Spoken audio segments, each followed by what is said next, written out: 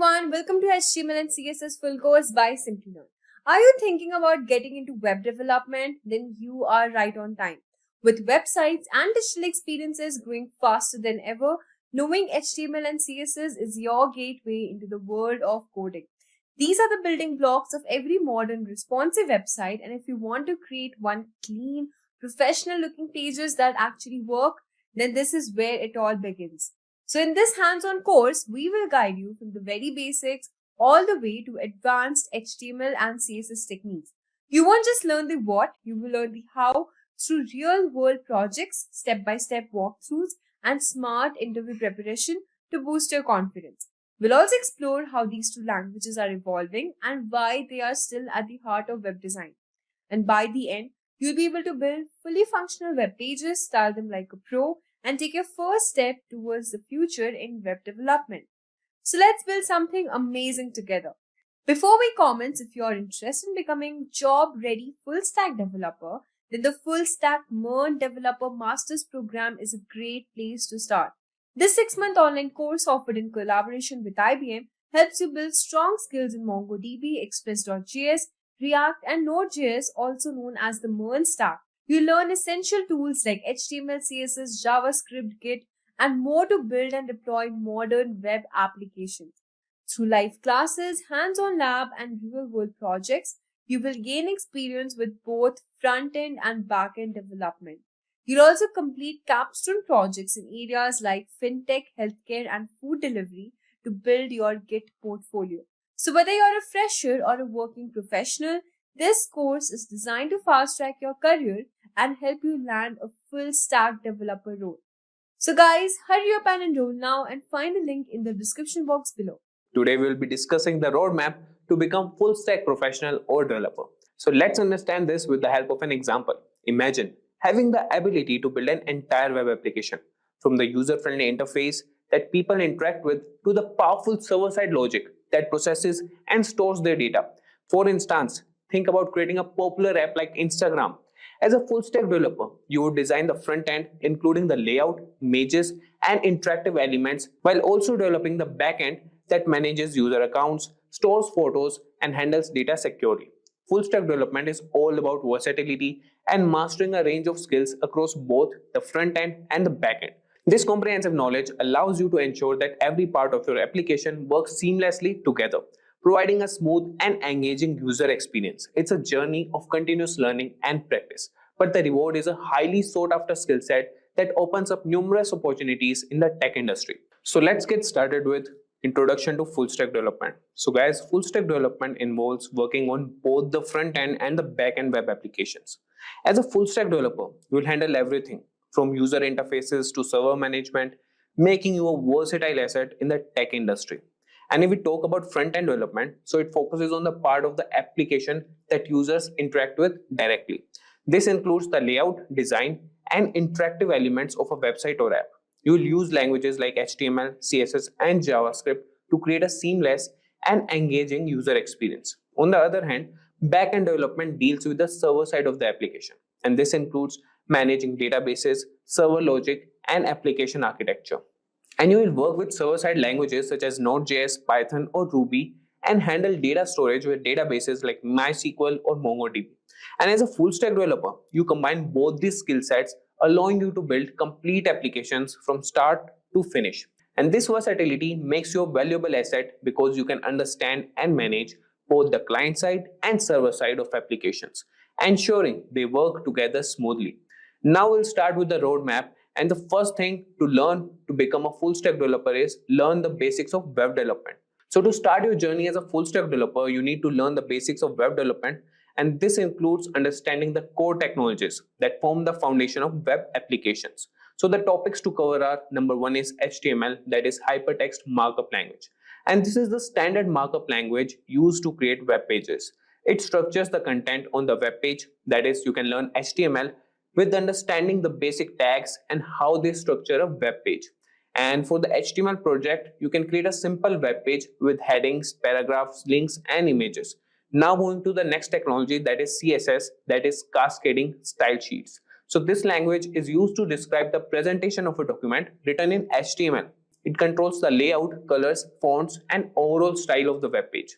And to learning that, you can explore how to style your HTML using CSS, learn about selectors, properties, and values.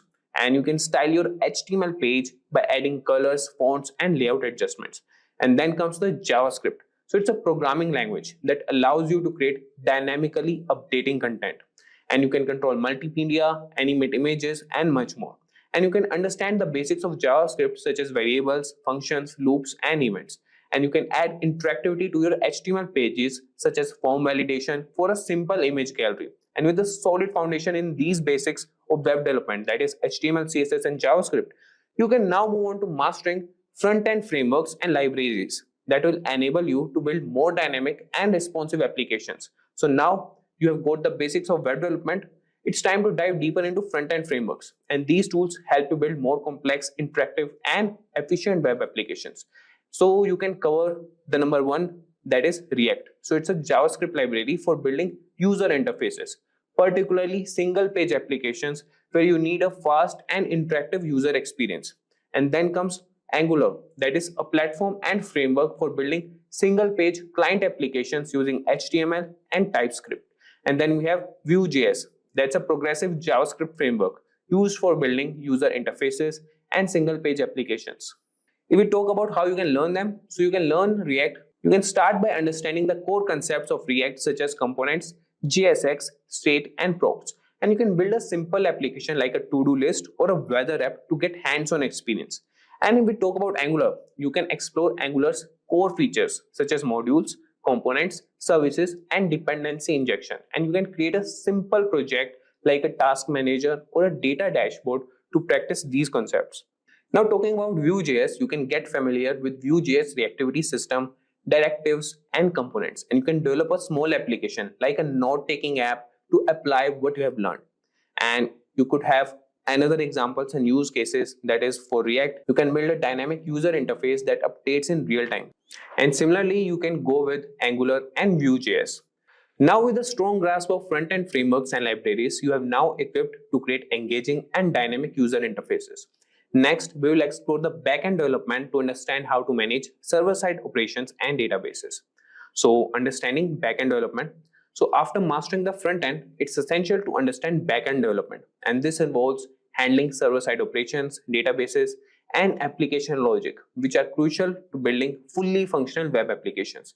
And we can cover number one is server-side languages. So you can learn languages such as Node.js, Python, or Ruby. So these languages allow you to write the logic that runs on the server. And after that, we can learn the frameworks. And you can explore frameworks that simplify backend development like Express.js or Node.js, Django for Python, and Ruby on Rails for Ruby. And then comes the databases. So you can understand both SQL, that is MySQL or PostgreSQL, and NoSQL, that is MongoDB databases, which are used to store and manage data. Now we talk about learning server-side languages. Here comes the Node.js, that's a JavaScript runtime built in Chrome. So you can enable JavaScript to be used for server-side scripting.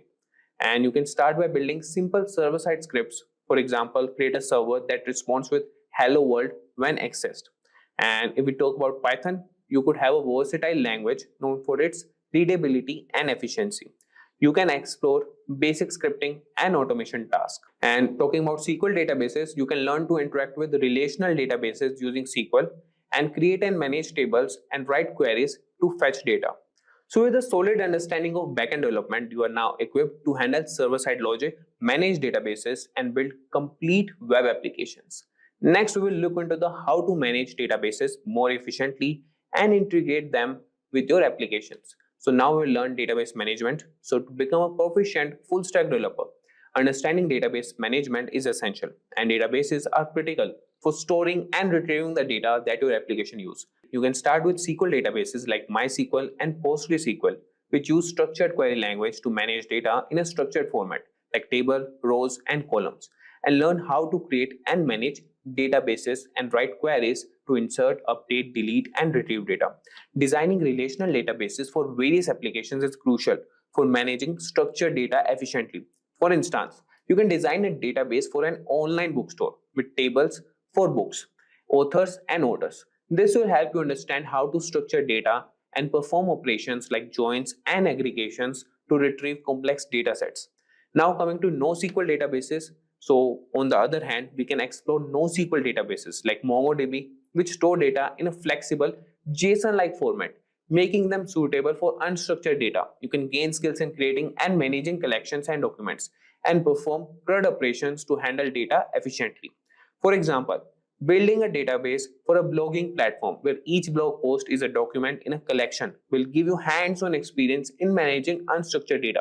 This is particularly useful for applications requiring flexible schemas and high scalability. And you can integrate databases with applications. That is a third option. So integrating databases with your application is also crucial. You can learn how to connect your backend server to the database using ORM, that is Object Relational Mapping tools like SQLize for Node.js, SQL Alchemy for Python, or Active Record for Ruby on Rails. So these tools help simplify database interactions and allow you to work with database records as if they were objects in your programming language. For example, creating a RESTful API that interacts with your database to manage your user data for a web application will give you practical experience in building full-fledged applications that can handle dynamic content and user interactions. Now that you have a good understanding of database management system with learning all three formats, that is SQL, NoSQL, and integrating database with applications, the next step is to get comfortable with version control, which is essential for managing and tracking changes in your code. So version control is essential for managing and tracking changes in your code. You can start by learning Git, that is a widely used version control system that helps you keep track of different versions of your code and collaborate with others. You can use platforms like GitHub, GitLab, or Bitbucket to host your repositories and manage your code online. You can practice creating repositories, making commits, branching, and merging changes. Understanding these concepts will allow you to work effectively in teams, contribute to open source projects, and ensure your code is organized and error-free. For instance, create a GitHub repository for your projects to track changes and collaborate with others seamlessly. And with a strong understanding of version control, you are now ready to explore DevOps practices and deployment, which are crucial for delivering your applications efficiently. So after version control, you should learn this, that is understanding DevOps. So DevOps practices and deployment are crucial for delivering applications efficiently. DevOps combines software development, that is dev, and IT operations to shorten the development lifecycle and provide continuous delivery. You can learn about continuous integration and continuous deployment (CI/CD) pipelines, which automate testing and deployment processes. You can familiarize yourself with cloud platforms like AWS, Azure, and Google Cloud, which offer services to host and manage your applications. And practicing deployment on your projects on these platforms will help you understand how to manage servers, databases, and networking, ensuring your applications are always available and scalable. And with knowledge of DevOps and deployment practices, you are well equipped to deliver robust applications. Next, let's focus on building projects and creating a portfolio to showcase your skills. So building real-world projects and creating a portfolio are essential to showcase your skills and attract potential employers. So start by developing projects that incorporate both front-end and back-end technologies. Examples include an e-commerce site, a blog platform, or a social media app. Document your projects well, highlighting the technologies used and the challenges you overcame. Create a personal portfolio project or website to display your projects, share your resume, and provide a way for others to contact you. This portfolio will serve you as a testament to your capabilities and make you stand out in job applications. Now that you have a solid portfolio, you are ready to start applying for jobs and advancing your career as a full stack developer.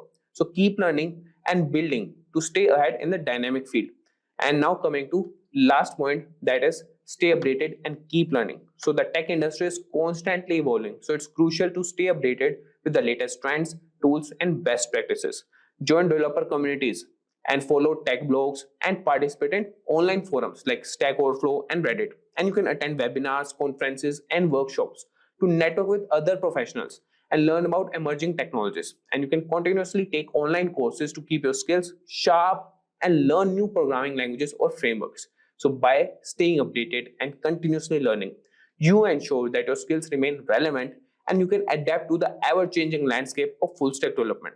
So with that, guys, we have come to the end of this session. You can utilize free resources like YouTube tutorials, community forums, and documentation to guide your learning. And you can also join courses, as I mentioned in the starting, that you can have a MERN Stack Development Certification. We are going to discuss the things you need to know to become a web developer. First, we will start with basic skills which every web developer must know before moving into more advanced web frameworks. Then, we will understand what React is and why it is so popular. After that, we will go through another web framework called Angular. Then, we will also get to know about a comparatively new front-end framework called Vue. In the end, we will go through the front-end developer salary trends, which will give you an insight of the job market. So without further ado, let's get started. First, the basic skills. Let us understand what basic skills are required to become a web developer. There are a few recommendations in that you must learn for either path. These are the common things every programmer should know. The first one is the GitHub. So Git is a free open source version control system that enables collaborations in a particular project. It is designed to handle both small and large scale projects. Git is a tool used to save code and create different versions to better manage the feature updates in the product or an application. So followed by the GitHub, the next important thing we have is the data structures and algorithms. A data structure is the location used to store and organize data. An algorithm is a collection of steps to solve a particular problem. Learning data structures and algorithms allow us to write efficient and fast computer programs. So followed by data structures and algorithms, we have the text editor. Get familiar with the text editor of your choice. Visual Studio Code is the top choice for most of the web developers, and my personal choice too, because of the large support of languages and, of course, the speed. The text editor is where you write all your code and the terminal is where you execute it. So followed by the text editor, we have the command line.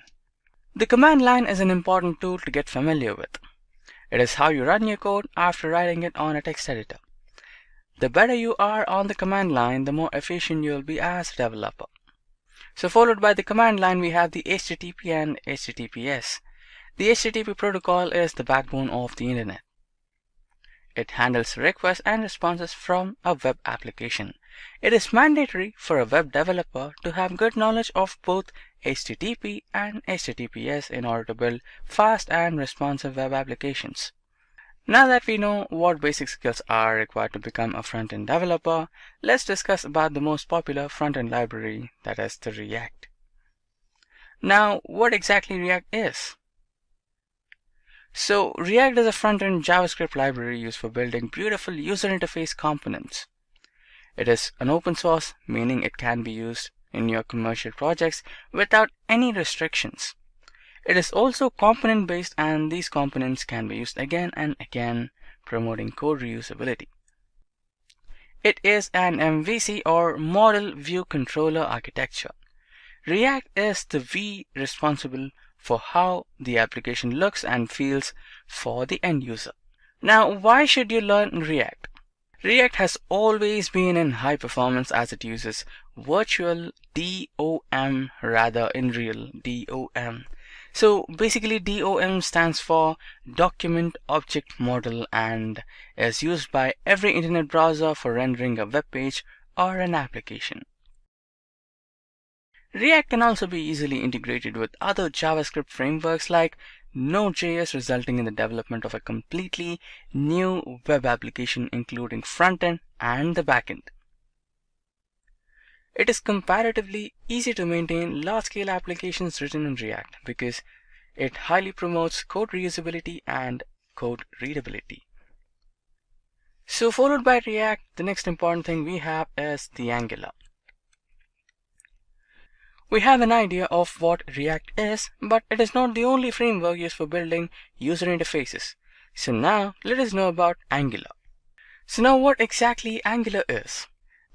Angular, unlike React, is a fully fledged framework for web application development, which usually does not require additional libraries for implementing additional functionalities like routing.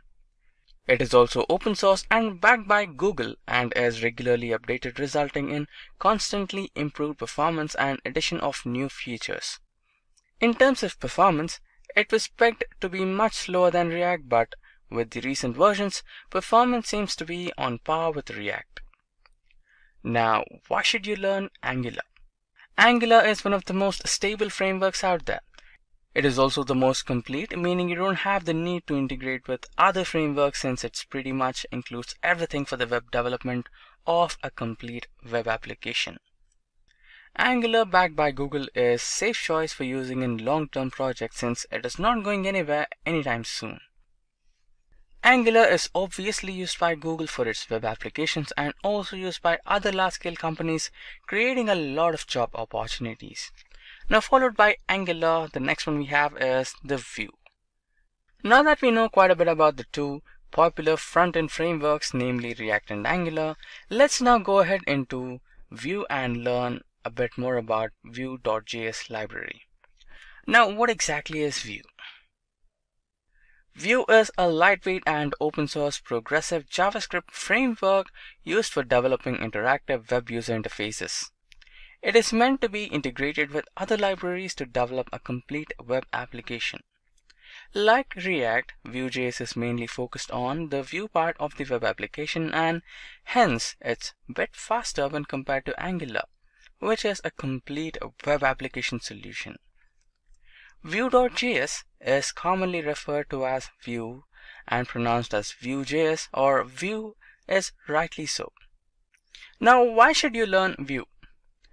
Any beginner web developer can easily understand Vue and start building their own web user interfaces.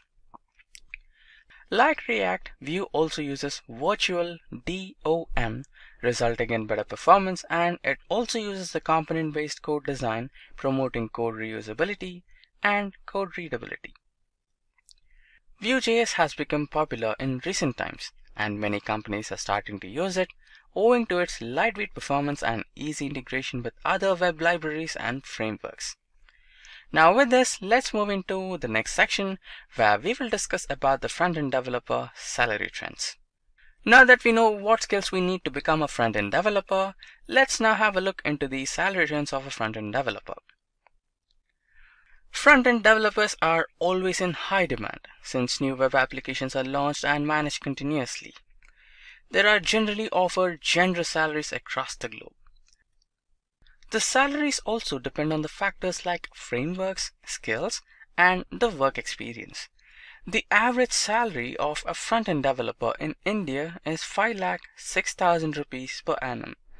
The average salary of a front-end developer in the United States is $76,929 per annum.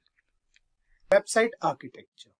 Website architecture basically defines the design and structure of a website. A website contains two important parts, the front end and the back end. The front end of any website is something the user came across. We can also state it as the client side of any website. Whatever the user of the website sees while going through any particular website is considered as front end. HTML, CSS, and JavaScript are the three most popular and mainly used technologies which are responsible for the development of the graphical user interface. The combination of these three technologies is responsible for giving a smooth and appealing user experience.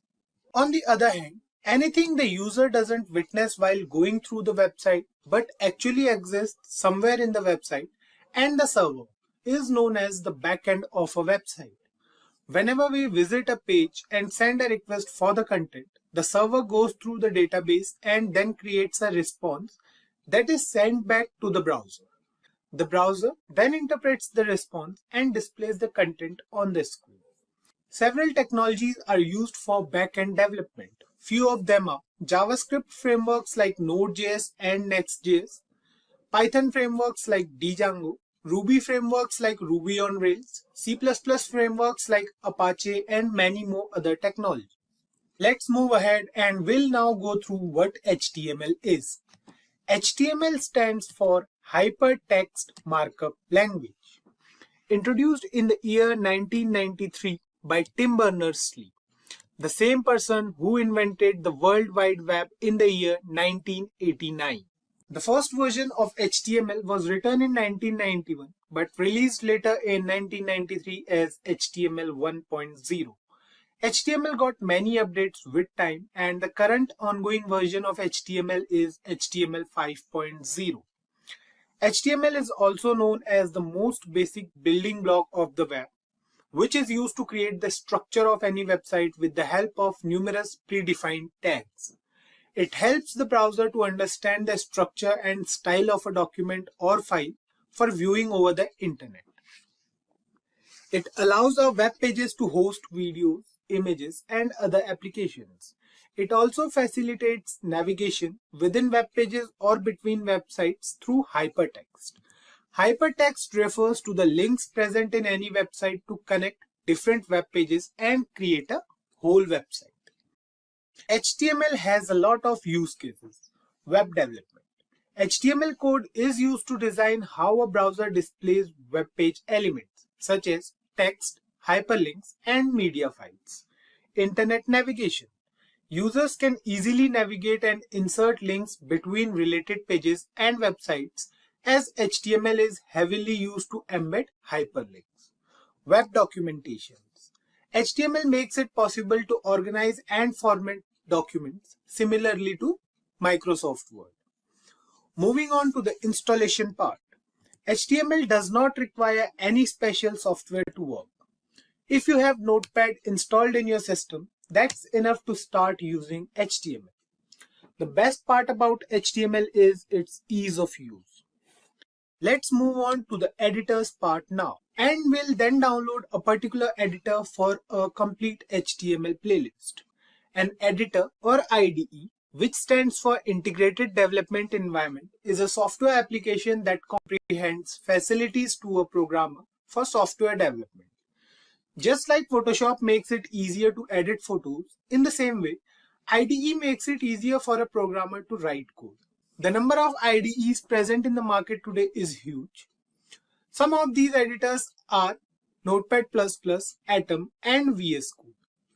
These editors are free to use. On the other hand, editors like Sublime are free but with some limitations.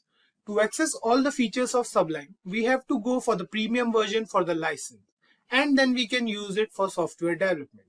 My personal choice for an editor is the Visual Studio Code. There is a reason behind using VS Code as an editor. Let me tell you a few advantages of VS Code over other editors. First of all, it is free to use as it is open source software, so we can get it at no cost. It supports multiple programming languages. There's nothing like we need any web support or work on different editors for different programming languages. We can use VS Code for different languages as well. Extensions are also one of the main reasons behind using VS Code. Suppose we want to use a programming language, it does not support. All we have to do is to add an extension and we are good to go.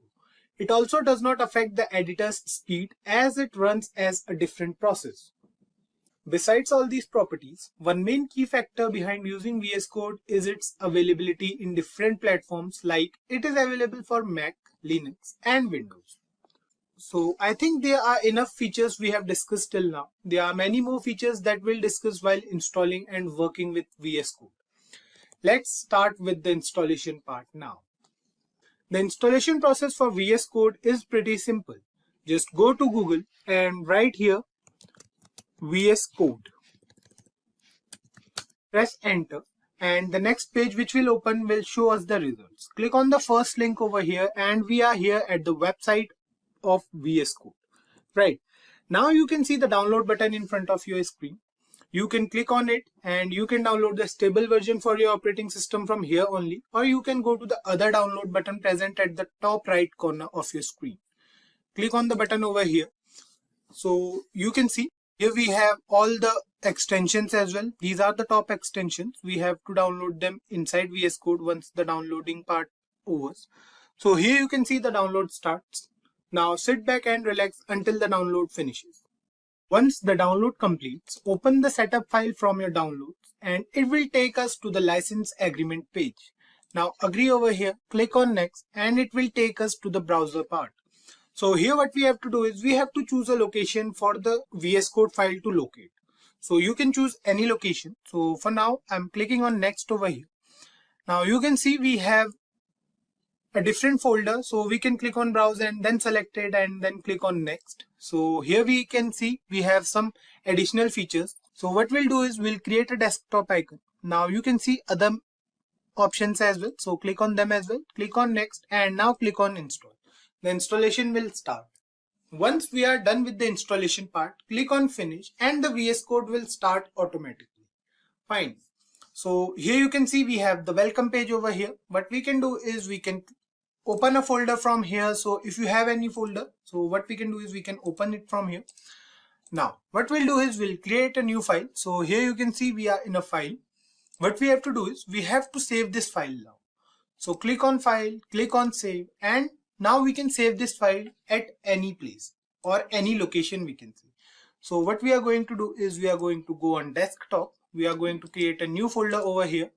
We are going to name it as HTML. Now inside HTML, what we are going to do is we are going to write here the name of our file. So we'll write here first, then we'll write here the extension. So what we have to do is we have to write here first.html, and here you can see we have an HTML file over here, right? So you can see we have 4 options over here. The first one is for opening a folder or any particular location. So click on open folder. Now what we are going to do is we are going to open HTML over here, and you can see we have the HTML folder open. Now we have the file over here as first.html, which we created recently. Then we have the search button over here to search anything or to replace anything. The next button we have over here is for the source control. Then after this we have the debug button as well, and then we have the extensions. So these are the features VS Code provides us, and below here we have the accounts option and the settings option. What we can do from here is we can change the font size and different settings, right? Now the next button we are going to discuss is the extensions button. Here we can find many extensions given by the VS Code Studio community. They are free to use. So for now we'll use these 2 or 3 extensions. So what we can do is we'll click on HTML CSS support. So you can see I have already installed these extensions over here. So then we have JavaScript and TypeScript nightly and the live server extension. So this extension is pretty important, the live server one and the HTML CSS support. You can leave the JavaScript and TypeScript nightly for now. So we have to install these 2 extensions for now. So I have already installed it. You can install them in your computer. Now the next thing we have to do is, so we can start writing our code here on. I've already told you that while saving any file, make sure that we are saving that file with a .html extension.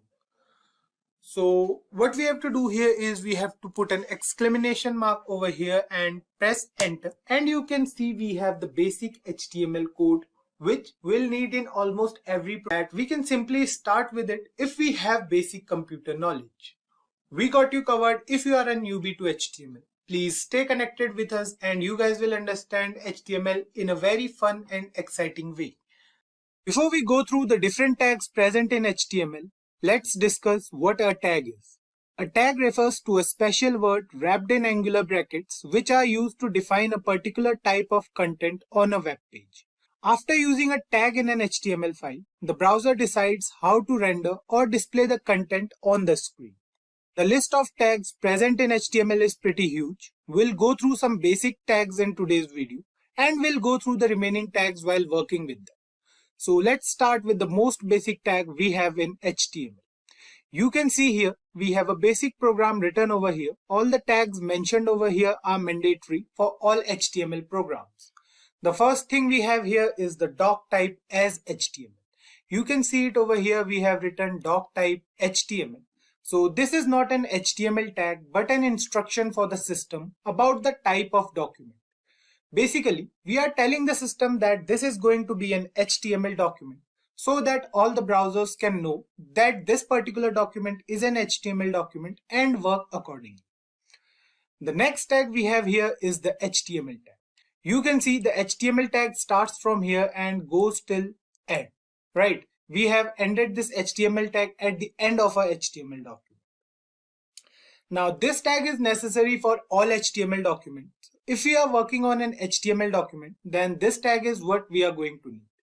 The HTML tag represents the root and the end of the whole document.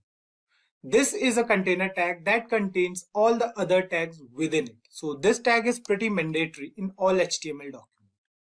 Now the next tag we have here is the head tag. You can see the head tag over here, and the ending of this head tag is present over here. We have certain tags present inside this particular tag. Now you can see that this head tag contains meta tags and the title tag, right? You can see the meta tag over here. We have 3 meta tags, and then we have a title tag as well. Now the meta tags doesn't appear on the page itself, but only in the page's source code. Meta tags are essentially little content descriptors that help search engines what a web page is all about. Now the next tag we have here is the title tag. The title tag is used to define the title of a web page. Basically, we write the name of our web page inside this tag. For example, if we see here, the title of our web page is document for now. If we change the title of this HTML document and write here something like first document. Fine. Now save the program, open it with live server. Now you can see it over here that the window name is changed to first document. There is no change in the web page itself. So what we are going to do is we are going to reduce the size of our VS Code and the browser. We are going to keep them side by side here, so that any changes we made in this HTML document are reflected in the web browser. Other tags we can use inside the head tag are the style tag, the script tag, and the link tag. Now the link tag is used to link any external CSS file to a HTML page. We have to provide the source of that file, and then any styling changes we make in that particular file will get reflected in the web page. For that, so let's create a CSS file first. What we are going to do is we are going to create another file over here. Let's name it as style.css. Now this particular file has .css as extension. This will tell the browser that this particular file is a CSS file, and we are going to use it for styling purposes. Fine. So we have this style.css over here. Now we are going to link this with our HTML document. For that, what we have to do is we have to write here link. So this is the tag. Now we have to write here rel, and we have to write here style sheet. Fine. Now the next thing we have to do is to provide the source code of this particular file. So for that we are going to use href. Href is going to be style.css. Now close this link tag. Now this rel tag over here specifies the relationship between the current document and the link document.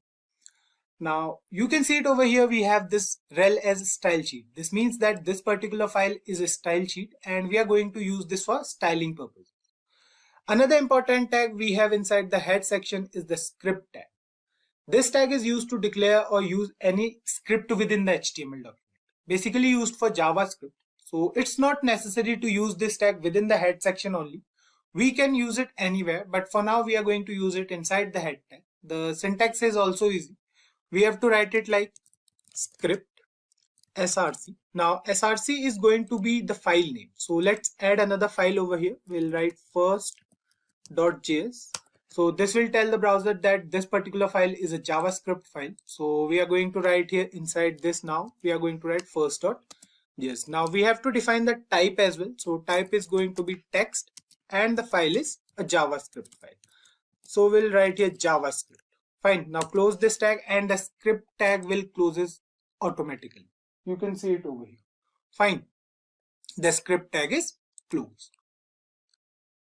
Keep one thing in mind, that we have to close the script tag every time, but the link tag is not necessary to close. The next tag we are going to discuss is the body tag. The body tag defines the document's body. Now you can see it over here. If we go back to our HTML page, you can see the body tag over here. Now the body element contains all the content of an HTML document, such as headings, paragraphs, images, hyperlinks, tables, lists, etc. There can only be one body element in an HTML document. Any tag we are going to use within the body tag is going to define the structure of a web page. Now the next tag we are going to use is the heading tag. There are 6 different types of heading tags, starting from H1 and goes till H6. H1 refers to the most important heading, and H6 refers to the least important one. The font size of H1 is the largest, and the font size of H6 is the smallest among all. So let's use them all here. What we'll do is we'll write here H1. Now inside this h1 we'll write this is heading 1. Save the program and you can see it over here. We have a heading in our web page which says this is heading 1. Similarly, we have the h2 tag as well. So if we write here h2 and inside this if we write this is heading 2. Save the program. You can see the change in the font size. You can see the difference over here. The font for h1 is greater and the font for h2 is a bit smaller than h1. Similarly, we have h3. And for h3 we are going to write here this is heading 3. Fine. Then we have h4 as well, so we are going to write here h4 and inside this we are going to write this is heading 4. Fine. Similarly, we have h5 and h6 as well, so we are going to mention them first here. So we'll write here this is heading 5 and finally we have h6 which is used for heading 6, so we are going to write here this is heading 6. Fine. Save the program and you can see the difference in all the headings over here. The size for h1 is the largest and the size for heading 6 is the smallest. We can use any of these headings according to our needs. Similarly, we have the paragraph tag as well in HTML. It is used to write a paragraph or any content within the web page. The syntax is simple. We have to use the p tag for that. So if we write here p and now inside this paragraph tag, whatever thing we'll write. So let's say we are writing here, this is a first HTML document. Fine. Now save this program and you can see it over here. We have some text present in the web browser. Right. So these are the most basic HTML tags we discussed in today's video. As we said, the list of tags is large and we'll discuss them while working with them. So please go through these tags on your own and let us know if you face any issues. We have already discussed about tags in the last video. We came across several important tags in the previous video like the HTML, head and the body tags. A simple definition of tags states that a tag refers to a special word wrapped in angular brackets, which are used to define a particular type of content on a web page. After using a tag in an HTML file, the browser decides how to render or display the content on the screen. Right. Now, keeping this definition in mind, the definition of an element in HTML states that an HTML element is the collection of a start tag, its attributes, an end tag, and everything in between the tags, right? So an HTML element is basically a collection. Let's understand this with the help of an example. What we'll do is we'll write over here inside the body of this HTML document, we'll write P. Fine.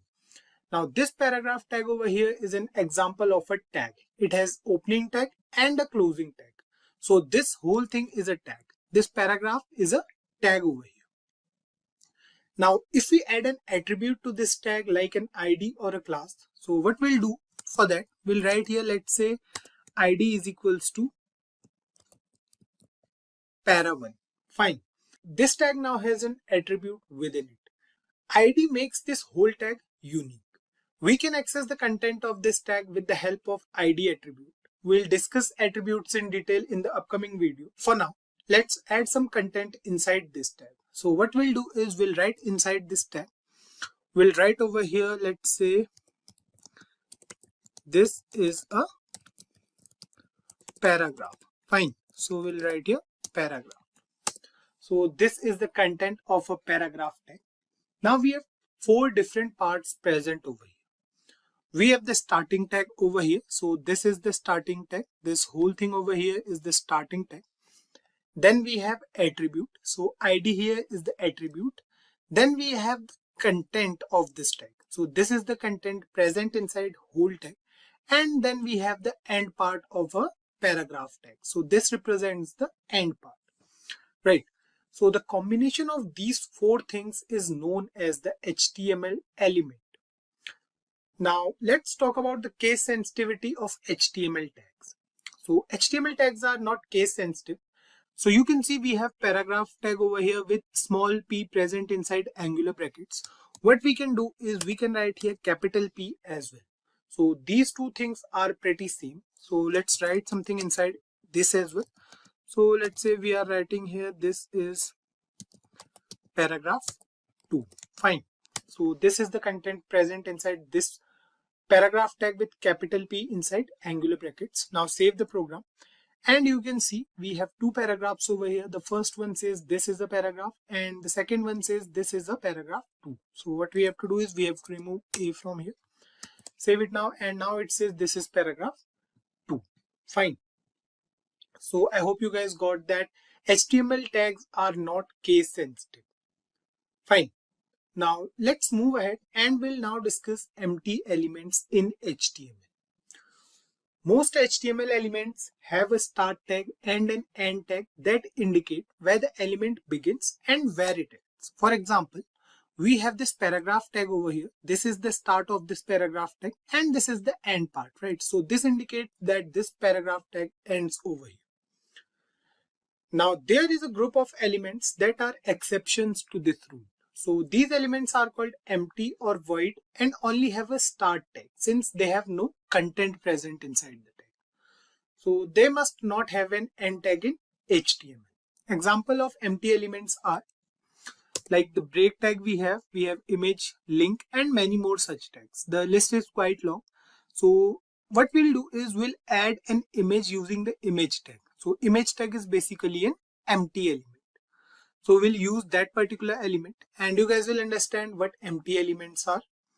So as mentioned earlier that empty elements do not require any closing tag. So what we'll do is we'll write here inside angular brackets, img is the tag name. Then we'll write here src. So src over here is attribute. We'll discuss attributes in upcoming videos. So inside this we'll provide the path of our image. So let's say we have this image present inside images folder, which is a folder present in a system, so where we are saving all our HTML programs. So the next thing we'll write here is alt stand for alternate. So if the image is not shown over the browser, then the alternate text will be shown. So let's say we are writing here image 1. Now we'll close this image tag. So that's all. We don't have to close this particular image tag. We don't have to write here like this. So you can see we don't have to write here like this anything. So if we not write it over here, that's fine because image element is an empty element. So let's save the program and you can see we have an image over here in the browser. So the image size is quite large. What we'll do is we'll reduce the size. So we'll write here this for now. We'll discuss all these things in the upcoming videos, so don't worry about it. For now you can see that we have an image over here. So this is our image. This particular image is what we have added using the image tag. So this is done. Now the last thing we'll discuss in this video is the nesting of elements. Nesting means we can use a tag or element within another element. For example, you can see we have a paragraph over here. So this is a paragraph which says this is paragraph 2. Let's add some more things over here. So let's say we are writing over here HTML stands for hypertext markup language. Fine. And save the program. So this is the paragraph over here. You can see. Let me increase the size of our browser a bit. So now I think you guys can see it much better. Now what we'll do is we'll use a particular element or tag within this paragraph tag. So let's say we want this HTML to be cursive and bold in nature. So what we'll do over here is we'll use the B tag over here. So B stands for bold. So what we'll do next is we'll cut HTML from here and we'll paste it inside this B tag. Now save the program and you can see HTML is bold in nature now, right? Similarly, what we can do is we can nest one more tag inside this bold tag. So what we can do is we'll write here I. Now we have to put this HTML inside both these tags. Save this program and you can see the HTML is cursive in nature now. So you can see we have 3 different tags, or we can say we have 2 different tags inside a particular tag. This is known as nesting of elements. So we can do it with HTML as well. I hope you guys must have got an idea about what HTML elements are and how elements are different from tags in HTML. In the last part, we came across HTML elements.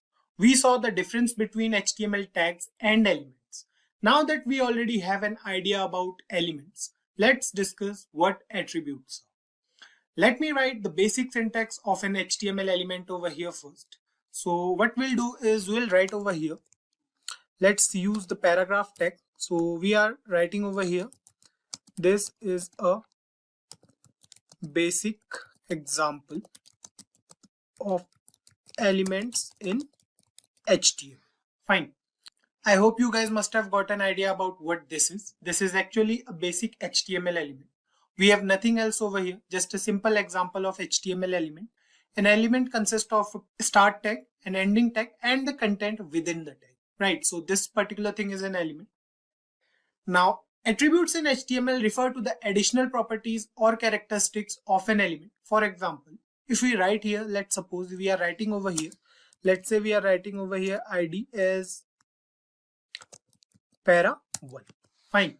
Now save this program and you can see over here that we have a paragraph which says this is a basic example of elements in HTML. Now we have this whole element with ID as para1, or we can give any ID of our choice. Now this ID is unique for this particular element. For now, you don't have to worry much about this ID or any other attribute. Just focus on what attributes are. We are going through the working of attributes basically. So we can use the ID of this attribute to style this particular element. So basically this ID attribute defines what this HTML element is. We have to use the style tag element, or we can say we have to use the style element for styling this particular paragraph. You will understand it once we go through the tag. So let's do it over here. What we'll do is we'll use the style tag over here. So we'll write here style. You can see this is a style element basically. It has start tag, it has ending tag. Now we'll write some content inside this particular tag. So let's say we are writing over here hash para1. Now inside this what we'll do is we'll define some styling properties. So let's say we are writing over here background color as red, and we'll write here color. So this color here refers to the font color basically. So we'll write here blue. Now save this program and you can see the paragraph in our browser is changed. So what we did here is inside this style element, we access this particular ID. So ID is unique for each element. We'll discuss it later on. So basically this particular paragraph tag has an ID named para1. So we are using that particular ID. Then we have some CSS properties. So these properties are used to style a particular element. So we have used it over here. You can see it over here. If I zoom out a bit in the browser, you can see the background color of this whole paragraph is red and the font color is blue. Fine. What we want to say here is this ID over here is basically an attribute. It is used to identify or change a particular element. We have many attributes present in HTML. So we'll go through some of them. Let's say we are adding an image over here. So let's add an image and you guys will understand about HTML attributes here as well. So we'll write here img. So this is basically an empty element. We have discussed it in the previous part wherein we went through HTML elements. Now what we'll do is we'll write here src. Now src is also an attribute. This attribute is used to provide the system with the source of a image. So if we go back to this particular HTML folder, so here we have a HTML folder. You can see we have a folder here named as images, and we have an image present inside this particular folder, right? So what we have to do is we have to provide this path inside a HTML file. So what we are going to do here is we are going to get back to VS Code, and inside here we'll write images. So this is our folder name, and we have a file name html.png present inside that particular folder. So src is the attribute, and this particular thing is the value of our attribute, right? Now the next thing we are going to do here is we are going to write here alt. Now inside this alt, let's say we are writing HTML over here. Now this alt attribute is used when we add an image on. So basically what happens is when we add an image to a web browser, sometimes what happens is the image is not shown over the browser. So in that case, the alternate text will be shown. So if this particular image is not shown in the browser, then this particular text will be shown. So let's save this program. We'll open a web browser here side by side as well, you can see that this particular image is present over here in our web browser. The size of this image is quite large. We can change the size in two different ways. We can either use the ID attribute here as well and then use that particular attribute in the styling tag or CSS file to change the size of this image, or we can simply use the height and width attribute in the image tag over here. So that's the simple one. So what we are going to do is we are going to write here height. Height is an attribute. We have to define the height in pixels. So we have written over here 300 pixels. Save the program and you can see the height of this image is 300 pixels now. Same thing goes for width as well. If we write here width and if we define the width as 300 pixels as well, save the program and you can see now the height and width of this particular image is 300 pixels, right? So guys, this is all about the basics of attributes in HTML. I hope you guys understood this. We'll go through each attribute while working on those attributes in the upcoming videos. So don't worry about it if we haven't covered all the attributes over here. We'll go through them in the upcoming videos. Before we move on and discuss the different formatting tags in HTML, let's understand what formatting is. Formatting refers to the process of making the text present on a web page more appealing to the user. For example, let's say we want to add a heading in our HTML document, and for that we want a specific font size. Let's say we want to add a heading with a bigger font size. For this purpose, we have the heading tag present in HTML, which provides us with 6 different font sizes, with H1 being the tag with the greatest font size and H6 with the smallest one. We have already discussed in the previous videos as well. Now we need to make sure which font size we want and we can use the heading tag accordingly. Let's understand this with the help of an example. Let's suppose we are working on a web page wherein we want a heading. So let's say the heading is what is HTML. We want the font size to be bigger. So simply we'll write here H1. We have already mentioned it that H1 has the biggest font size of all the 6 heading tags, right? So inside this we'll write what is HTML. So let's suppose this is the heading. Now on saving the program, you can see here on the browser that we have a heading with larger font size. So what we can do for now is we'll remove this heading from here. Now save it and you can see we have only one heading as of now. We have the heading as what is HTML. We can also write a paragraph after this heading tag that will explain what HTML is using the paragraph. So let's do it over here as well and you guys will understand it much better. So here we are going to use the break element. So this is basically an empty element used in HTML for line break. So what we are going to do is we are going to put it over here. So this is the tag, BR tag or break tag we can say. Now what we are going to do is we are going to write here inside the paragraph tag, HTML stands for, let's write it in capitals. We'll write here hypertext markup language. Fine. So here we have a paragraph that says HTML stands for hypertext markup language. Now what we want to do is we want to add another heading to this web page, which will define the uses of HTML. So basically what we are doing is we are going through the sizes of heading tags. So we want another heading, let's say over here. Now the main heading of our web page was what is HTML and we want it to stand out among all the headings present in our web page. That's why we use the H1 tag for that heading. Now for the next heading or for the new heading, we'll have a little bit smaller size than the main heading. So what we are going to do is we are going to use the H2 tag or the H3 tag for that. So let's use the H3 tag for now. We'll write over here H3. So basically we are going to write it after a BR tag. So we are going to use the BR tag over here or the break tag we can say. Now we are going to write here uses of HTML. Fine.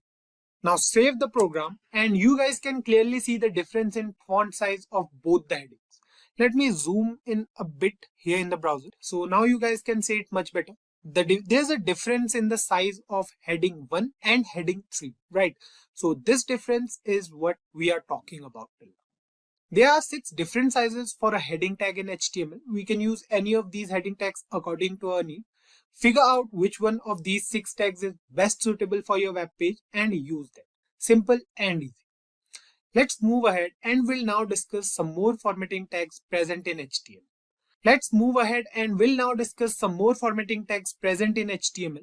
The next tag we are going to discuss is the bold tag. This tag is used to make the text bold or strong. So there are two different tags for the same task. For making the text bold, we can either use the bold tag or simple B tag we can say. The other tag we can use is the strong tag. The functionality of both tags is similar. So we'll use them side by side so that you guys can see the difference, or they are basically same. So what we are going to do is we are going to write here after this BR tag, we are going to write here B. So B stands for bold tag. Now we are going to write something in here. So let's say we are writing over here HTML. Now again after BR tag we are going to use the strong tag. Fine, we'll write same thing here. The content will remain the same. So we are going to write HTML over here. Now here we used both tags with similar content present inside them. Save the program and you can see we have two similar outputs here on our web page. The outputs are exactly similar. The working of both the tags is the same, right? Now let's recall the nesting of elements in HTML from the previous video. We have said earlier that we can use an element within another element in HTML. We are going to nest this bold tag inside our first paragraph tag. It means that we are going to nest this bold tag over here. So what we are going to do is we are going to use bold tag inside the full form, or we are going to put the full form of HTML inside the bold tag. Fine. So save it. And you can see we have hypertext markup language written over here in the browser in bold, right? It looks better than the previous one. Just like the bold tag, we have two more tags present in HTML to make the text on screen look more appealing to the user. The italic tag and the underline tag. Now you guys must be thinking that these three formatting techniques are also present in Microsoft Word. You are right. These three tags are present in both MS Word and HTML. The working is also same. So let's use these tags here once. What we are going to do is we are going to use these tags over here only. So we are going to put this hypertext markup language inside three different tags. So we are going to put them inside italic, we are going to put them inside bold, and we are going to put them inside underline as well. So we are going to do this over here.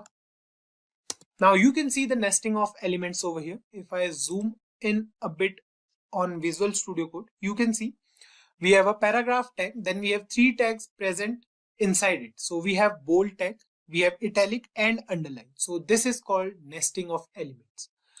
Now save this program and you can see the text over here. We have hypertext markup language in italics, it is underlined and it is bold in nature, right? The next tag we are going to use is the delete tag. We have two different tags present for this task as well. Let's say we want to put a line through the center of any text, crossing it out basically. Let's say that this text is not relevant. Fine, so let's go through an example first. What we are going to do is we are going to use the break tag over here, and now after this break tag, we are going to use a paragraph tag. We are going to write a paragraph. So let's say we'll write here, I would like to have a cup of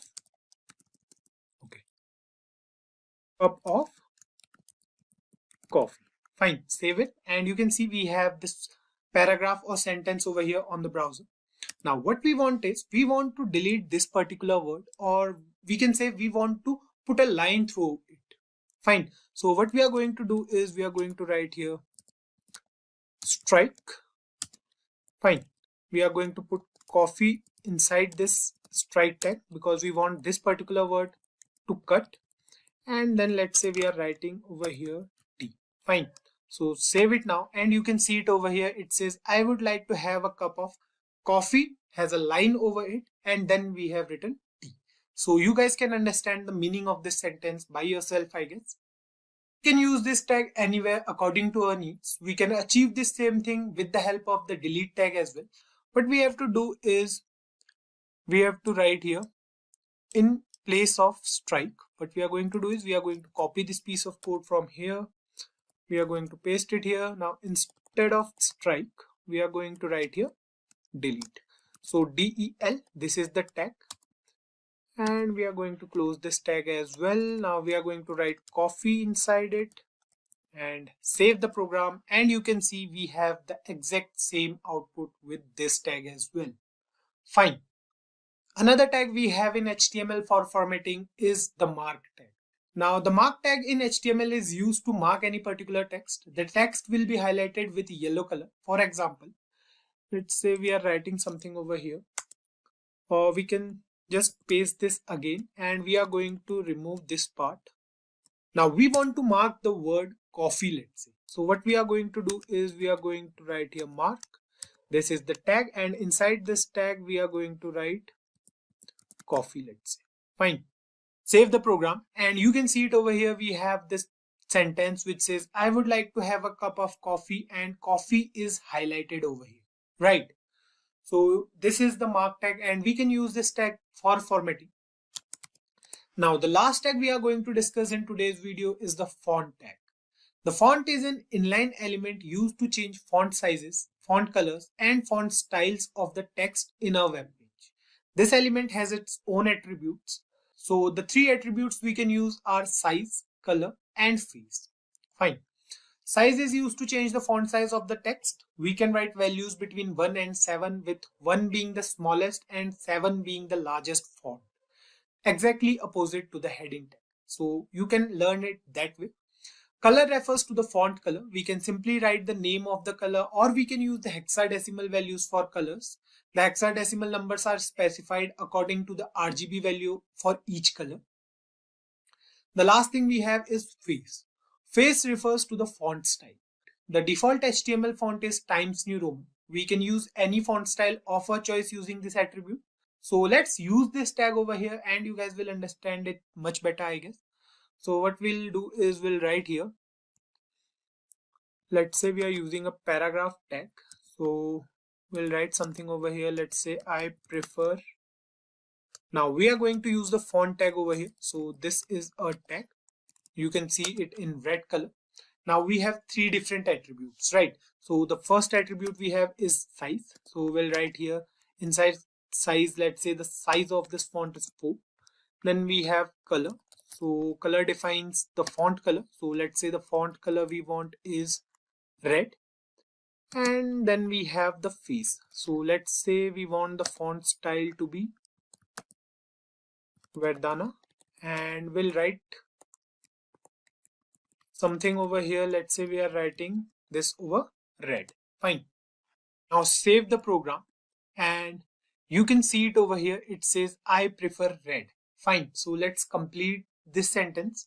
What we are going to do is we are going to write something after this font tag as well. So let's say we are writing over here red over blue. Save the program, and you can see it over here that we have this particular sentence which says I prefer red over blue. So let me increase the size of VS Code so that you guys can see it clearly. So here you can see we have this paragraph tag. Then we have written inside it I prefer, and we have kept this red word inside a particular element, font element basically. This font element has three different attributes: size, color, and face. Now let's change the size of this to 6 for now, and we'll check the output, save the program, and you can see red over here is quite large in size, right? It looks different. So I hope you guys got this. Formatting an HTML document is mostly done using CSS, but now HTML also allows us to format our documents using different tags. Basic formatting, we can say. So formatting is making the web page more appealing using these particular tags. So the list of formatting tags present in HTML is quite long. We can't discuss all of them here, but if we use any of those tags in the upcoming videos, then surely we'll discuss them over there on. Now the task for you guys is to use these formatting tags and let us know if you find any difficulty in using them. In HTML, a phrase tag is used to give structural meaning to a block of text. What does that mean? Let's try to understand this with the help of an example. We'll first take a paragraph for this example, a small one maybe. So let's do it here. What we'll do is we'll write here P. So we are going to use the paragraph tag. Let's write something over here. So let's say we are writing over here, hello everyone. then I'll write this is caution, and let's suppose we are writing over here, please subscribe to a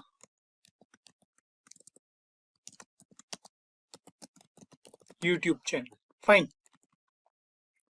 Save this, and you can see here that we have the same paragraph here on the browser. Now, what we said earlier about the phrase tags is they are used to give structural meaning to a block of text, right? So here we have a paragraph and we want to provide meaning to a block of text. Let's say we want to put some emphasis on the word YouTube over here. Fine. We want this word to stand out differently from the rest of the paragraph. For this task, we have the emphasize tag in HTML. The syntax for this tag goes like this. So what we'll do is we'll cut this sentence into two different parts so that it will be easy for you guys to understand. Now, we have the emphasize tag in HTML. The syntax is pretty simple. What we have to do is we'll write over here. So we are going to make changes inside this particular paragraph tag only. So we are going to use the emphasis tag over here. So what we have to do is we have to cut the word YouTube from here and we have to paste it here. Now the syntax is so simple. We have a two-word tag. So it says EM. It stands for emphasis. Now save the program. And you can see here in the browser, you can see the difference basically. The word YouTube stands out from the rest of the words present in the paragraph. To lay some more emphasis on the word YouTube, we can use the title attribute. Now title attribute will be used inside the emphasis tag. So let's do it here once. So what we are going to do is we are going to use the title attribute over here. So let's say the title says check a YouTube channel. Fine. So let's break it a little more. So here you can see we have these three lines. So inside this paragraph tag, what we are doing is we are using the emphasis tag, and inside that emphasis tag, we are using the title attribute. Fine. On saving the program, you can see nothing changes over here on the browser. To witness the change here, we have to take our mouse cursor over YouTube. And you can see we have a small pop-up here that contains the value of a title attribute. Let me zoom in a bit here. So here you can see on taking the mouse cursor, we have this small pop-up with the value of a title attribute, right? Another thing we can do for this task is we can add a link over here on the word YouTube. We'll discuss it in the upcoming videos when we'll go through text links in HTML. So you guys will understand it much better then. Now, you guys may have a question in your mind that we can do this exact same thing with formatting tags as well, right?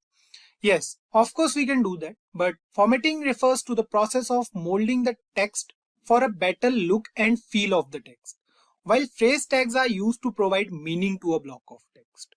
It's not necessary that if a tag falls under the category of formatting tags, then it can't be a phrase tag. The difference lies in the purpose of using that particular tag. I hope you guys are getting it. The next tag we are going to discuss is the mark tag. We have already discussed this tag in the formatting tags as well. So let's discuss it one more time. The mark tag in HTML is used to mark any particular text. The text will be highlighted with yellow color. So we have discussed it previously. Now what we are going to do is we are going to copy this piece of code. So we are going to copy the whole paragraph from here and then we'll paste it here. Now instead of using the emphasis tag, we are going to use the mark tag over here. Fine. So we are going to change the tag name from emphasis to mark for the opening and closing tag. Save it now. And you can see we have another paragraph over here which is almost the same, or which is exactly the same. It says, hello everyone, this is Kaushal. Please subscribe to our YouTube channel. Now the thing to notice here is the word YouTube. It is highlighted in yellow color, right?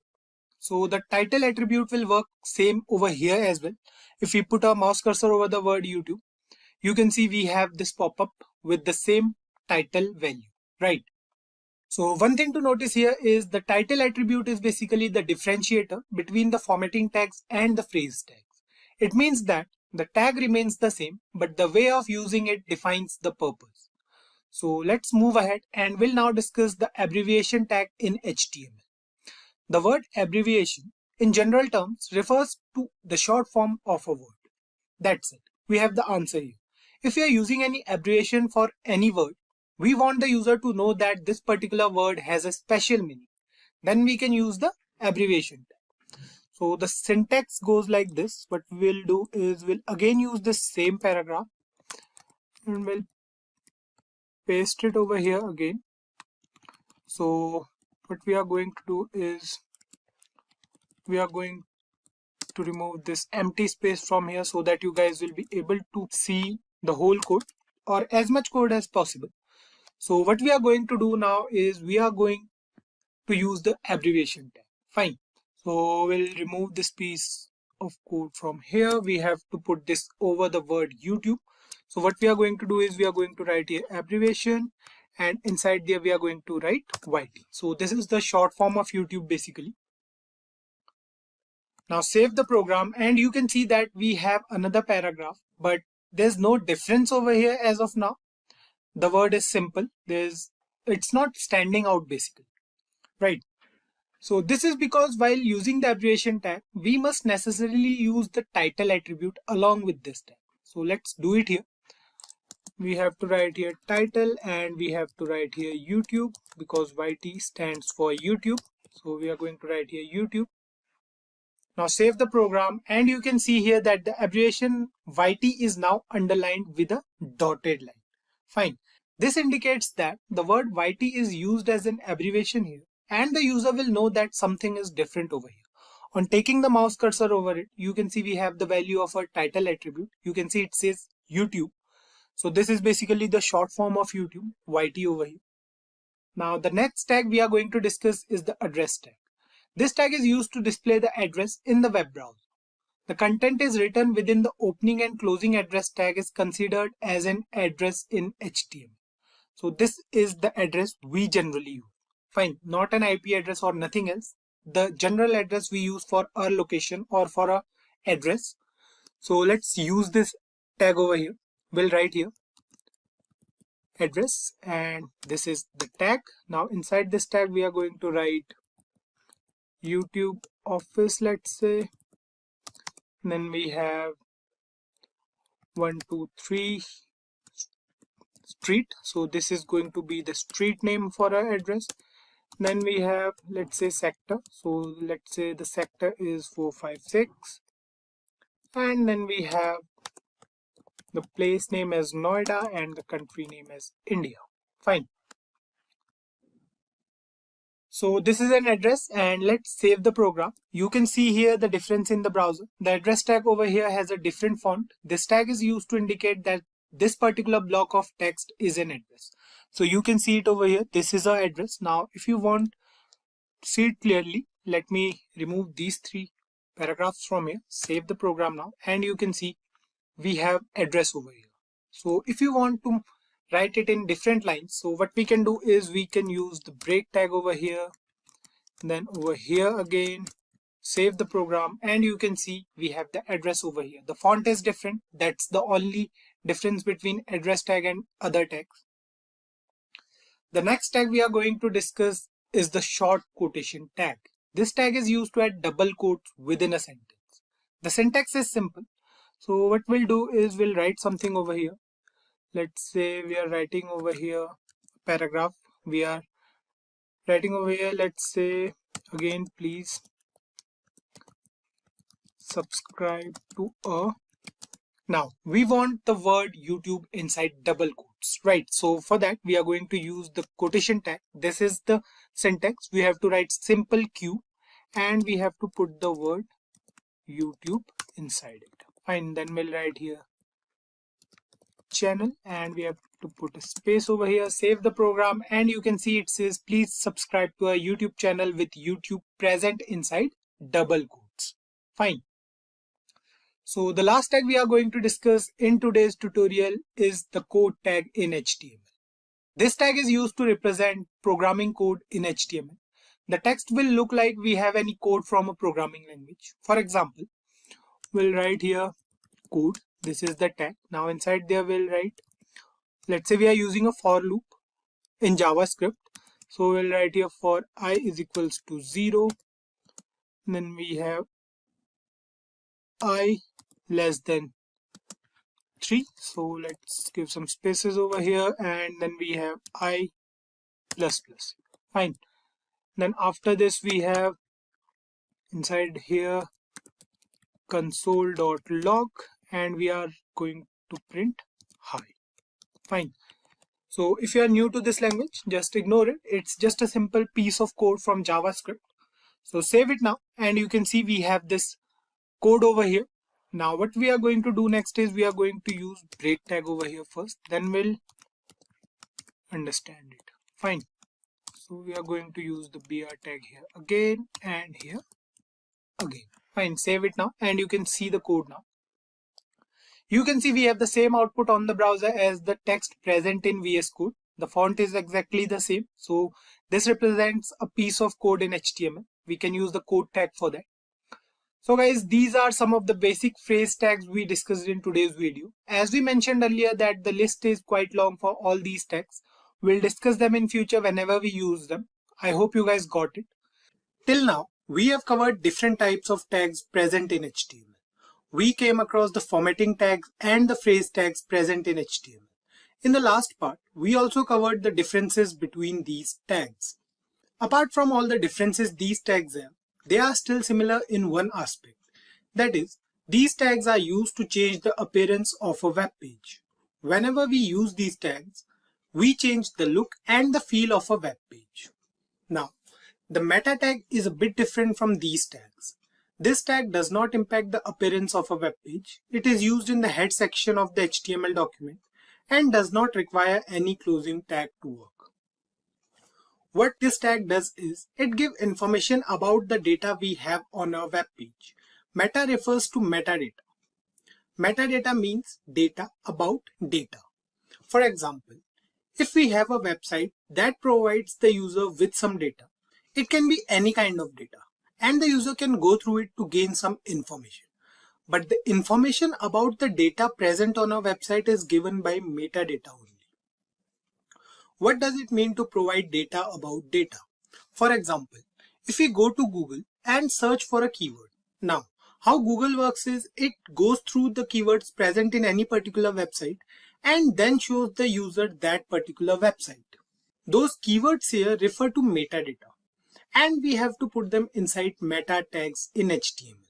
The description we get while searching for a website is also present inside the meta tag of any HTML document.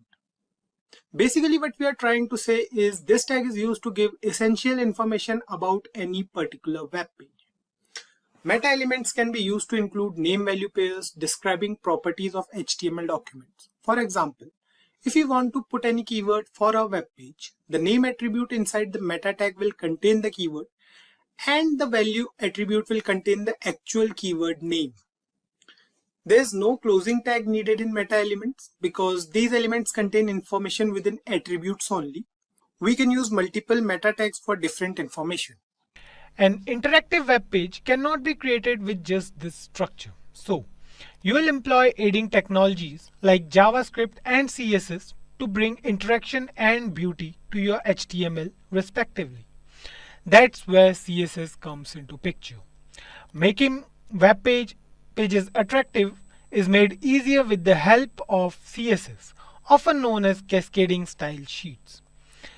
The style and experience of a web page are handled by CSS. The color of the text, the font style, the spacing between paragraphs, the size and arrangement of columns, the background pictures or colors used, layout designs, differences in display for various devices and screen sizes, and a variety of other effects can all be controlled using one single language, which is CSS.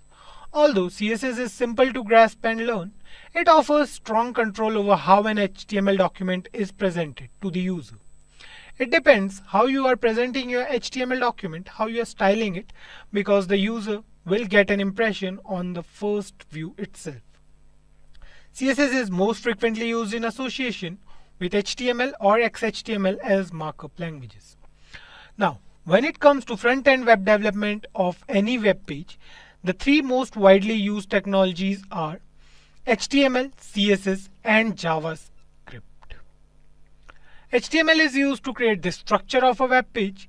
CSS makes it look more attractive to the user by adding styles to it, and JavaScript adds interactivity to the web page. So let's move ahead and now we'll discuss the advantages of using CSS. The first one is time saving. CSS is a time saving since you can create it once and reuse it across a number of HTML pages. There's a style available for each HTML document, or we can say each HTML element, that you can select and apply to as many different websites as you desire. If you utilize CSS instead of manually writing HTML tag attributes each time, pages load faster. You only need to create one CSS rule per tag and it will be applied to every instance of that element. So quicker download times results from less code. Simple maintenance. To make a modification that affects all elements on all web pages, just modify the style sheet. Everything will update instantly. Also, CSS provides a great range of characteristics than HTML so that you can provide a considerably better styling experience. CSS provides a considerably wider range of properties as well than HTML, so you can give your HTML page a much better look than you can using HTML attributes. Better styles than HTML. Now, style sheets enable the material to be optimized for multiple types of devices, allowing for multiple device compatibility. Different versions of a website can be displayed for printing or for handheld devices like PDAs and cell phones by using the same HTML document. So, let's move ahead and now we'll understand how CSS actually works. A browser must merge the content of a document with its style information before displaying it. It goes through several steps to process the document, which we have outlined here. Remember that this is a greatly simplified explanation because different browsers will perform the procedure differently when a browser loads a web page. But this is what usually takes place in a browser. The browser starts loading HTML. Example, it receives it from the network. It transforms the HTML into a document object model. In the computer's memory, the document is represented by the document object model. In the same time, it also loads CSS as well. Most of the resources that the HTML document links to, including embedded images, videos, and even connected CSS, are subsequently fetched by the browser because it is handled a little later in the process. We are not discussing JavaScript here to make things easier for you guys. The browser parses the CSS that was fetched and groups the various rules according to the type of selectors they use, such as element, class, ID, and so on. It determines which rules should be applied to which document object model nodes. Based on the selectors, it discovers and applies the appropriate styles to each node as needed. This immediate step is called render tree. So this is the creation of DOM tree. After the rules have been applied to it, the render tree is organized in the manner in which it should look. The screen displays the page's visual representation. This stage is called painting. So guys, this is how CSS actually works on a web page. I hope you guys must have got an idea about what CSS is and why one should use CSS on a web page. We'll dive deeper into all CSS concepts in the upcoming videos, so we'll go through all the CSS aspects one by one. CSS uses the color values to specify the colors on a page. They can be specified using predefined color names, hex or RGB format. There are nearly 140 standard color names. Hexadecimal is a 6-digit representation of a color. The first 2 digits RR represents a red value, the next 2 are green value, and the last is a blue value. All the other colors can be created using the combination of these 3 colors. There are several websites available where you can know the hex value of the different shades of color. As you can see, the black color is signified by hashtag and the 6 zeros. The red is hashtag FF and the 4 zeros followed by it. The RGB color value is specified using the RGB property. This property takes 3 values, one for red, green and blue. The value can be the integer between 0 to 225 or a percentage. As you can see, the black color is signified by 000, the red by 25500, the blue by 00255 and the green by 02550. Now let's move to an example to understand how we can add the colors to our page. In this example, we will see how we can add colors in different ways to our HTML. So we are on the Sublime Text Editor. As you can see, we have the standard boilerplate ready with an H2 and a paragraph on our page. Open the style tag and make the font size of the paragraph to 25 pixels so it is clearly visible.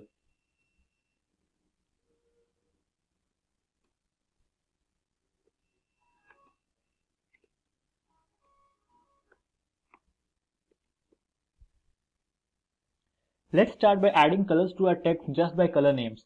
HTML supports nearly 140 standard color names. We'll make the color of the paragraph green. For that, just type color and set the color to green. As you can see, our paragraph is changed to green. Let's try one more. This time we will add the color red. Just refresh. As you can see, the color is now changed to red.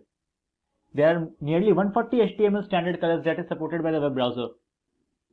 You can also add colors using the RGB format. There are many websites available to know the RGB or hex value of the desired color. One such is htmlcourse.com. As you can see, in the htmlcourse.com we have the hex value and the RGB value of the desired color. Let's try one. We'll add this color with the RGB value 171, 229 and 27 to our paragraph. So for that, just type RGB and the color code you want.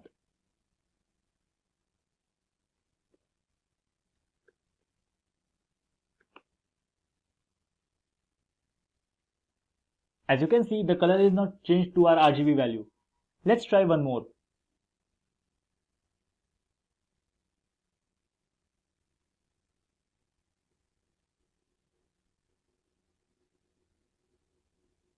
This time we'll use this RGB value to our text.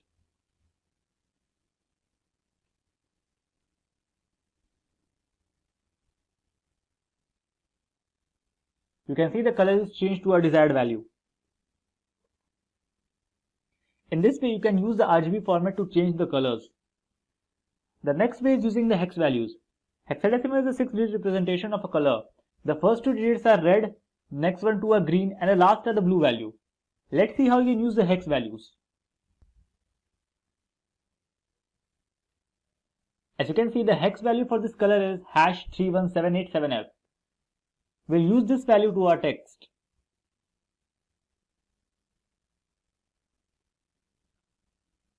To add the hex value, you have to use the hashtag followed by the color code.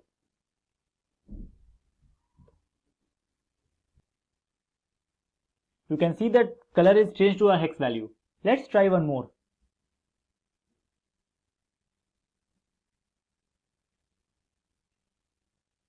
You can see the hex value for this color is #F14A07. Just copy the desired value to your file.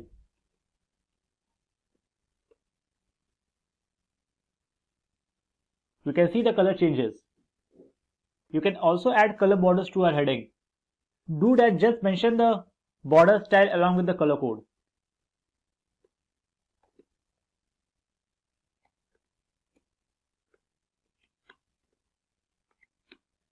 We'll add the border color red to our H2.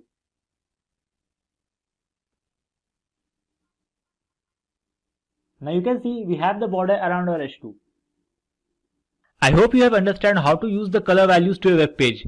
There are mainly 3 ways by which you can add the colors to your web page. They are hex, RGB values and the color names. In the last 2 sessions, we have discussed what is CSS and the CSS color property. In this session, we'll discuss how you can set the background image on your web page. We'll see the several properties related to background image and how you can use them to customize the image around the web page. So without further delay, let's get going. So let's begin by discussing about the background property of the CSS. The background image property specifies an image to use as a background of an element. The background is defined in the body element of the HTML code. To add a background image on an HTML element, use the HTML style attribute and the CSS background image property and mention the path of the image inside the URL attribute. There are several properties of the background that are used to define the image on a page. Some of the common ones are background image, background repeat, and background position. By default, the image is repeated so it covers the entire element. Let's switch to the text editor and see how we can add the background image to our page. So we are on the Sublime text editor. Let's start by opening a style tag. The background image is always set on the body tag. So type body and open the curly braces. The background image is always set on the body tag. So open the body tag with curly braces and start typing background image. Use the URL value of the background image to set the path of the image. Make sure the image is in the same folder as of the HTML file. Here we have our file nature3.jpg. So mention the path inside the double quotes.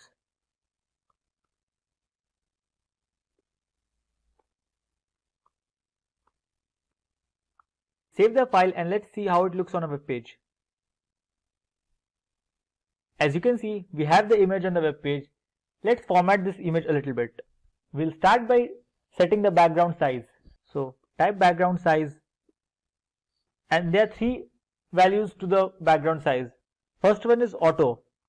It will set the image as it is. Save the file and let's see how it looks on a page. As you can see, the size of the image is as same of the original size. The color value will set the image size that will be fit to the web page.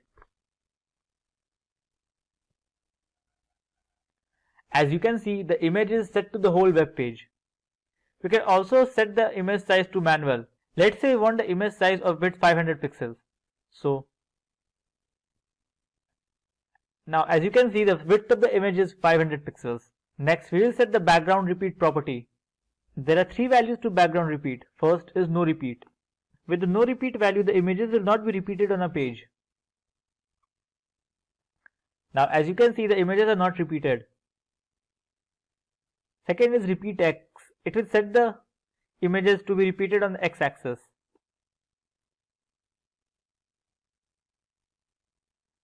As you can see, the images are now repeated on the X axis. Similarly, repeat the images on the Y axis. As you can see, the images are now repeated to the Y axis. And there is a default value repeat which will repeat the images on the web page. So let's keep it to cover. So let's keep the background size to cover and set the background repeat to no repeat. Let's save the file and look it on a web page. Now as you can see, the image is fully fit to the web page. Let's add a text above our image to see how it looks like. So I'll add a paragraph tag and type some random text here.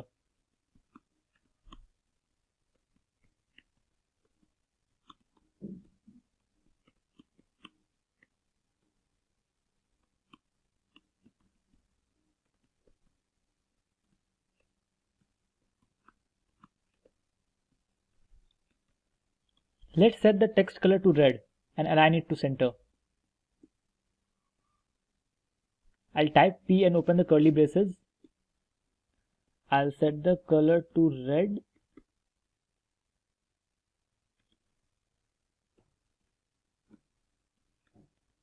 And I'll set the text aligned to center.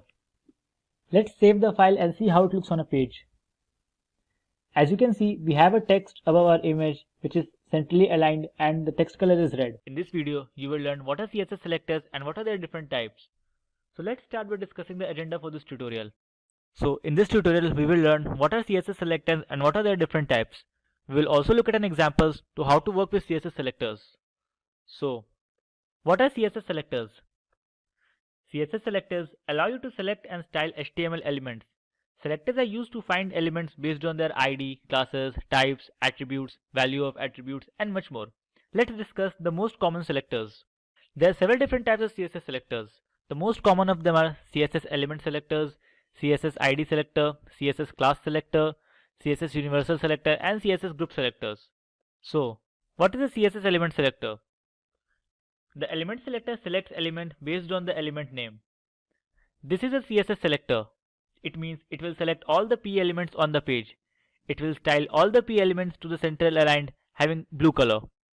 This is a CSS selector. It is set to P. This means it will select all the P elements on the page. It will style all the P elements to be center aligned having blue color. Let's look at what it looks on a page. So as you can see, all the elements are centrally aligned with a text color blue. CSS ID selector. The ID selector uses the ID attribute of an HTML element to find a specific element. An ID should be unique within the page, so you should use the ID selector to find a single unique element. To find an element within a specific ID, use a hash character followed by the ID of the element. So here we have used the hash para1. So all the rules will be applied to the HTML element with ID equal to para1. So this is an ID selector. It will be applied to all the HTML element with ID is equal to para1. As you can see, it is applied to the element having the ID para1 and all the other elements are defaultly styled. CSS class selector. The class selector finds the element with a specific class set by the HTML class attribute. To select an HTML with a specific class, use a period character followed by the name of the class. So this style will be applied to all the elements having the class name class1. This is a class selector. It is denoted by a period symbol. All the elements having a class name class1 will be styled with centrally aligned and color blue. As you can see, the element having the class name class1 is styled and all the other elements are set to default. CSS universal selector. The universal selector selects all the elements on a page. The universal selector is assigned by a star character. The universal selector selects all the elements on a style sheet. As you can see, it is denoted by a star mark. All the elements inside our web page will be centrally aligned and the color will be set to blue. As you can see, all the elements are centrally aligned and the colors are set to blue. CSS group selector. In style sheets, there are often elements using the same style. To minimize the code, you can group selectors. To group the selectors, separate each selectors with a comma. Here, we have group selectors for H1, H2 and P. So, style is applied to H1, H2 and P elements only. It is better to group the selectors to minimize the code. Here we have group selectors P, H2 and H3. So, style will be applied to only elements having P, H2 and H3. As you can see, so all the elements of P, H2 and H3 are centrally aligned and colored to red. Every element that can be displayed on a web page is comprised of one or more rectangular boxes. CSS box model typically describes how these rectangular boxes are laid out on a web page. These boxes can have different properties and can interact with each other in different ways. But every box has a content area and optional surrounding, padding, border and margin areas. The following diagram demonstrates how the content, padding, border and margin CSS properties determine how much space an element can take on a web page. The content area consists of content like text, images or other media. It is bounded by the content edge and its dimensions are given by the content box width and height. The border area is the area between the box, padding and margin. Its dimensions are given by the width and height of the border. The margin area consists of spaces between the border and the margin. The dimensions of the margin area are the margin box width and margin box height. It is useful to separate the element from its neighbors. The padding area is the area that includes the element's padding. This area is actually the space around the content area and within the border box. Its dimensions are given by the width of the padding box and the height of the padding box. Now let's jump to an example to understand the box model better. So we are on the Sublime Text Editor. To get started, I have created a box named Simplilearn with background color pink. The font size is 30 pixels and we have set the border to 0 solid green. Let's see how it looks on our page. So as you can see, we have a box named Simplilearn with background going all the way to the end. I have also removed all the padding and margin from the page so that the boxes are pushed just at the corner of the page. As you can see. Let's start by adding a padding of 20 pixels to the box.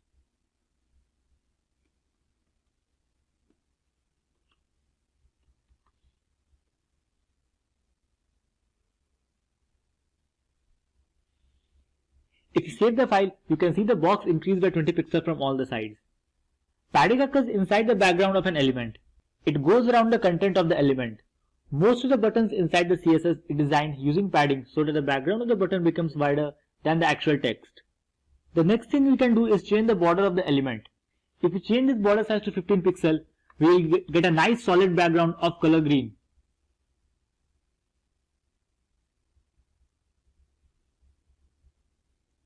The border goes around the padding of our element. So we have the 20 pixels of padding around our content and 15 pixels of border around the padding which is around the content. Now we'll see the working of the margin. If we add 30 pixels of margin to our element, you can see the spacing on the outside of our border. So let's add the 30 pixel margin and refresh. You can see the spacing on outside of the border. Margin is used to space two elements apart from each other. Now let's change these values to see the difference. Let's make the margin 40 pixels. We'll make the padding 30 pixels. And let's keep the border 20 pixels. And make it color red. This is 40 pixels. Let's observe the changes. So as you can see, our border now has a red background. The padding is 30 pixels, the margin is 40 pixels. Let's inspect the elements to understand it better.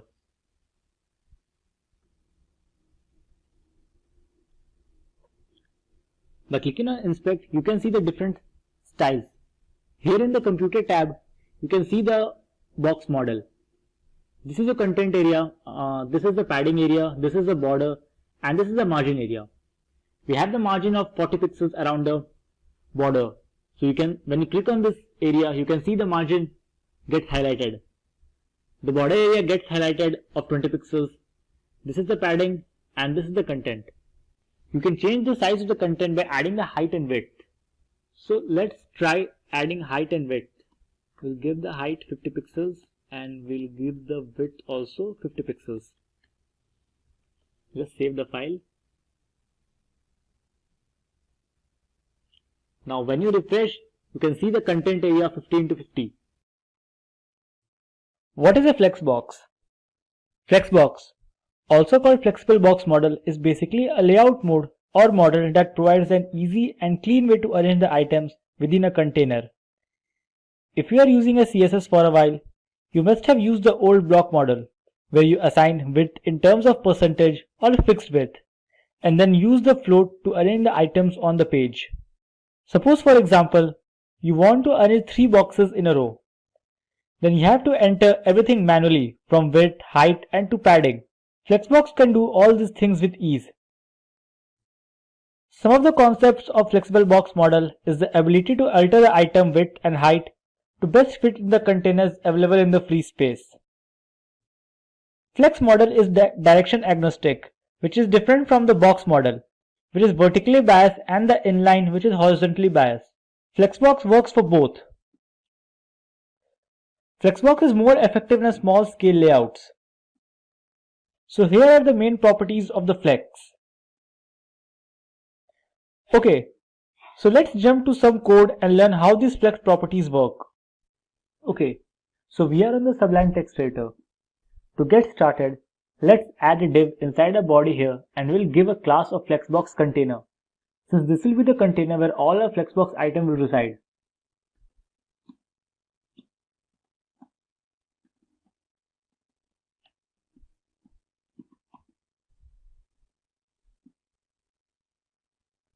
Then inside this container, we will add another div and give it a class Flexbox item and one more class Flexbox item 1, which will help us to understand which items we are referring to when we style our elements individually.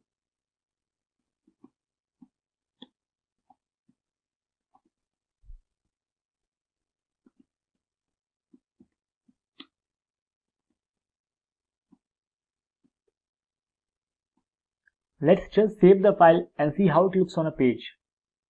Now if you save the file, you can see we have the box because I have already applied some of the styles to these Flexbox items. Let's just see the styling. So you can see we have the items styled, just a basic styling, so that we get the box on the web page. Now let's just copy these and add 2 more Flexbox items, and you will see we have 2 more boxes on our page. Just copy and paste them below. Give them the class name Flexbox item 2 and Flexbox item 3. Just save the file.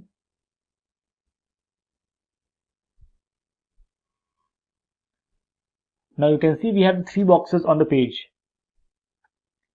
Now to create a Flex container, We will add display flex to our flex container, and this is how we create a flex box container. So here we will just add display flex. Just save the file.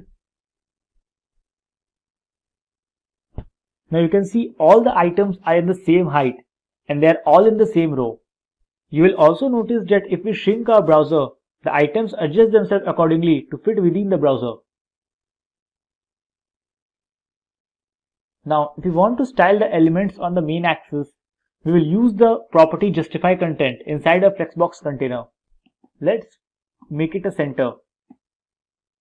Save the file. Now you can see that all the elements are in the center of the page. Another thing we can do is, if we want our layout to have a spaces between the elements, we will set the justify content to space between.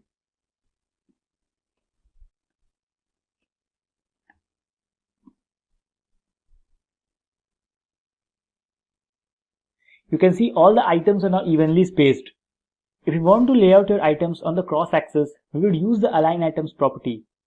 The default value for this is stretch. If we want to keep the size of our items, we will use the center, and then all our items will be centered vertically. Before Flexbox, aligning the items vertically inside the container was nearly impossible. With Flexbox, you can do it easily. Now you can see the items are aligned vertically inside the container. Now let's just delete everything and we'll just keep the display flex. Now if we want to have a column layout instead, we will use the flex direction and change it to column. Flex direction, column. Now if you refresh the page, you will see all the items are shown up in a column. Now we can start talking about the different properties that can be applied to our different Flexbox items as opposed to Flexbox container items. The Flexbox container is only for laying out and spacing between your items as well as the positioning of your item inside the container.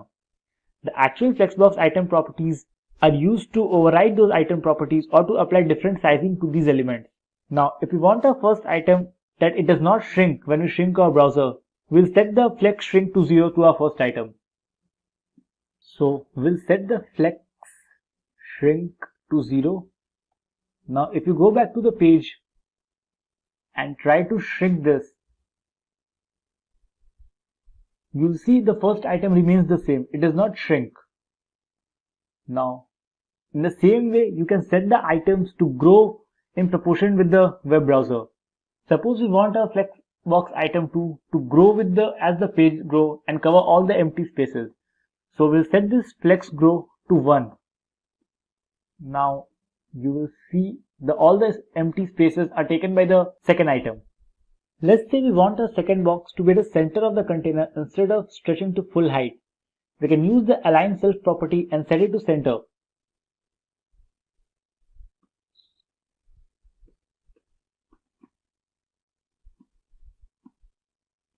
Now you will see that the align self property overrides the align content property of the container. You can see it is centrally aligned. So this is all you need to understand and get started to work with the Flexboxes. I hope you guys enjoyed this video and learned something new about the Flexbox and how you can use the Flexbox to create the dynamic layout for your site. What is a grid? A grid is a set of intersecting horizontal and vertical lines defining the rows and columns. And what is a grid layout? So, CSS grid layout is the most powerful layout system available in CSS. It is a two-dimensional system, meaning it can handle both columns and rows, unlike Flexbox, which is largely a one-dimensional system. You work with grid layout by applying the CSS rules to both the parent element, which became the grid container, and the element's children, which become the grid items. The CSS grid layout excels at dividing a page into major regions or defining the relationship in terms of size, position, and layer between parts of a control-built HTML primitives. You can see this is the basic layout of a grid system. Like tables, grid layout enables an author to align elements into columns and rows. However, many more regular layouts are either possible or easier with CSS grid than they were with tables. For example, a grid container's child element could position themselves so they actually overlap and layer, similar to the CSS positioned elements. So here are the features of the CSS grid layout. They are fixed and have flexible track sizes. You can create a grid with fixed track sizes using pixels. For example, this sets the grid to the specified pixel which fits to the layout you desire. You can also create a grid using flexible sizes with percentages or with the new FR unit designed for this purpose. You can place the items into a precise location using the grid line numbers, names, or by targeting an area of the grid. The grid also contains an algorithm to control the placement of items not given an explicit position on the grid. You can define an explicit grid with a grid layout. The grid layout specification is flexible enough to add additional rows and columns when needed. Features such as adding as many columns that will fit into a container are included. It also gives you control of overlapping content. More than one item can be placed into a grid cell or area and they can partially overlap each other. This layering may then be controlled with the z-index property. So, here are the basic terminologies you should know to work with the grid system better. The grid line is the dividing line that make up the structure of the grid. They can either be vertical or horizontal and resides on either side of rows and columns. A grid column is a space between two adjacent vertical grid lines. The size of a grid column is determined by the grid template columns property. On the other hand, a grid row is a space between two adjacent horizontal grid lines. Its size is determined by the grid template rows property. The grid cell is the single unit of a CSS grid. And in grid design, a gutter is basically the width of the space between columns. A gutter margin is the white space formed by the adjoining inside margins of two facing pages in a book, or a space between columns on a page. So, with this, let's now move on to the hands-on demo and see how the grid system works in actual world. If getting your learning stub, do that for free. Visit SkillUp by Simplilearn. Click on the link in the description to know more. So we are on the Sublime Text Editor open with a project with some basic background styles and nothing inside the body. You can see this is the basic background style we have pre-applied just to have a good look of the box model. We'll start by creating a container and wrapping our grid items in it. So let's create a grid and give it a class named grid container.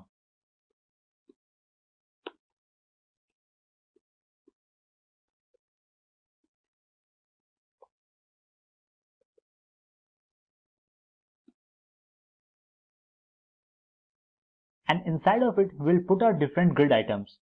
So we'll just create different grid items and give them a class grid item followed by a class number they belong to, so that we can easily distinguish between them.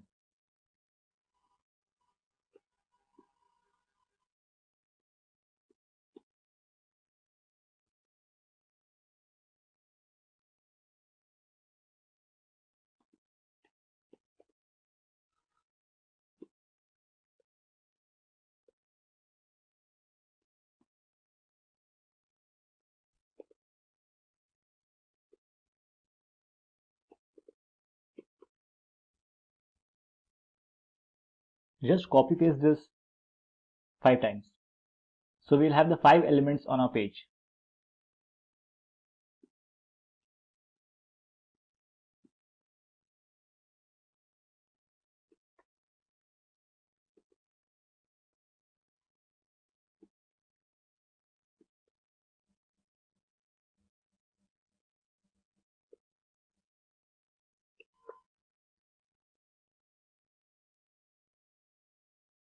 Let's save the file and see how it looks on the page. So you can see we have the different grid items on the screen, so that it's easy for us to visualize. We have not applied any styles to them other than the visual styles. So we'll go back to our code. Let's go back to the CSS styling sheet. So to create the grid, we'll open our style sheet. We need to display grid on our grid container. So we'll select our grid container and set the display to grid. If you save now, you will see nothing changes. This is because the grid itself doesn't define any rows and columns for us to work with. It just, they give the alignment properly.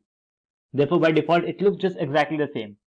To make the grid look actually grid, what you need to do is define columns and rows for a grid. So to do this, you will use a set grid template and set the column if you want to set the size of the column. We'll set the size to 100 pixel and 150 pixel.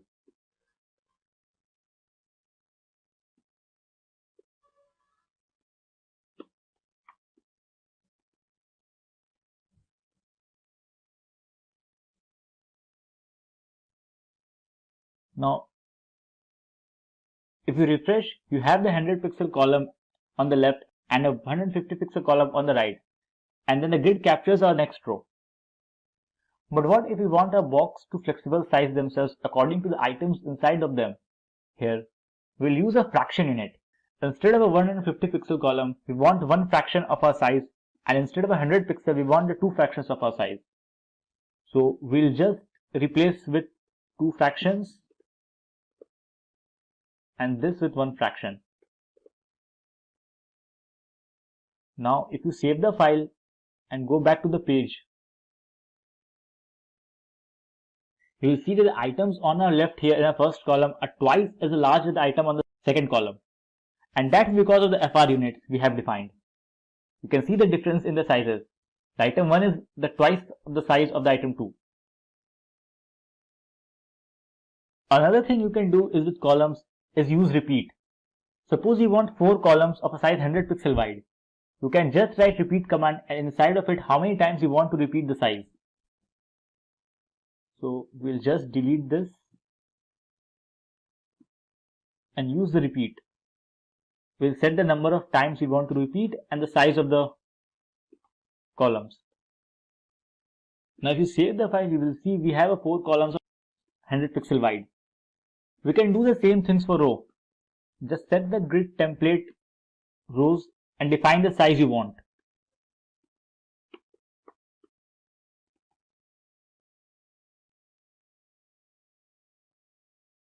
Now you can see we have the symmetric size all around our container. If you don't know how large your grid is going to be, you can use the grid auto rows and this will determine the size of all the rows that is added after the template rows. Suppose we want all our rows to be 100 pixels.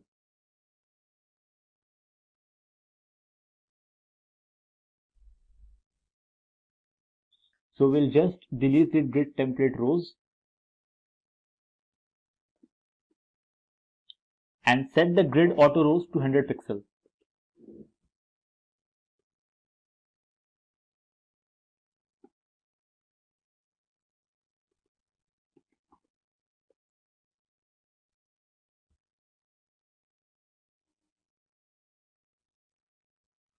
Now you can see all the rows are now 100 pixel tall. Let's change our column back to 100 pixel and 150 pixels so that it will be easier for us further.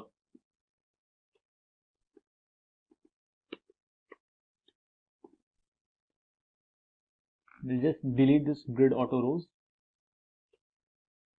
Now we'll talk about the spacing of the rows and columns apart from each other. We can do this with the help of the grid gap property. Grid row gap will give some spaces between the rows. Similarly, the grid column will give you the spaces between the columns.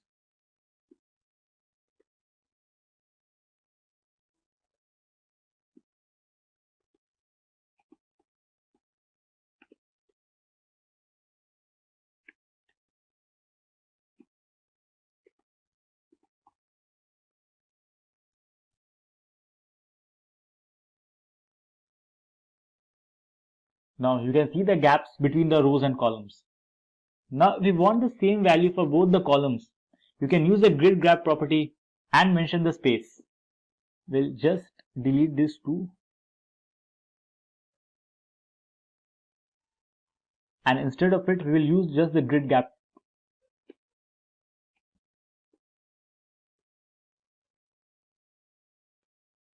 And set the size to 20 pixels.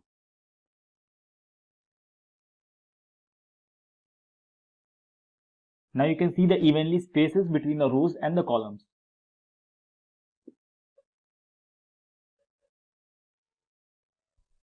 This is all you need to know about the sizing of the different columns and rows. Now let's talk about the positioning items within its grid cells. So for horizontal positioning, we could use the justify items and we can set that to center.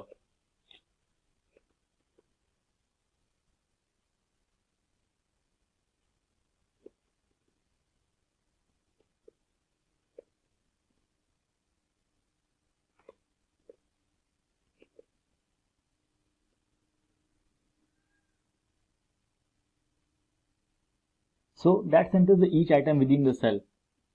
By default, it is set to stretch. We can also set it to start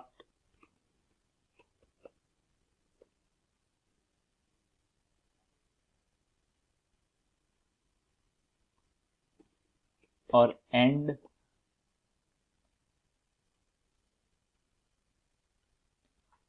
or space around.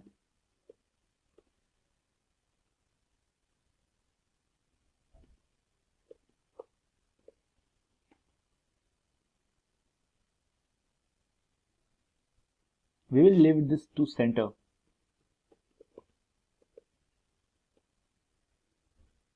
To vertically position the content, we could use the align items. The align items also accept the same values. We can set it to center. We can also set this one to start or end.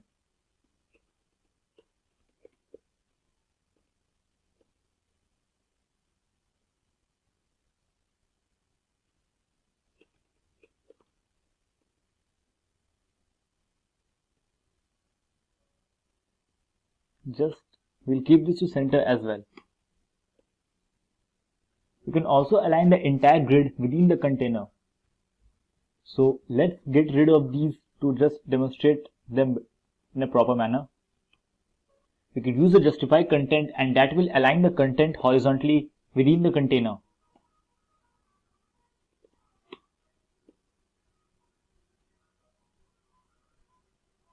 We can also set this to start or to end.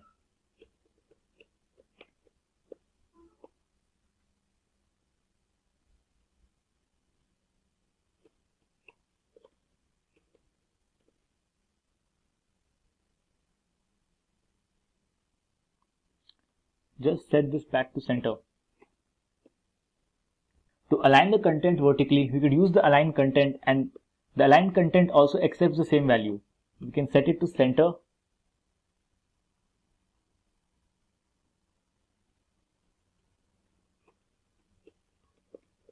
or start.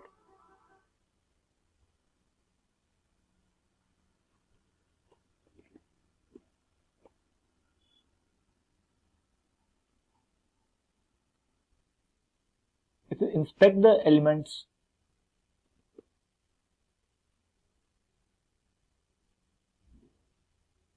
you can see they are aligned centrally between the container. We'll just close this. Okay, so this is everything you need to know to get started with the grid layout. Grid works very similar to the Flexbox, but it allows you too much in terms of laying your elements because of its 2D nature. Here you can see we already have the HTML file with us. In this video tutorial, we are going to create the structure of a form with the help of HTML, and then we are going to style it with the help of CSS. So before we begin with the programming part, let's discuss what is a form. Basically, forms are very essential part of any website. It is a way to take users' input and process the data acquired from the user. The form offers controls for almost every use of an application.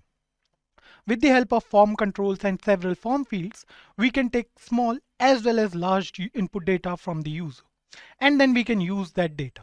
You guys must have seen it in different websites where we have login and sign up forms.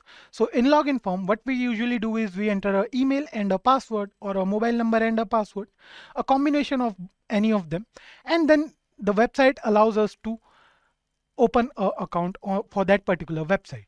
On the other hand, on a sign up form, we need different type of data. We need name, then we have to put a age and several other form of data, right?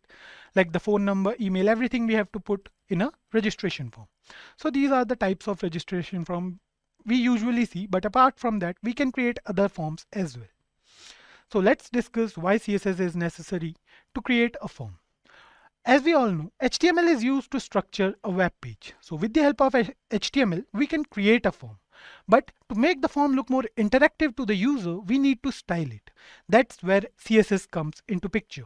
CSS is used to style a form, and it will make our form look more interactive to the user as well.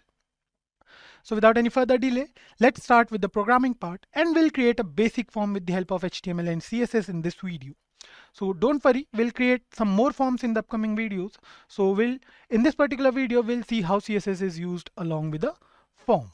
So here you can see we are in the HTML part of a form. So we'll create a form first. So the most basic element, HTML element to create a form, is the form element.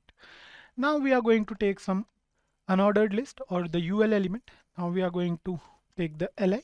So as you guys all know, UL and li, both the elements are used in combination always. So let's label the form. So we'll write label for. We'll take certain parameters and we'll write here name. Fine. This is going to be the name. We'll write here name, save it, and just refresh the page. So here you can see we have the name present on a web browser. So the next thing we are going to do is we are going to create some more input fields, right? So to create an input field, we have to use the input element always. So we'll write here input. We have to define type. Type is going to be text, and then we have to put a name. Name is going to be ID. So ID is going to be the name, and then we'll write here user name. Fine. So here you can see we have an input box. Let me just increase the size a bit. So here you can see we have an input box with name as the label, and then we have an input box. So similarly, we'll create some more input elements first. So we'll just paste them here for 4 times. So here you can see we have 4 different placeholders. So let's just remove this one, and we are going to keep it simple for this particular video. So we'll write here label for mail. Then we are going to take email from the user. So we'll write here email, and input type is equals to, we'll write here email. ID will also mention as mail, let's say, and name we are going to write here user email. Fine. So save it. Here you can see. Now we are going to do the same for another one. So here what we'll do is we'll write here message. So we are going to label this as message. We are creating another input field. So we'll write here input type is equals to, okay, let's just do one thing. Let's just remove this input tag from here, and we are going to use the text area in place of it. So we'll write here text area, ID as, let's say, message, and then we have to write here name user underscore message. Fine. Close it, and the text area is done. So here you can see we have a text area as well. We have 2 input fields and a text area. So we are going to create a form out of it. Fine. So we have all the HTML elements. Now what we are going to do is we are going to style this form basically. So before that, let me just create a button as well. Okay, so we'll write here button type is equals to submit, and we'll write here submit. Fine. Save it, and here you can see we have a button as well. So let's move to the CSS part of this form now. So what we are going to do is we are going to style this form with the help of CSS. Now we already have the structure of a form. So to style this form, we are going to use certain IDs, or we can say elements name, or whatever we want to use, we can just use them. So first of all, we are going to center the form on the web page. So we are going to, let me just show you in this way. So here you can see we have all the HTML elements present on the left side of our web page. So we are going to center them first. So we are going to put them here. For that, we are going to use basic CSS. So we'll write over here margin. Margin is going to be 0 and auto. 0 for up and down, auto for left and right. So then we are going to write here width, the actual width of our form. So let's say the actual width is going to be 400 pixels. Then we'll write here padding. Padding we are going to write as 1em, and then we'll write here border. Border is going to be 1 pixel. Solid, and let's use any color for this form. So let's just write here this, save it. So here you can see we have a border, the border of our form. So here you can see our form is present at the center of our web page. It looks different from what we had in our HTML part, right? So we have a border, all the elements are present at the center. Let's style it more. Then we are going to define the border radius. Border radius is going to be, let's say, 1 em. Save it, and here you can see the curved border, and we'll write here background color. Background color, give any, let's use beige. So here you can see this background looks nice for this form. So we are actually done with the outer styling of our form. We have a form here. Now what we are going to do is we are going to style these elements as well. So we'll write over here UL and list style type. So we are going to remove these bullet points from here. So we'll write over here none for the first, and here you can see all the bullet points are gone. Then we are going to write here padding is 0 and margin is 0. Fine, save it. So here you can see we are done with the unordered list. Now we are going to write here form li, and we are going to do it for every list element. So we'll write it here like this. We are going to give margin top to every list element. So we are going to give margin top to every element. So let's say the margin top is going to be 1em. So here you can see it's equal for each element. So the top margin is also 1em. Then we have a difference of 1em between each input field, right? So that's how it works. Now we are going to style the label. So we are using a HTML element name, right? So here you can see now what we are going to do is we are going to align all the labels. Fine. So we'll write here display as inline block, save it, and here you can see. Then we'll write here width as 90 pixels, save it. So here you can see the width, it started taking the form of a form, the shape of a form basically. Then we'll write here text align to the right. Okay, here you can see. Now what we are going to do is we are going to take a input element and text area together. So we'll write here text area as well. So we need to make sure that all the text field have the same font settings by default.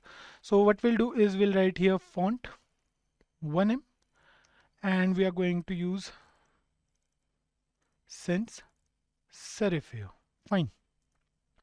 Let's just write something over here and now save the program, and here you can see. So the font size is changed, and the next thing we are going to do is we are going to give uniform text field size as well. So we are going to write here width as 300 pixels, and then we have box sizing property. Box sizing, we are going to write here border box. So here you can see all the boxes are of same width. So here you can see the form looks nice now.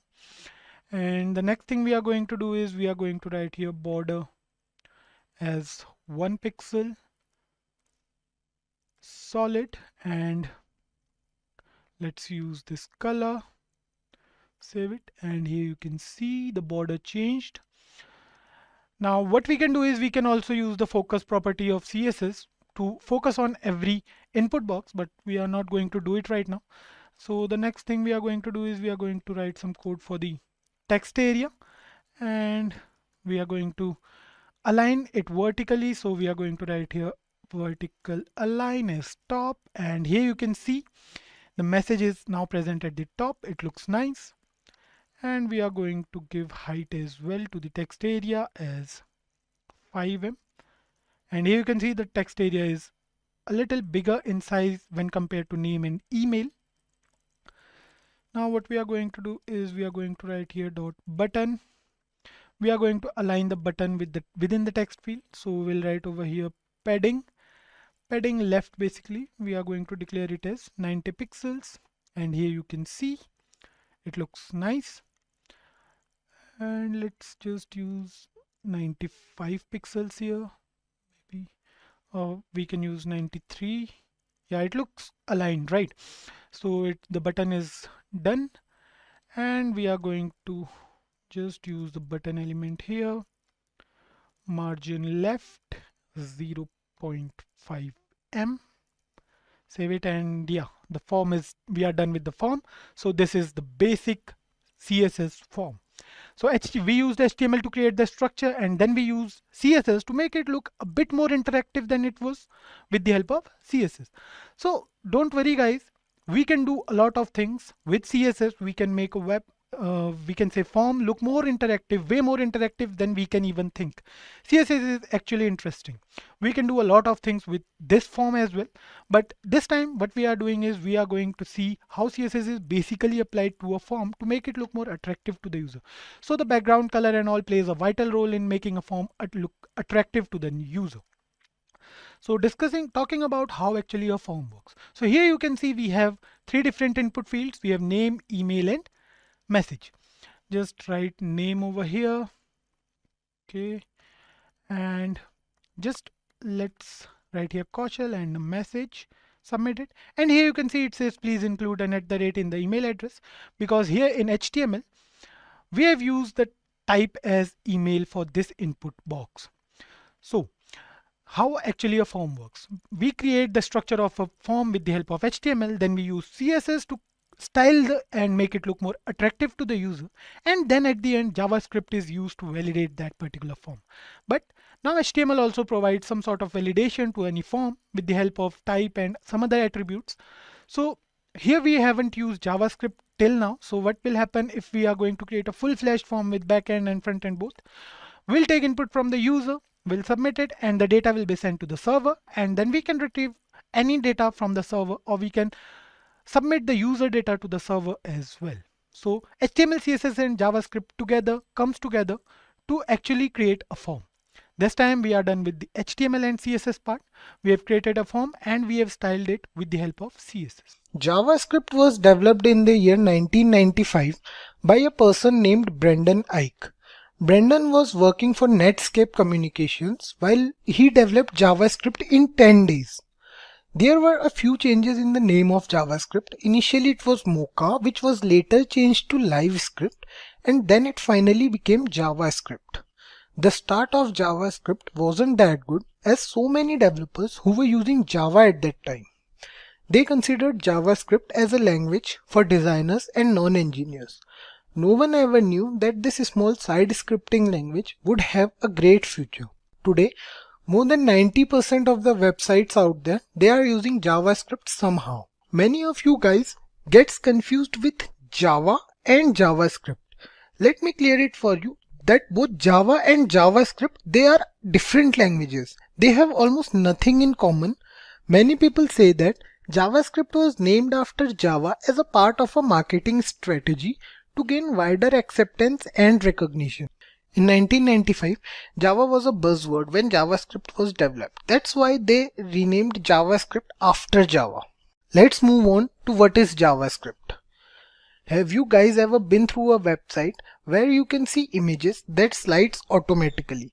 One such website is Amazon. The home page of Amazon, where we can see different types of ongoing sales, is an example of JavaScript. In layman language, JavaScript is a lightweight scripting language used to make web pages more interactive and more lively. Earlier, when JavaScript was developed, it was only a side scripting language to do basic tasks, like you can add pop-ups in your web page or you can make your web page more interactive. Nothing more than that. But now, the whole scenario has changed. With the help of JavaScript, we can create applications as well. If we talk about applications, let's take an example. Let's suppose we want to create an app. We can create it in Android or in iOS. But we have to learn few different languages to create those apps. For Android, we have to learn Java and XML, and Swift we have to learn for iOS. But with the help of JavaScript, you can create hybrid applications which can work on any platform without any problem. Tech giants like Google, PayPal, Amazon and YouTube, they are using JavaScript these days. The evolution of JavaScript in the past few years was unbelievable. Suppose you want to create a single page website. Every one of us is familiar with Gmail, let's suppose. So Gmail is a single page website which looks more like a desktop software than a website. So Gmail is based on Angular.js. It is a popular framework by Google which is free of cost, and it is totally based on JavaScript. Now let's go over some of the features of JavaScript. These features are actually why it is considered that using JavaScript is advantageous over other languages. So let's start with some of these points. JavaScript is not a proper programming language. Indeed, it is a scripting language which works in the runtime environment just like Python. So there are few other languages like C++ and Java. They need a compiler to work. But with JavaScript, you don't need a compiler. Once you are done with the script, it will interpret and show you the output in the browser directly. Next up is lightweighted. JavaScript can provide programming facility to some extent. In JavaScript, you don't need to specify any data type or return type, which helps in making development more quicker. That's why it is known as lightweighted. JavaScript is both client-side as well as server-side technology. Client-side technology runs on the user's computer, whereas the server-side technology runs on the web browser. Initially, when JavaScript was introduced, it was introduced as a client-side technology. But with the introduction of Node.js in 2009, one can now work in the backend as well. There is a way to validate the user's data before sending it to the web server, and we can do that with the help of JavaScript. The data will be checked for correct form and value. All we have to do is start a loop, give it the condition to check the data. JavaScript is also platform independent, although originally designed to work on browsers only, but now it is a platform independent language, which means once you are done with the script, you can use it on any browser or platform without any problem. JavaScript is an object-based scripting language, although many programmers do not consider JavaScript as a true object-oriented programming language due to its lack of class concept. It does support other features of object-oriented programming, like it supports encapsulation, it supports polymorphism, and also it supports prototypal inheritance. The last but not the least feature of JavaScript is case sensitive. So when it comes to keywords, identifiers, names and functions, JavaScript differentiates between capital and lowercase letters. We have to keep this in mind while programming.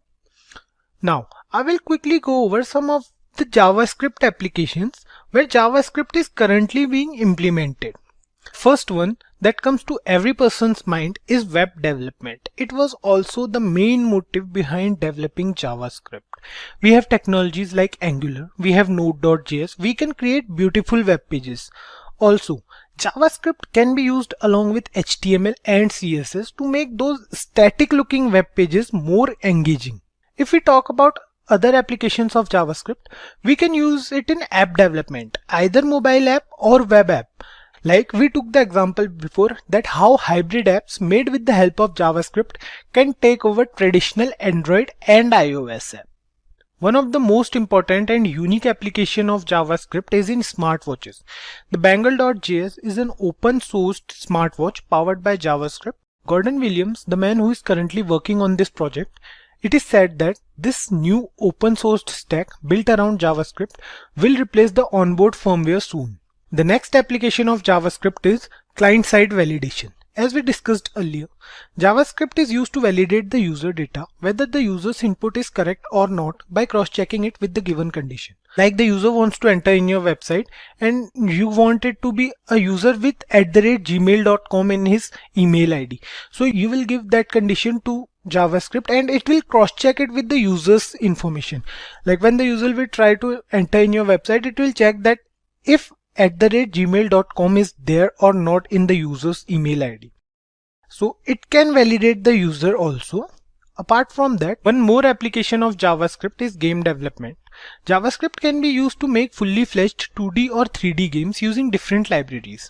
Although most JavaScript game development focuses on creating games used in browsers only. Let's start this video with the introduction to DOM. DOM stands for Document Object Model. It is an API for HTML and XML documents. which helps JavaScript to understand what is there written inside the HTML document. API stands for Application Programming Interface. To understand API better, let's take an example of a restaurant. Imagine yourself in the restaurant. You are sitting at the table with the menu. The chef in the kitchen is also part of the system. The waiter here works as a messenger between you and the chef. That's what API does. It works as a moderator between JavaScript and the HTML document. DOM defines the whole HTML document in a hierarchical form to make it understandable for JavaScript so that other JavaScript functions can work over it. It represents the entire document in the form of object and nodes. Whether it be elements or text or anything stored in the document, the entire page content can be accessed or manipulated by JavaScript. DOM is not used with JavaScript only. Other languages like Python also uses DOM. DOM was designed to be used independently. To begin with DOM, there is nothing special you have to do. Different browsers have different implementation of the document object model. Every browser uses DOM to make the web page of the document accessible by JavaScript. Let's move on and see what is document object model with the help of an example. I believe you guys have the basic knowledge of HTML and CSS, a prerequisite for this course. Let's start things off with a basic HTML example. Here we have a code that consists tags like HTML, head, body, heading tag, etc. We have the HTML tag here, the opening HTML tag and the closing HTML tag. Inside the HTML tag, we have the head tag, which contains the document's header part. Inside the head tag, there is a title tag that contains the title of the web page. Then comes the body tag, which contains a heading tag and two div tags with IDs as div1 and div2. A div tag defines a particular section in the HTML document. The ID used within the div tag, it is an attribute basically that has to be unique within the document to make the element unique from other elements. Next up, we have a paragraph tag with a class attribute within it. CSS and JavaScript uses classes to select and access specific elements. Don't worry guys if you have no idea about it. Let us first see the output of this code before going to the document object model of this whole document. So guys, this is the output of the previous code we just came through. Here we can see the title of the web page as well as heading after it. There were two different div tags used in the code. Here is the output of both the div tags. The question here is, where are those ID and class attributes seen in the output? The answer to this question is there's nothing on this web page that can show both of them. We can use them in our CSS file or through JavaScript to specify the containers in which they are used. So we have concluded how a normal document works and how the browser interprets the HTML code. But how JavaScript uses this code is a bit different. That's where DOM comes into play. When the actual HTML document is loaded in the browser, another representation of that document is created, known as document object model. Here's the model you can see on your screen. Each of the tags used in HTML document is correspondingly represented as objects in the DOM, like starting from the HTML tag and covering all the other tags like head, title, body, and few more. The same hierarchy as there was in the HTML document goes with the document object model also. Document object model is simply the same HTML document with different representation. The reason behind this different representation is that it's easy for JavaScript to interpret this format. JavaScript can't understand tags, but it can understand these objects. JavaScript can easily manipulate these objects using different functions, which we will see in future while working on these functions. For example, if you want to access the text present inside the heading tag, you can do it by accessing the heading tag with JavaScript.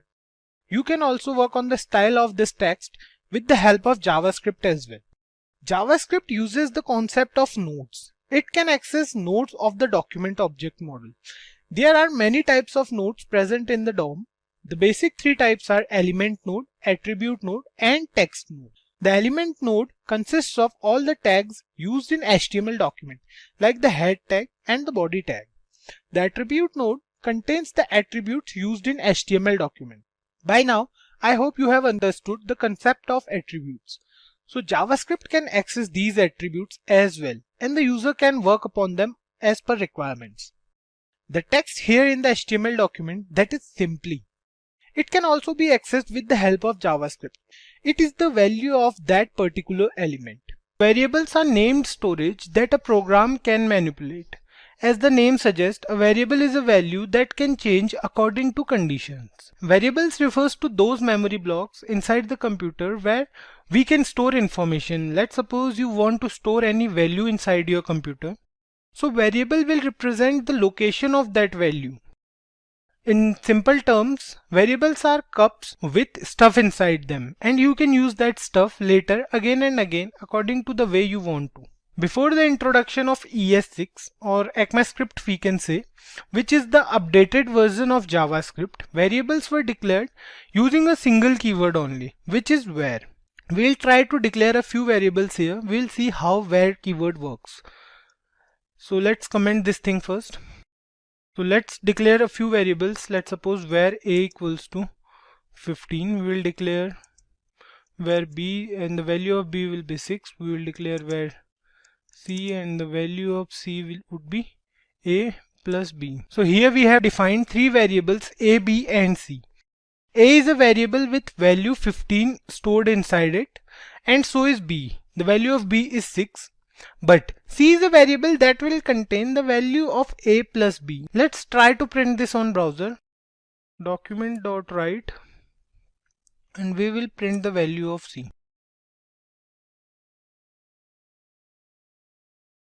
Save it, and here you can see the value of c is 21. That's the correct answer.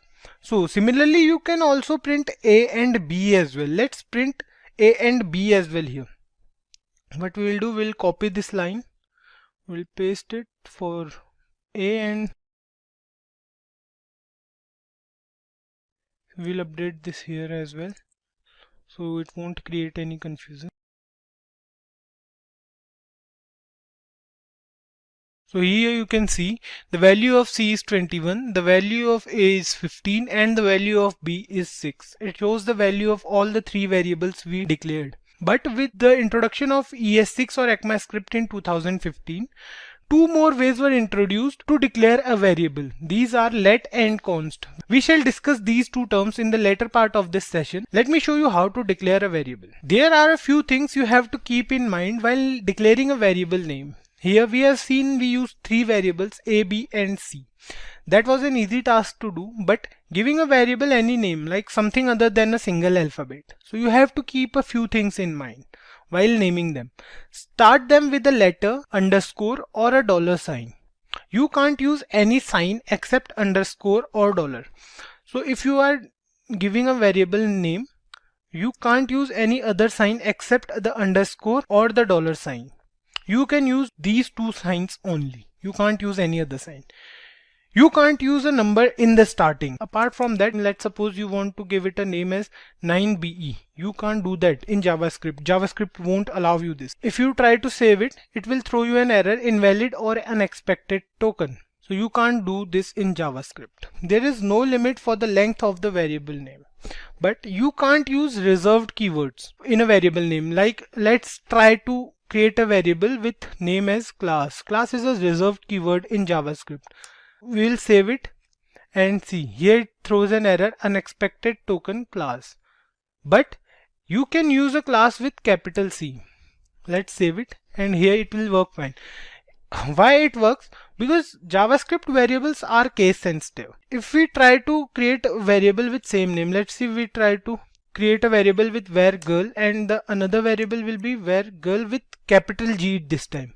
JavaScript will treat these two variables differently. These two are different variables for JavaScript, as JavaScript is case sensitive when it comes to variables. Let's declare a few more variables. Let's remove it. We'll declare a few more variables. Let's comment this part as well. We'll declare a few more variables. Suppose we declare a variable with keyword where, and we'll name this variable as bike name. Where bike name, and press enter. If we leave this variable without assigning it any value, the by default value will be undefined. Let's try to print the value of this variable. Right, we will try to print the value of bike name. Save it. Here you can see the value it shows is undefined. So the by default value of a variable, if you do not assign it any value, will be undefined. Let's try to give it a value. Let's suppose we try to give bike name. We use equals to operator to assign it a value. To assign, let's suppose we'll assign it Yamaha. Semicolon and press Ctrl+S to save this, and here you can see the output as Yamaha. You can also assign a value to the variable during declaration, as we have done in the previous examples. Here we have assigned the variable's value at the time of declaration only. Let's move on to let and const. So we will discuss let and const, but first we will compare let with where. Let is also used to declare a variable just like where is used, but there is a limitation to use let. Let is not accessible outside the block in which it is declared. So we will use let here only. Let bike name equals, and we will change this value as well. We will change it to hero, let's say. Save it, and here you can see the output as hero. But if we try to put this code inside a block, let's suppose we put this code inside this block, a pair of curly braces, and we will again try to access document.write. We'll try to access bike name again. From here, from outside the block, we try to access this. Save it, and here you can see bike name is not defined. It is an error in line 18. So what's happening here? Basically, you can't access a let variable outside the scope. You can't access it from here, but it will work with where. If we try to replace let with where and save it, here you can see it says hero and hero, because first it will interpret this method and then it will interpret this as well in case of where. Due to its limited scope, let variables are used when there is limited use only. Like in for loop or in while loop, we will learn these loop in future. Let will not allow you to redeclare any variable. Let's understand this with an example. Here's the code as well. We have declared where bike name, and we'll remove this. And first we'll try to do this with where. Let's suppose where bike name equals to TVS. Ctrl+S. It says hero and TVS. So the variable name, the bike name is same in both cases, here and here as well. These are same, but with where keyword you can do that. Let will not allow you to do this.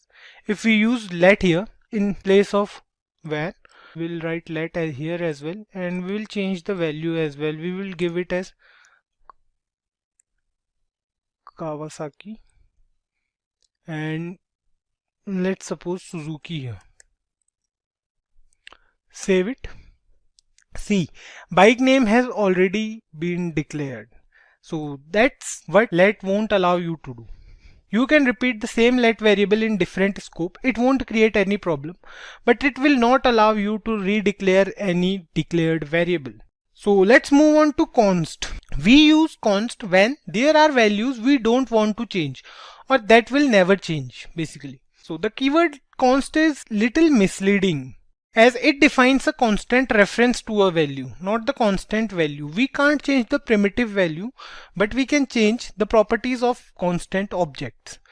Let's write another piece of code for const keyword. So let's declare a variable const x is equal to 5, comma y is equal to 7. Let's say const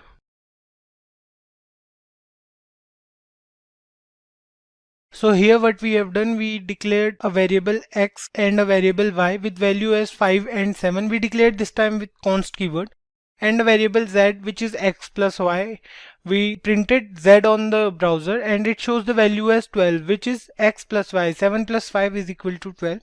Now what we will do, const will let you do this, but if you try to update the value of x, let's suppose we try to update the value of x as x equals to x plus 10. We'll print x this time. Document.write, x. Let's save this. It will throw an error, assignment to a constant variable in line 24. So here you want to update the value of x. You can't do this with const keyword. You can do this with let and where as well, but you can't do this with const. Also, const won't allow you to redeclare any variable, just like let. So if you try to use const x again is equal to 10, save it. So here it says identifier x has already been declared. This thing you can do with const. The scope of const is the same as let. It can be used within the block where it is declared. Data types is an essential concept in every programming language. To work on any variable, you should know its type. It refers to the kind of data which is being stored inside a variable. The type of variable is holding basically. Every programming language has its own set of data types, which is unique in its own way. We discussed earlier that JavaScript is a lightweight scripting language because we don't need to specify any data type in JavaScript. After all the variables in JavaScript are loosely packed, or we can say JavaScript is a dynamically typed scripting language. We shall discuss these properties later in this video. For now, let me tell you about different data types present in JavaScript. So JavaScript data types are divided into two categories: primitive data types and non-primitive data types. Primitive data types are stored in stack, whereas non-primitive data types, they are stored in heap. I don't want you to go deep in these two terms as if you are new to programming, so we'll leave it. Just keep one thing in mind, that primitive data types are base data types, whereas non-primitive data types are objects, or we can say they are derived. Primitive data types, they are further divided into 5 categories. They are divided as numbers, strings, boolean, undefined and null. Non-primitive data types or complex data types, we can say, on the other hand, they are divided into 2 parts: arrays and objects. We'll have separate videos on these topics. For now, let's discuss primitive data types. To understand primitive data types much better, let's declare a few variables here. Let's say we declare var x and give it the value as 16. We'll declare var y and we'll give it value hello world. We'll declare one more. Let's say var flag and the value will be true. Here we can talk about those properties of JavaScript which I mentioned earlier. JavaScript variables are loosely packed and JavaScript is a dynamically typed scripting language. These 2 points refer to the same thing. Here you can see we have defined 3 variables: x, we have defined variable x, we have defined variable y, and flag as well. The values for all 3 variables is different from one another. See, variable x is holding a value that is 16, variable y is holding a value hello world, which is a string. So 16 is a number, hello world is a string, and variable flag is holding a value that refers to a boolean value. In place of true, we can also write false here. So what's happening here? Here you can see there is no data type. If you are coming from a C++ background or a Java background, this will be a little bit weird for you guys, because in C++ and Java, we used to do it like we'll define an integer. Let me show you. So how we will define an integer in C++ or Java? What we'll say, we'll use int x equals to 5 or something like that. We already had a data type. For string as well, we have char in C++, but here in JavaScript, we have no data type. We are only using the var keyword. That's what we call as loosely typed. This line means that you don't have to define the data type of the variable. What happens in JavaScript is whatever the type of value you will pass to the variable, the data type will change accordingly. So you don't need to worry about if you are passing a number or if you are passing a string. Just relax. Just when you pass the value to the variable, it will be determined automatically. So these are the 3 basic primitive data types present in JavaScript, which are number, boolean value, and string. So let's move on to the next one, which is undefined. We'll define a variable p and we'll leave it as it is. So this variable p has an undefined data type. It means that any variable which is already declared but has no value inside it, it has an undefined data type. I'll tell you a basic operator, the type of operator. We'll go through the operators in later videos, but just try to understand the basic need and use it with me. For now, this operator will help you know the type of value a variable is holding. See, let's use it here. We have declared a variable p. We'll check the type of p. So to use this operator, you have to use it with document.write now. So we'll do document.write and we'll use two brackets, and inside it we'll write type of, and whatever, like if you want to know the type of variable x, let's suppose we'll write here x semicolon, save it, and you can see here it says number. This means that this variable has a value which is a number. Similarly, we will check for all the variables present here. We'll check for every variable. We'll check for y, we'll check for flag, and we'll check for p as well. Let's copy this and paste it 3 times, and let's change the value here from x to y in this line, and from x to flag here, and here we'll change it to p. So we have done it. We'll save it and see. Here it says number first. Variable y, it says it's a string, because you know hello world is a string, it's a sequence of character. For variable flag, it says boolean, so it's defined as true or false. And for variable p, it's written here undefined. With this, we are left with only one primitive data type, the null data type. There's a difference between a null value and an undefined value. Undefined means lack of value, whereas null means the absence of any value. Suppose you are using null as the value for any variable, the type of operator will return this variable as an object. But if you are not giving any value to this variable, you are leaving it after declaration, the type of operator will return undefined. Here's an example for this. See, we'll declare one more variable here. We'll declare var num. Let's name this variable num, and we will give it the value as null. We'll use document.write type of, and we will check with the help of type of operator that what type of value the variable num is holding. So let's give here num. We are good to go. Press Ctrl plus S and see. Here it says it's an object. So a null value will always be shown as an object. We'll talk about the complex types or composite types in further videos. We'll have separate videos for each of these types. Don't worry about it. Hey everyone, my name is Ishan and I welcome you all to this session. In this session, we will have a look at the basics of GitHub. Before diving deep into the subject, let's first have a look at a use case. The use case we will consider today is of the world's largest sporting goods retail brand, Decathlon. Decathlon has 1600 stores spread in 52 countries with around 100,000 employees. The IT team of GitHub consists of 1000 members that helps Decathlon to bring its shopper's journey to their devices. So here we will first see the problems that they faced, and then we shall see how did they sort out that problem. In the beginning, Decathlon worked on the data center with the help of a VPN. And using a VPN was a huge challenge in terms of workflow visibility and avoiding redundancies. So the first problem is how to maintain workflow visibility and avoid redundancies. Then, since there are so many stores located at so many different places, hiring of developers seemed to be a difficult task, as a physical workplace was always needed. So the second problem is how would they hire developers? Now let's see how did Decathlon solve these two problems one after the other. In the first case, the entire Decathlon shifted from any other remote repository to GitHub. GitHub turned out to be an amazing open source community as the code became more visible across the organization and now anybody could contribute to it. Then let's talk about the second case for hiring the developers.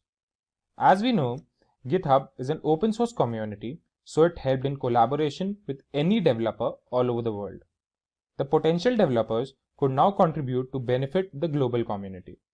Now the question arises, what made this contribution possible? So the major contribution role was played by the version control system.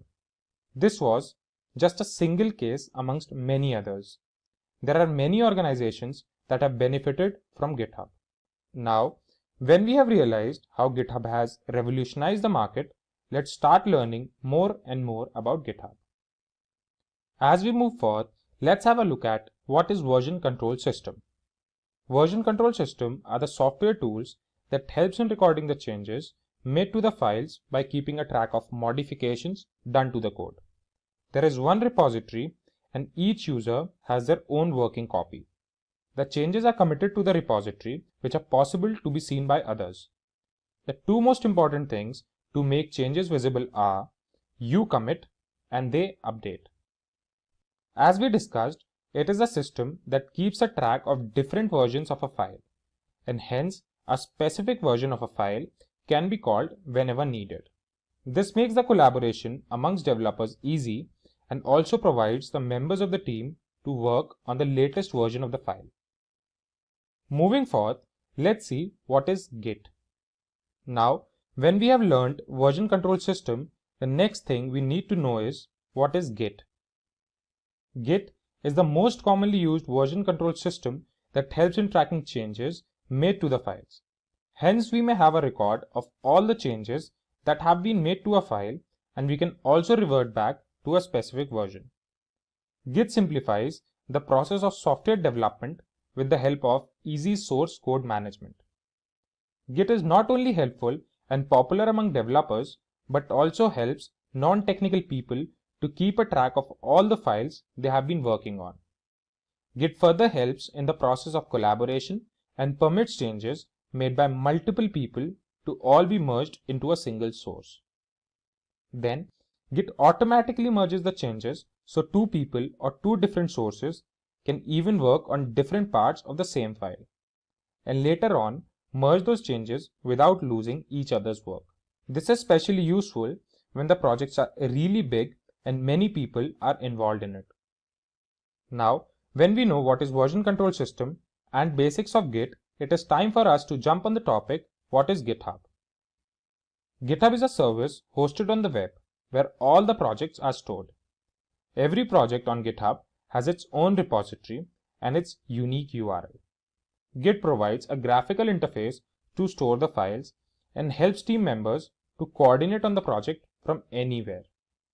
GitHub provides several access control and collaboration features like wikis and basic task management tools for every project. Let's now have a look at the features of GitHub.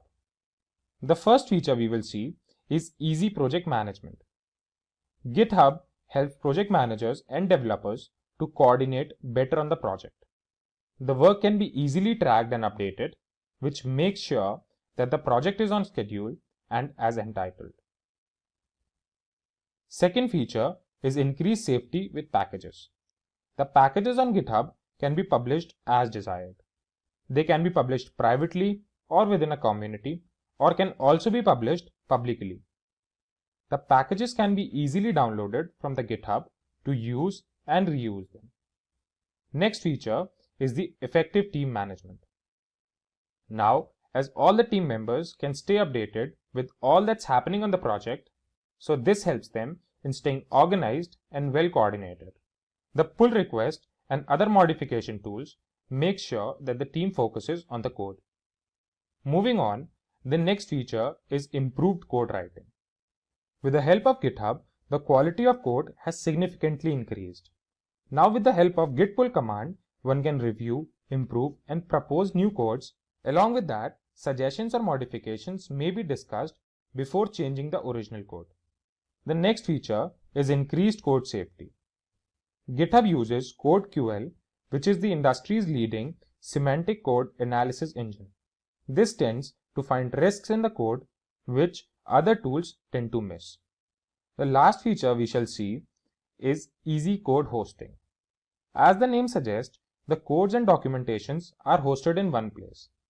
We also know that there are thousands of repositories on GitHub, so each repository has their own set of tools to release and host the code. Finally, let's have a look at the competitors of GitHub. There are several competitors in the market. Here, we have just put the most common ones. First is Atlassian Bitbucket. Then comes Fugbugs, followed by Surround SCM and GitLab. Then we have Buddy, and finally followed by Beanstalk. In this session, we are going to understand who a full stack developer is, what are his desired skills, the amount of money he makes on an average per year, and finally, I'll help you build a resume for your future endeavors. First, let's understand who a full stack developer is. Everybody uses social media applications. The main reason we use them is that they provide excellent user experience and interface. These apps work pretty seamlessly, all thanks to full stack developers. A full stack developer is associated with creation of a product from its start to finish. He designs the front end and the back end of an application while ensuring its efficiency, reliability, and other crucial features. Now that you have a basic knowledge of what a full stack developer does, let's look at some of the desirable skills of a full stack developer. First up, for the front-end development, you should have a good understanding of HTML and CSS. HTML, short of Hypertext Markup Language, governs the appearance of text and images on the screen. It formats the text as headings, paragraphs, or pop-ups. CSS, on the other hand, is a styling sheet. It helps with beautifying the content on your screen in the form of font size, colors, and spacing. Next crucial necessity is JavaScript. It is a powerful client-side programming language mainly used for enhancing user interaction with the application. It offers several libraries and frameworks like React, Angular, Vue, and jQuery. You need to be proficient in one or more of these tools. Next up, we have version control. A version control basically records all the changes made to file over time so that you can recall them at any point in time. Most predominantly used are Git and GitHub. Git is a free and open source distributed version control system designed to handle everything from small to very large projects with speed and efficiency. On the other hand, GitHub is a repository that provides a user interface for Git. It provides features like fork, pull, and merge. Moving on to backend skills, basic knowledge of Node is essential. Node is the hottest JavaScript runtime environment around right now, used by a ton of applications and libraries. If you're writing applications for the server Node.js, you need to be familiar with the environment. Next up is Python. Python is used for several reasons when it comes to full stack developers. The most common one being the fact that it is better readable than other languages like C, C++, or Java. It is easy to learn and does not require a lot of coding. It also comes with many libraries and frameworks, and has a thriving community for developers. Django is a high-level Python framework that performs actions like authentication, database migration, and URL routing, among others. Finally, the backend skills would require having good knowledge of DBMS. Some of the commonly used databases are Cassandra, MongoDB, and Oracle Database. You should be able to update the databases and retrieve information as and when needed. A full-stack developer needs to possess some basic soft skills as well. First up is creativity. The developer must understand the objectives of the project and should create a product that engages the target audience. Next up, we have strategic planning. Planning is a critical phase in any development lifecycle. The developer should possess the aptitude to strategically plan the design, development, and implementation phases. This helps streamline the process. Next up, we have analytical skills. As the name suggests, it's crucial to analyze the information and make decisions so as to maximize efficiency. Now, these are skills that one develops when they're exposed to, but a good sense of understanding is required. Problem-solving skills are again crucial to predict any errors and develop a bug-free application. From the business perspective as well, problem-solving skills play a significant role in ensuring the smooth conduction of tasks. And finally, we have time management skills. The developer must be able to meet the deadlines while ensuring proper execution of his tasks. Moving on, let's look at the full-stack developer's salary. In India, the average salary of a full-stack developer is about 5,90,000 rupees per annum. In the US, the average salary of a full-stack developer is around $75,000. Now, if you wish to make a career as a full-stack developer or wish to look out for better opportunities, a good resume is key. First, let's look at a sample resume for a fresh graduate. First up is personal information. Mention your name and contact information. Moving on to summary, write a few lines about yourself and skills that you are proud of. Make sure you keep the section brief and to the point. Next, go ahead and provide the links to your LinkedIn profile, GitHub repository, and blogs, if any. In the next section, mention the projects you have worked on. Write a sentence or two about the objective of your projects. Moving on to internships, mention the name of the company you have interned for, along with your role, responsibilities, and the time duration. Again, ensure that you keep it short and simple. This adds credibility to your profile. You can also go ahead and mention the university you're graduating from and your final graduate score. Lastly, mention your skills. This is an important section since you will be judged based on your skills.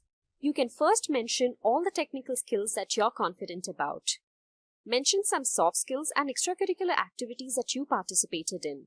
Now, let's look at a sample resume for an experienced developer. The personal information remains the same. However, in summary, you can mention your years of experience and your designation in the previous company. Go ahead and provide the links to your LinkedIn profile, GitHub repositories, and other links you feel worth mentioning. Moving on to experience, clearly mention the name of your previous company, your tenure, and the designation. Mention the responsibilities your role came with. Make sure that you don't over-exaggerate. Use short, powerful words like developed, designed, managed, and supervised. Mention any awards or recognitions you have received. This adds a lot of credibility to your resume. You can also provide your academic information like the name of your university, the year of graduation, and your graduate score. Finally, talking about skills, prioritize them according to the job requirement and mention them. In the non-technical skills section, you can mention a few soft skills that you're proud of. If need be, you can also mention a scenario where they came in handy. If you wish to mention some other hobbies or activities, go ahead and mention them. Having said all this, it is vital to not lie on your resume. Make sure the information you provide is accurate and not misleading. So first of all, we will understand how to add programming projects to a resume, and then we will go through different types of projects like portfolio project, web scraping projects, API based projects, games, e-commerce, etc. We'll go through each of these projects and understand why these projects are important. So having web projects on your resume, whether you're a new to coding or a seasoned programmer, emphasizes your technical skills and experience to companies while helping you stand out from the crowd. This tutorial will teach you all you need to know about choosing and presenting programming projects on your resume. So let's first understand how to add programming projects to your resume. So the recruiters and hiring managers don't have much time to go through the entire resume. So in order to make them notice the best projects you have worked on, you have to include them in proper place in the resume. You can include technical projects in your work experience section so that the hiring managers can see them when they examine your resume. Also, if you have the prior employment experience, include your programming projects in the extra experience box. You can mention the description of the projects, the technologies you have used while creating the project, and your responsibilities and achievements for the project. You must include the most important technical project you have worked on and can also use the relevant resume keywords in your programming resume. Listing relevant programming projects allow you to get passed through applicants' tracking systems. So use proper resume keywords by carefully reading each job description and adapting your resume achievements and experience to meet the particular qualifications that firms are seeking for. So this was about how to add the programming projects in your resume. Now let's go ahead and have a look at some projects that we can add in the resume, which will increase your chance of selection during the recruitment process. So now let's go ahead and have a look at some projects to add in resume. So first would be portfolio project. So one of the easiest projects to start with is a portfolio project. It enables you to demonstrate your abilities and create a personal website that is as simple as and as complex as you choose. If you create a personal portfolio that you can immediately show on the website, it will be easier to deliver and showcase programming work to recruiters. Including portfolio projects on your resume can be especially valuable if you apply for a creative field, such as design, writing, or marketing. In these fields, a portfolio can provide a tangible example of your work. Now, next project to add in your resume is Web scraping. Companies will be impressed if you demonstrate your mastery of web scraping to scan and capture data from a website. Web scraping is a practice of obtaining information and content from a website. It is especially prohibited to do this for publicly unavailable domain. Including web scraping skills on your resume can be a valuable asset, particularly if you are interested in careers in data analysis, data mining, or software development. Web scraping can be a useful tool for collecting and organizing data from a variety of sources. Python web scraping projects are popular among beginners these days. Our channel already includes a Python web scraping tutorial. You can check that tutorial. The link will be added in the description box. Next, we have API based project. As a web developer, using search inputs is an important skill to have. So consider adding an API to your list of programming projects. API or application programming interface, which is an intermediate between software that allows two apps to interact with one another. APIs provide an easy way to retrieve and distribute data within and across companies. There are a lot of APIs available on the internet, including Twitter's API, Amazon API, and various other APIs. Creating an API-based project allows you to manipulate data, understand client-server architecture, and obtain data from HTTP servers. It is necessary to have basic programming knowledge to create this type of project, and it will take around 2 to 3 weeks to complete this project. Now, before moving forward, let me ask you a quick question. According to you, what was the main reason for Twitter to lay off so many employees? Do let us know in the comment section below. You can take your time.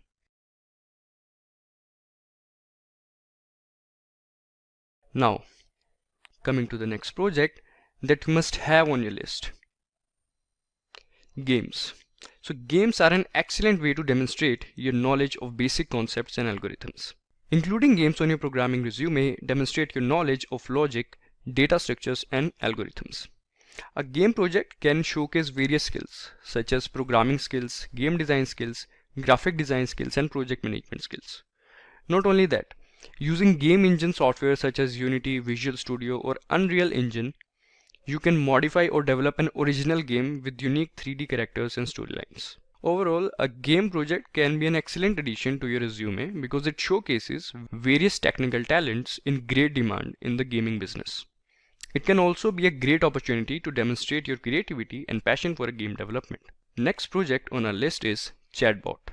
Chatbots are extensively utilized to save time on the recurring conversation on corporate websites, smartphones, applications, and social media pages. A chatbot is a piece of software that mimics human communication or chatter via text or voice interactions. To make one, you can use a popular programming language such as Python, Java, or PHP. These are significant commercial projects, and the recruiting manager would like to learn more about you. Now coming to the next project, which is an e-commerce project. So the majority of the websites and applications with which we interact are an e-commerce platforms. An e-commerce website is one that allows you to buy things online. Some examples of e-commerce website is Flipkart, Amazon, Zomato, Oyo, Big Basket, Grofers, etc. Including an e-commerce project on your resume can be a perfect way to demonstrate your technical skills and experience working on a complex project. Depending on the specific role and responsibilities, an e-commerce project can showcase a range of skills, such as web development skills, UX design skills, project management skills, and business skills also. So this was all about projects to add in the resume. If you have any doubts regarding this video, you can put them in the comment section. So what's your opinion on our list? Feel free to let us know if you missed out on something important. Now we are heading towards an HTML interview questions. Now here are a few questions like what is an attribute in HTML? So you can consider the attributes are the properties that can be added into the HTML tag and that changes the way the tag behaves or it is displayed. Okay, so you can see here you have a call button. Okay, so attributes are added right after the name of the HTML tag. So button is an element for me, it's not an attribute. Okay, so what is a marquee in an HTML file? So marquee is something which keep on rotating. Okay, say for scrolling down the text page or the text on the web page, marquee is used. Sometimes you might have seen when you want to display some very important information, okay, which needs to scroll at the bottom or else the right after a specific period of time, you always use marquee. It is one of the very old element available under the HTML page. So it scrolls the image top, left, right, center automatically everywhere. So you always use marquee tags for rotating it. So the next is, what is the semantic in HTML? See, semantics are HTMLs are nothing but a call another coding style. Okay, so when you talk about a semantics, so they are basically reinforcing the meaning of the contents. Like typically you have seen we are using div and span tag, but the div and span tag really don't make sense to us as an HTML reviewer unless I go inside those and get to know about what they're really doing it. So semantics are nothing but these are the standard tags. Are we clear? So you can see like here, like bold tag is not useful for the bold statement, as well as the italic tag is useful for what? For the italic tag. So instead of, we are using strong and em tags. Are we clear now? So this makes more sense to us. Now, the next thing is, how do you display a table in an HTML web page? So obviously we have got table tag, and under the table tag, I can align the complete layout of my web page because of table head, table body, table row, table columns. There are multiple different type of elements which are available, okay, which are the part of table. It's just to basically align the content in a proper format. What is SVG? Okay, so SVG is basically known as a kind of a graphic which is written in a typical XML language. The SVGs are the high quality graphics which doesn't tear off when you basically grow and increase or zoom.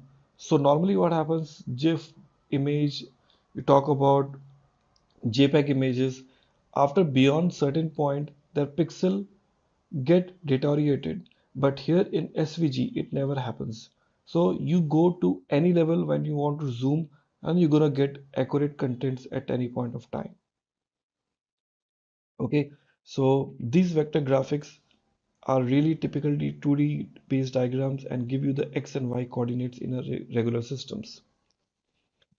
Next, how do you separate a section of text in HTML? To separate a sections of text in HTML, we always use what? Either BR, or else we use block code, or else we use what? A paragraph tag. So BR means anyways it separate out the text and break the current line. Paragraph is used to again write a paragraph of text, and the block quotes is used to define the large quoted sections. Okay, next is, how do you mean to say page within a web page? Okay, so we can create a page within a web page with using iframe. So this is a very common questions we used to receive at the time of interview. Okay, the difference between ordered list and unordered list. So ordered list will give you the different ways to display the data in Roman format, in numeric digits, or else you can talk about like an alphabetical order. But the unordered list, it's completely unordered. You don't get any options like an ordered list. Okay, so the ordered list start with OL and unordered list starts with UL. Okay, so we have already seen the difference between ordered list and unordered list. Now it's time to talk about our another type of interview questions, which is regards to your CSS. Now, in CSS interview, the first question they always ask you like, how do you add CSS styling in HTML? So we have different ways to include. Number one, we have a called inline CSS, where we use the element and within that we try to add a CSS content. That is called inline CSS. Second is called external style sheet. Okay, where you can just use as a secondary or the external CSS file and just include it into your existing HTML page. Okay, that is the additional file which you write it in a CSS and you include it in HTML. And third is called, which is the internal style sheet, which you write it within your HTML. But the only difference happens when you talk about external, it is reusable across multiple web pages. Now, the different type of CSS selectors which are available. So we have a different selectors like a universal selector which is available, where you use the asterisk sign and select all the elements and offer the common style. Second, we talk about element type selector, where you have the specific element name into your mind and you offer that particular type of selector. ID selector is responsible to select the particular element with it having the proper ID. Class selector, which starts with a dot class, okay, and having the class name. We talk about descendant selector. So in descendant selector, you basically try to select all the elements which are the part of that. Okay, so you are selecting this container and under that all the child elements of the box. Okay, so we're talking about like in what of your descendant selector. We talk about called child combinator. So in this case, you are basically trying to select all those which is the child of this container. So you are using this greater than symbol of container.box. Okay, so selecting all those which are having the child name called box available. Then you're talking about a general sibling selectors with this Tinder sign. And finally, we talk about like an attribute selector where you have a proper attribute available to you. Okay, so these are known as called a general CSS selectors. Followed by, we have a next question like in what is Sass, less and stylus? Friends, these are the advanced level of CSS used in the industry. So we talk about like it what is a Sass, which we talk about like in statically awesome style sheet. So we also have a similar type of option like in less and many more. Okay, so it says about the Sass saying that it is a statically awesome style sheet. It is basically taking the complete CSS to the next level. So that is a third-party website, but once again, it is very awesome CSS, which can offer you the mathematical functions as well as the reusability. You talk about less. Okay, so we talk about linear style sheet where you can see all statements which starts with @sign. There in Sass, every single variable start with a $sign. Then you talk about stylus. It is also flexible CSS, so it doesn't use @ or dollar for any defining variables. We can just directly use this with the name, okay, and use it at any point of time. So these are the three very popular new or next generation CSS. So explain box sizing property, like how you can offer the property for the box sizing. So here, so box sizing property actually defines how to basically define height and the width of the box which are calculated. So you talk about a term name called content box, you talk about padding box, and you talk about border box. Typically we use three different type of box: content, padding, and border box. In a content box, these are the default width and the height which can apply to the elements content which are there under the content box. Okay, padding box are here you talk about the dimensions which are added to the box elements of the content padding. Third, which is available called border box. So here the dimensions added to the content padding and the border. Now what are the different way to hide the element in a CSS?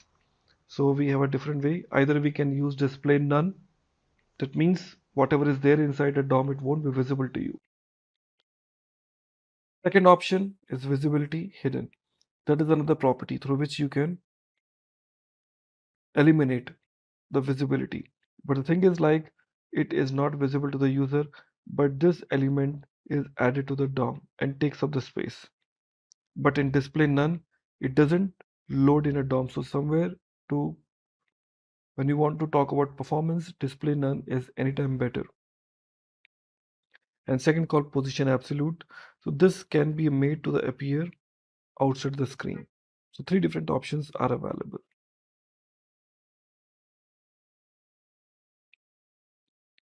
Next option, what does that important CSS mean? So the important keyword actually indicates that the highest precedence and it overrides the cascade properties. Okay, so like as you can see here we have a call paragraph where we have a color called important and there's a one ID name called thing color called green. So when we talk about PID equal to what thing, so it automatically try to override the highest precedence. Okay, now What are the CSS sprites? CSS sprites is a technique where you can basically take a larger image, okay, download in a single shot and try to cut down into the pieces and utilize the way you always want. Okay, so if you're using this small images separately,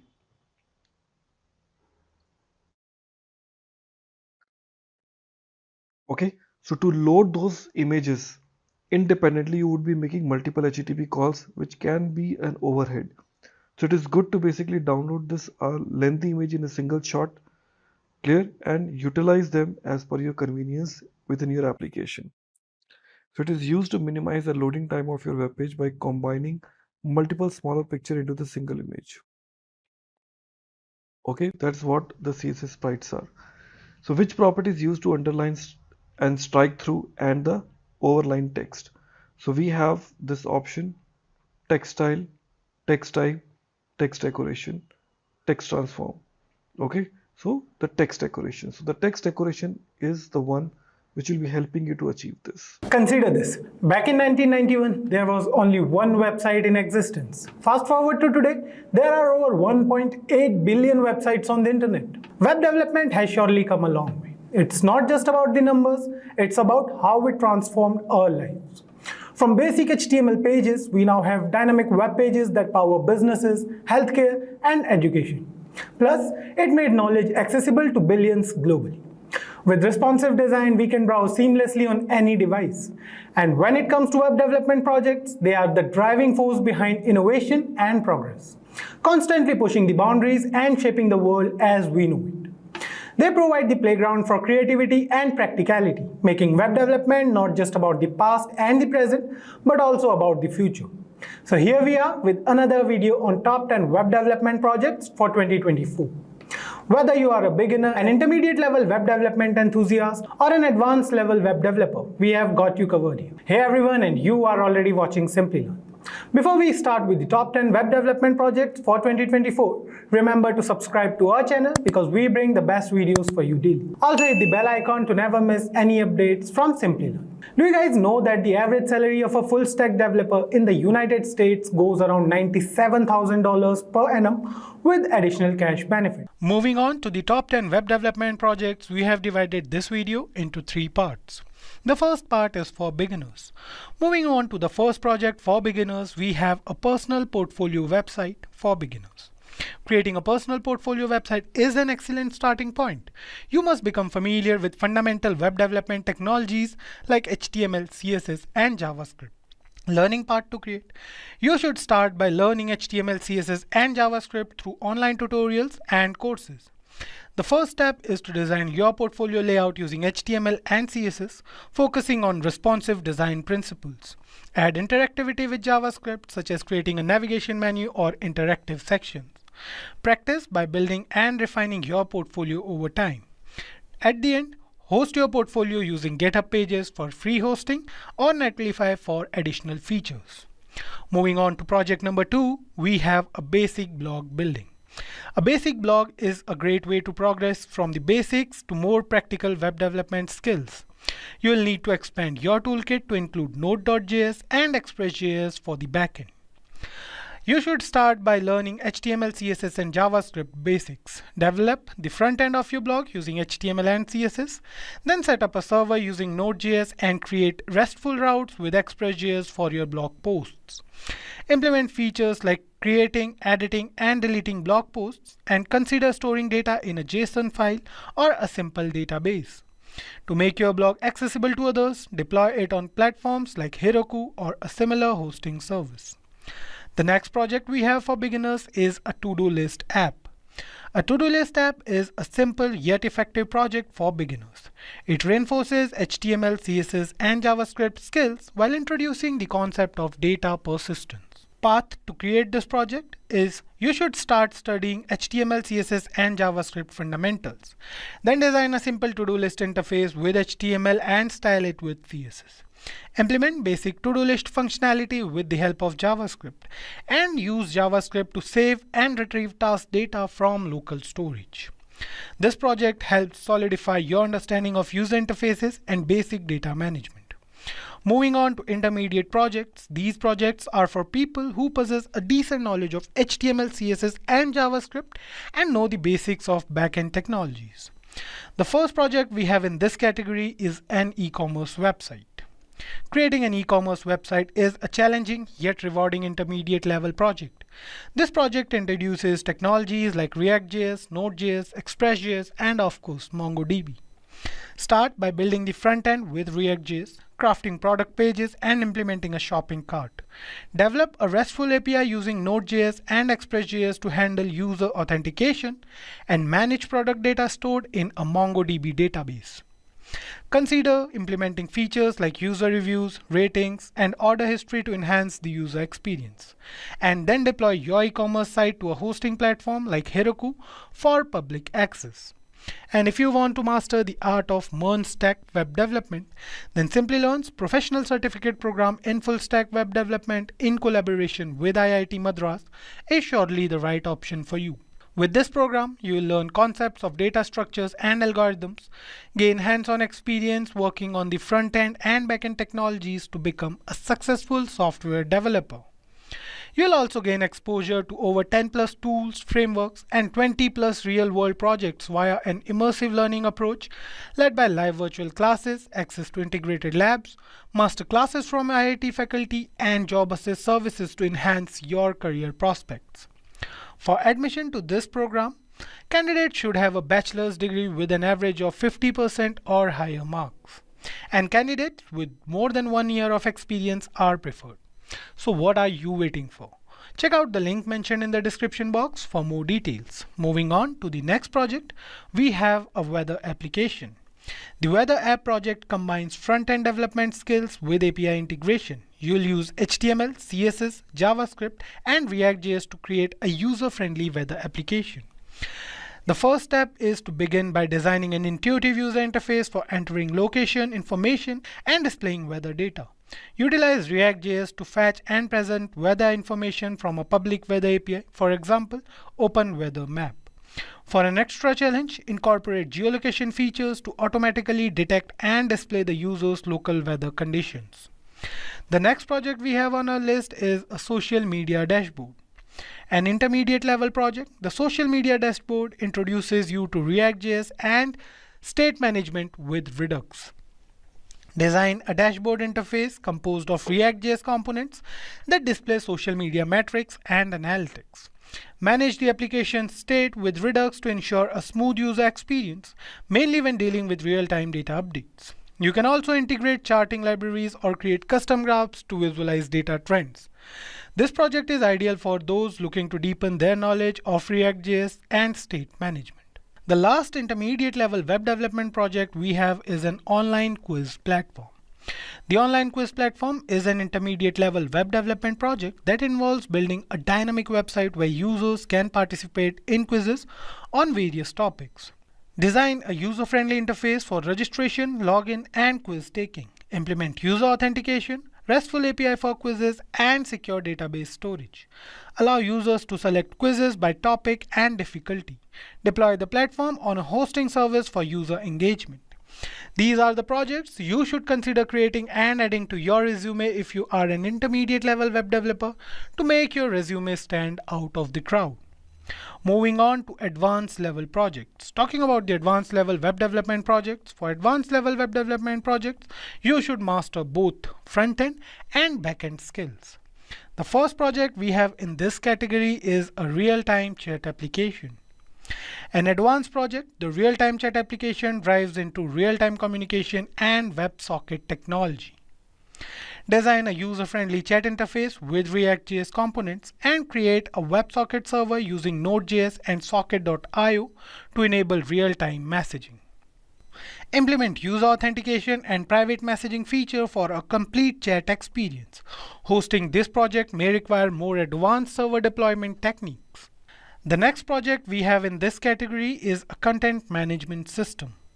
Building a content management system or CMS is an ambitious advanced project encompassing various web development technologies. Create a CMS with React.js for the admin panel, providing users with the ability to create, edit, and manage content. Develop a RESTful API using Node.js and Express.js to handle data storage and retrieval, possibly using a MongoDB database. Implement role-based access control to differentiate between administrators and content creators. This project provides hands-on experience with complex application architecture and user management systems. Moving on to the third advanced level web development project and the last project for this video, we have a progressive web application. Convert an existing web app into a progressive web app to improve performance and offline usability. Use HTML, CSS, JavaScript, React.js, and service workers. Enhance your app to meet PWA standards, ensuring cross-device compatibility. Implement service workers for offline caching. Optimize for speed and installability, offering users a reliable experience even offline. This project delves into advanced web development techniques and keeps you updated on modern trends. These web development projects cater to various skill levels from beginners to advanced developers. So choose a project that aligns with your current skill level and gradually challenge yourself with more complex tasks. Today, we are going to talk about how to land awesome coding internships you've been dreaming of. But before that, let me tell you about Brian Acton. You might not know his name, but you have probably used the app he co-founded, WhatsApp. Before he became a tech billionaire, Brian was just a college student trying to get his foot in the door. Back in 1994, Brian was a computer science student at Stanford. He loved coding but had no idea how to turn that passion into a career. Sounds familiar, right? Well, stick around because Brian's story is going to show you how determination and smart moves can lead to amazing things. Brian didn't just rely on his degree, he built projects on his own, contributing to open source software and creating programs that solved real-world problems. This helped him build a strong portfolio, something which you can do too. When it came time to look for internships, Brian cast a wide net. He applied to many companies, including some of the biggest names in tech. And guess what? He faced rejection. Both Facebook and Twitter turned him down for jobs. But Brian didn't let that stop him. He landed an internship at Apple where he worked on the eWorld project. This experience was crucial as it gave him real-world skills and important connections in the tech world. Just like Brian, working on coding projects and contributing to open source software can showcase your skills and passion. Don't fear rejection and use internship as launchpads. In this video, we will break down how to build coding portfolio, find internship opportunities, make your application stand out, and ace your interviews. By the end, you'll have a clear plan of landing your dream internship. So let's get started. Firstly, understanding how companies hire interns is crucial. This is important to know as you can plan. When preparing for coding internship, understanding how companies hire interns is very important. Big tech companies like Google, Microsoft, Amazon, and Facebook have structured internship programs that usually open applications in August or September for the following summer internship. These internships are highly competitive. For example, Google's STEP internship receives over 125,000 applications for about 2,000 positions each year. Microsoft Explore program and Amazon's SD internship follow similar timelines. Most of these companies complete their summer intern hiring by December or January. On the other hand, smaller companies and startups often have more flexible hiring timelines. They post internship opportunities year-round on job sites like Indeed, LinkedIn, or AngelList.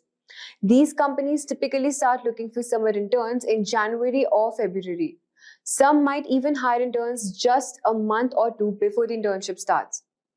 This flexibility can be advantageous if you miss the application window for larger firms. Then we have resume building and interview preparation. Building a strong coding portfolio is highly important. Highlight your relevant coursework, skills, and experience. Use keywords from job descriptions to tailor your resume for each application. Include personal and school projects, contributions to open source software, and any certifications. Make sure to proofread your resume to ensure that there are no errors. Employers highly value personal and school projects, with over 70% considering personal projects when evaluating candidates. For instance, you can showcase a cross-platform app built using Flutter or a website developed with React and Node.js, including detailed README screenshots and future feature ideas on GitHub, which can significantly enhance your portfolio. Open source contributions are also a big plus. They demonstrate your ability to collaborate and solve real-world problems. For example, contributing to Mozilla's Firefox browser or any significant open source project shows initiative and skill. Then we have networking, which plays a significant role in landing internships. Joining coding groups, attending meetups, and actively participating in social media discussions can open doors to opportunities. University career fairs and companies' information sessions are excellent places to make connections. It's reported that 85% of jobs are filled via networking. Engaging in platforms like LinkedIn, where you can follow companies and participate in relevant discussions, can increase your visibility. Attend events like Tech Talk Boston or join coding groups like Python programmers to build your network. Let's talk about cold messaging on platforms like LinkedIn, which can be effective. Find the right person, such as technical or university recruiter, using LinkedIn search filters. Keep your messages short and engaging, ideally under 100 words. Mentioning a specific can show genuine interest and increase your response rates. A targeted approach focusing on second-degree connections often yields better results. Utilizing coding platforms, then we have hackathons, which are another great way to secure internship.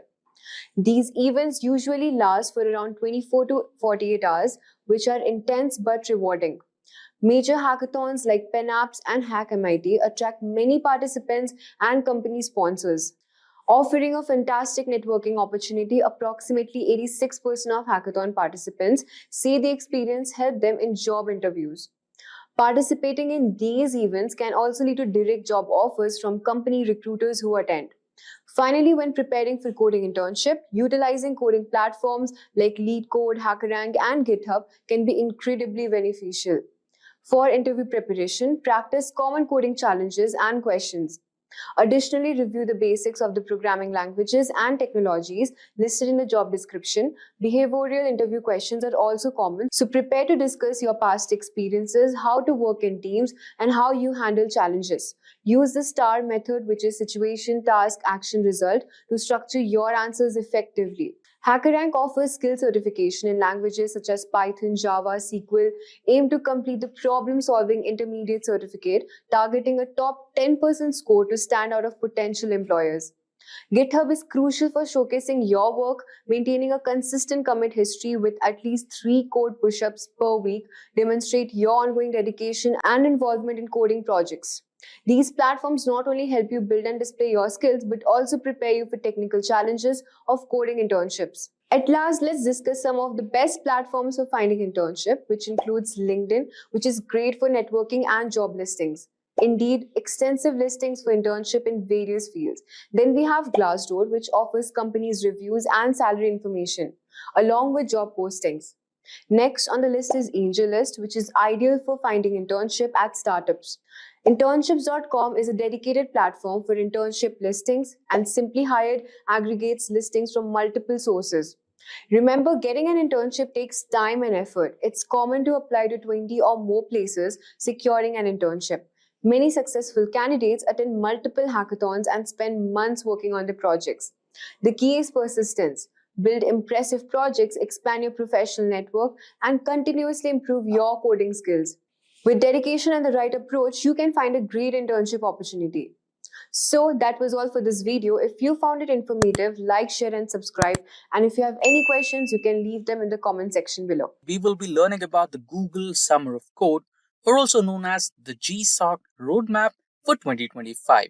Google Summer of Code is a prestigious global program that offers contributors a unique opportunity to work on open source projects with renowned organizations. It fosters learning, networking, and real-world development experience, making participants stand out in their careers. GSoc also encourages a global exchange of ideas, helping contributors connect with mentors and communities worldwide. Through meaningful contributions, participants build strong portfolios that stand out to future employers.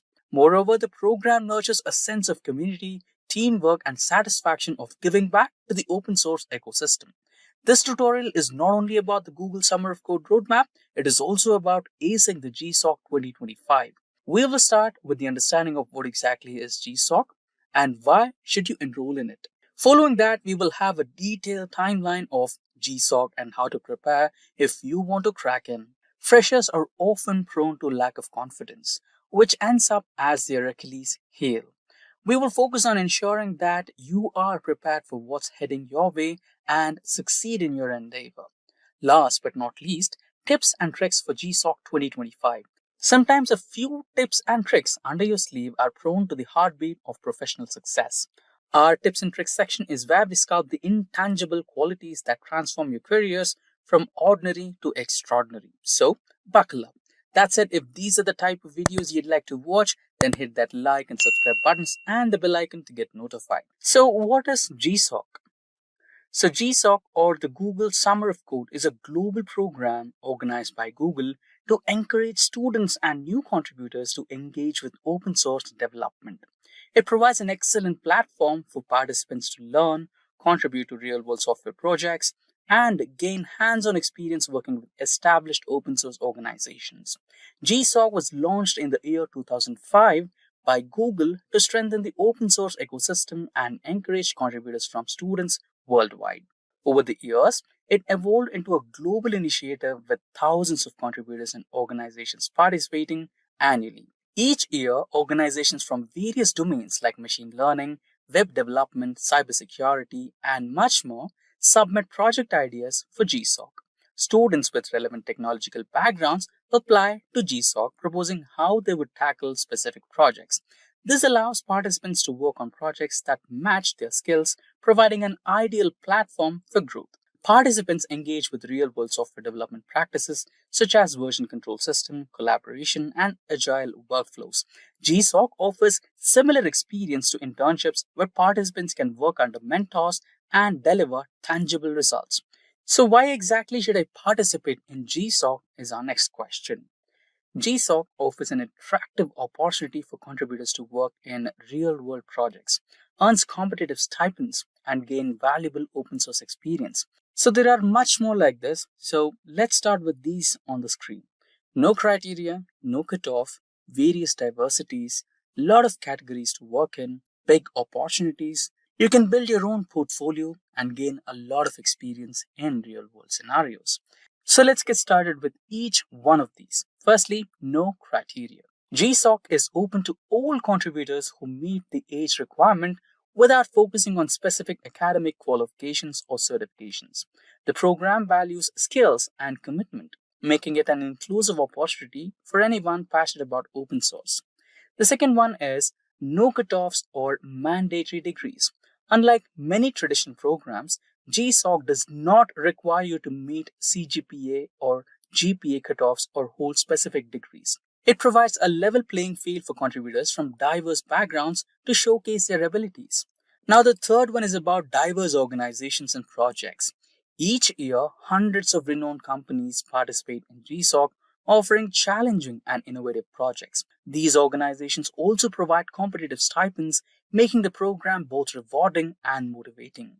Project categories is the next one. Project categories are classified based on their scope and complexity into three categories: small, medium, and large. And the stipend pay scale also varies accordingly.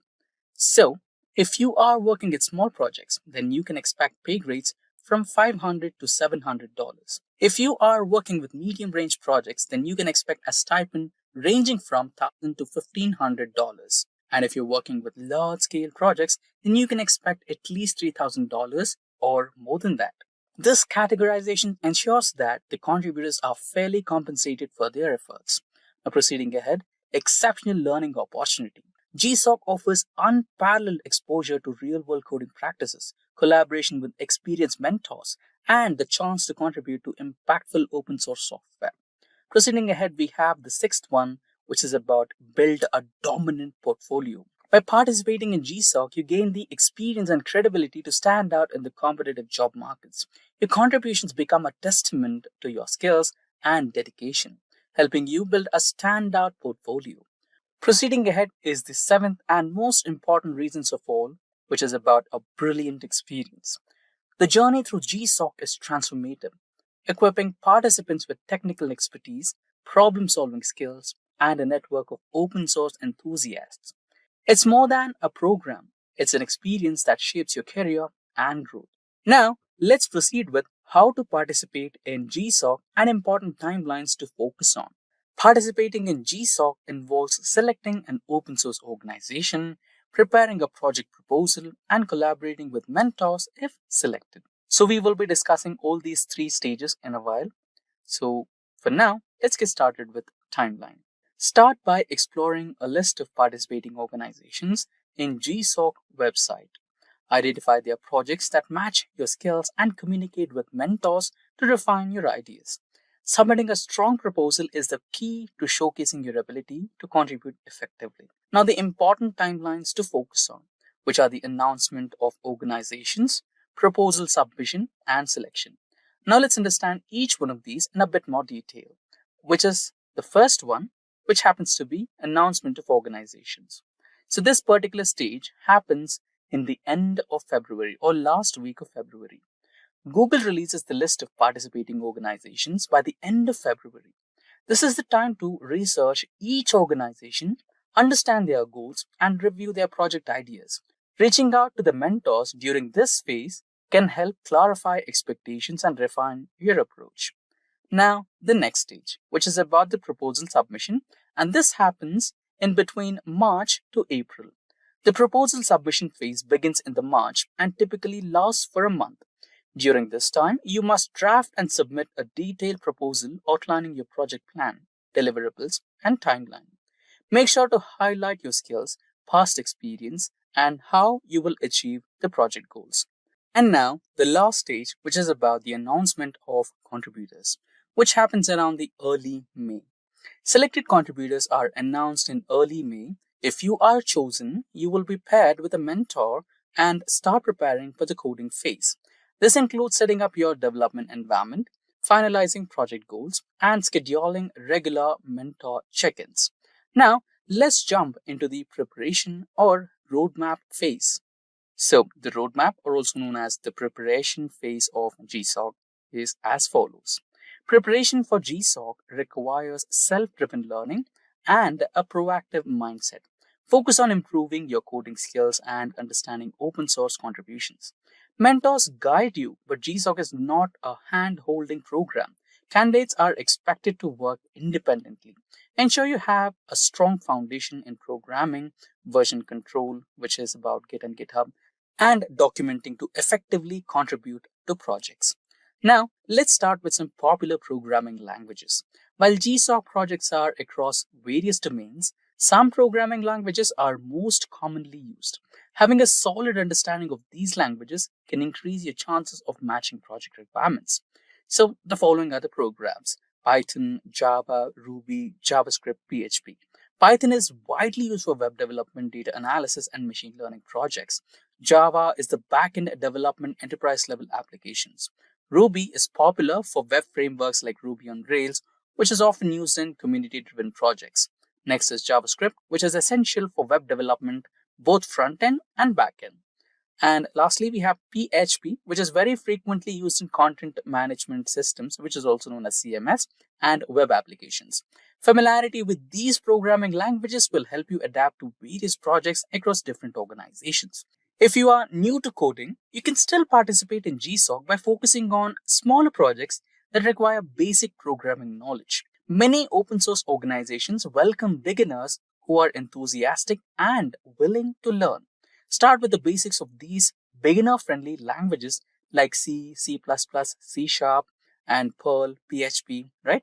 Perl, which is used for text processing and scripting, and it is also great for automating tasks. And next we have is PHP, a widely used programming language for building dynamic web pages and backend services. And C, C#, and C++ are fundamental languages used in various domains for system programming and game development. With a grasp of these programming basics, problem solving, and project collaboration, even beginners can contribute meaningfully to smaller GSoc projects. Now, let's move on to the next part, which is about building your own projects. The best way to prepare for GSoc is by building your own projects to gain hands-on experience. Focusing on writing clean, functional code and understanding how to solve real-world problems, avoid diving into complex code bases of open source projects without practical knowledge. It will only confuse you. So it's better to start with personal or community-driven projects to strengthen your skills and build confidence before contributing to larger, more complex GSoc projects. Next is learning the version control systems. Understanding version control is essential for collaborating on open source projects. Learn how to use Git and GitHub for branching, versioning, making commits, and performing pull or push requests or operations to contribute effectively to repositories. Now, next ahead is learn to make open source contributions. Start by contributing to beginner-friendly repositories and get familiar with the process. Contribution can include fixing bugs, improving documentation, or suggesting new features. Each step helps you build confidence and credibility. Next is for referring to open source codes. Refer to open source codes to understand how real-world projects are structured and implemented. Analyze the code base to learn best practices, but make sure to build your own projects to reinforce your learning. Next is use any projects or old GSoc projects. Explore various GSoc projects to see the types of tasks contributors worked on. You can also use older projects as learning resources or inspiration to build similar projects on your own. Moving ahead, we have the next stage, which is about picking the organizations in which you are interested to work on. Choose organizations that align with your interests, whether it's about web development, machine learning, or cybersecurity. Working on projects you're passionate about will keep you motivated and make the learning process enjoyable. Next is selecting projects that you are interested in. Look for projects that match your skill set and interests. Focus on projects where you can make meaningful contributions while also learning something new on the process. Proceeding ahead, the next step is find improvements and contribute. Browse the organization's code base, identify areas for improvement, and start making open source contributions. This can help fixing bugs, optimizing code, or improving documentation. Small contributions can make a big impact. Next is read project description. Carefully read the project description provided by the organization to understand the scope, goals, and expectations. Identify key deliverables, technologies required, and any specific challenges mentioned to align with your approach with the requirements. The next step is write a detailed proposal with approach. Craft a well-structured proposal that outlines your approach to the project. Include sections like objectives, timeline, technical stack, and deliverables. Highlight your understanding of the project by breaking it into milestones and explain how you plan to achieve each step. Followed by that, the next step is explain your implementation plans. Provide a clear implementation plan in your proposal, detailing how you will solve the problem step by step. Mention the tools, frameworks, and resources you will use, along with a timeline to achieve milestones. A detailed plan shows the mentors that you are prepared and committed to completing the project successfully. Now that we have a detailed understanding of the preparation phase, let's get into the last phase of today's session, which is about the tips and tricks for attending GSoc. Enlist frequently participating organizations. Identify organizations that regularly participate in GSoc and review their past projects. Preparing early gives you an advantage in understanding their expectations and the technologies they focus on. Next is pick the organization that you're interested in. Choose an organization that aligns with your skills and interests. Working on something you are passionate about will keep you motivated throughout the program and help you deliver better results. Proceeding ahead, we have the next one. Enlist multiple organizations to increase selection chances. Apply to multiple organizations to improve your chances of getting selected. Diversifying your options ensures that you have backup choices if your top preference doesn't work out. Next is focus on less competitive organizations for safety. While many participants aim for popular organizations, you can also target less known ones. These may have fewer applications, increasing your chances of being selected while still providing valuable learning experiences. Proceeding ahead, we have get connected with project maintainers. Engage with project maintainers through forums, mailing lists, or GitHub discussions. Asking relevant questions and contributing early will help you stand out and show your commitment. Start contributing early to gain attention. Begin contributing to the organization's projects before the application phase. Early contributors demonstrate their interest and commitment, making a positive impression on mentors.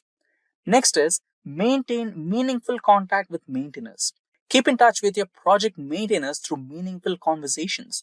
respect their time by asking thoughtful questions and providing well-researched inputs.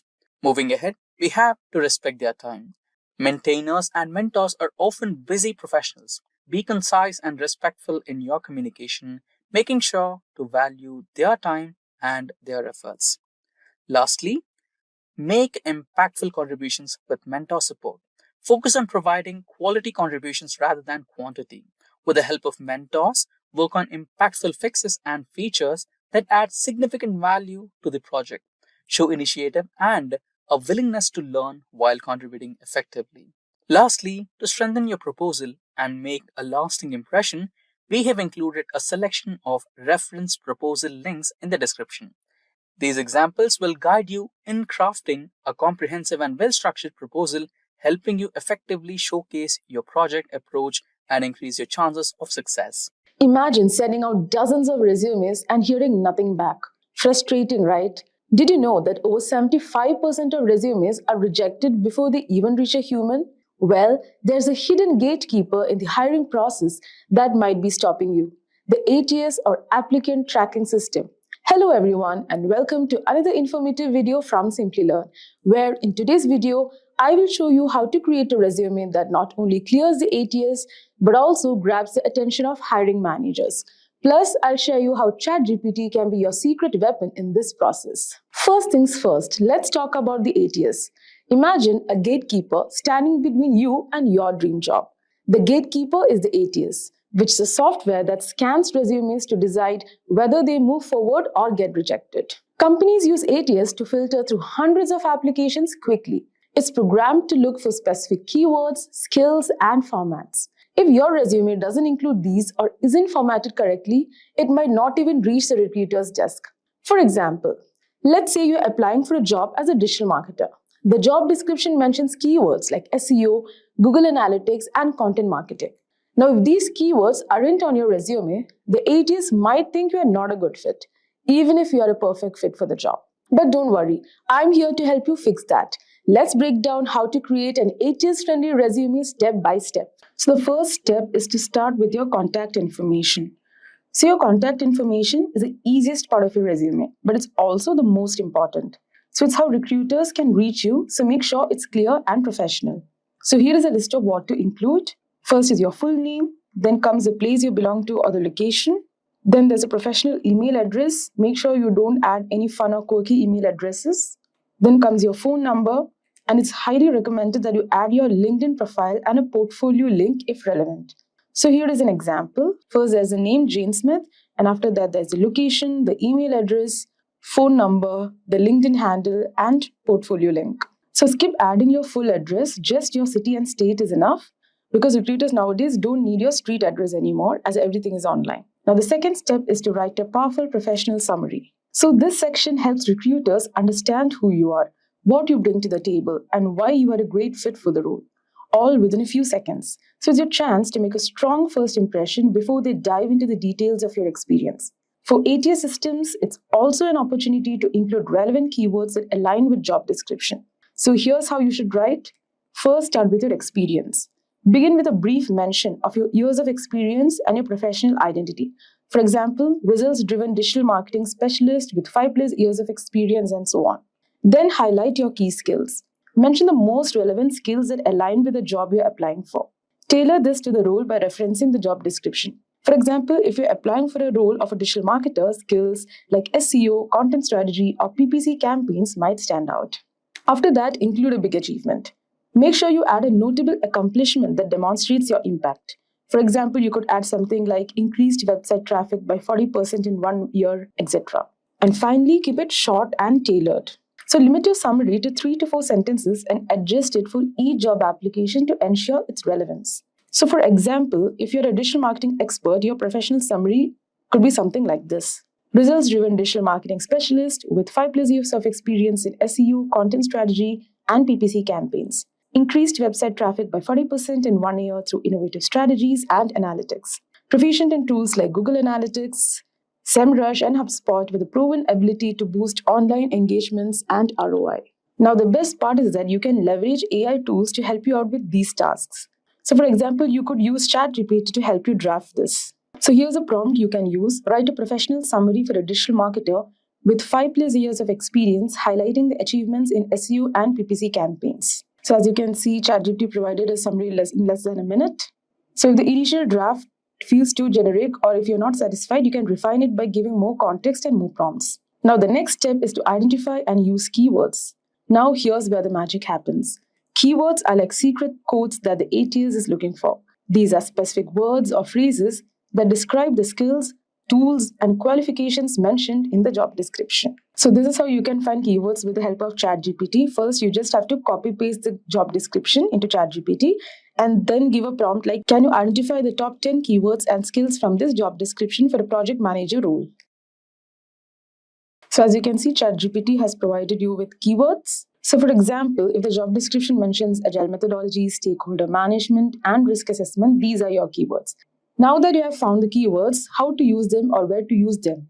First, you can use it in your professional summary. So for example, as already discussed before, for a project manager role, you can write experienced in agile methodologies and stakeholder management. You can also use while writing your work experience. For example, you can write, led agile teams reducing project delivery time by 20%, etc. Now, once you find your keywords, the next step is to optimize your work experience section.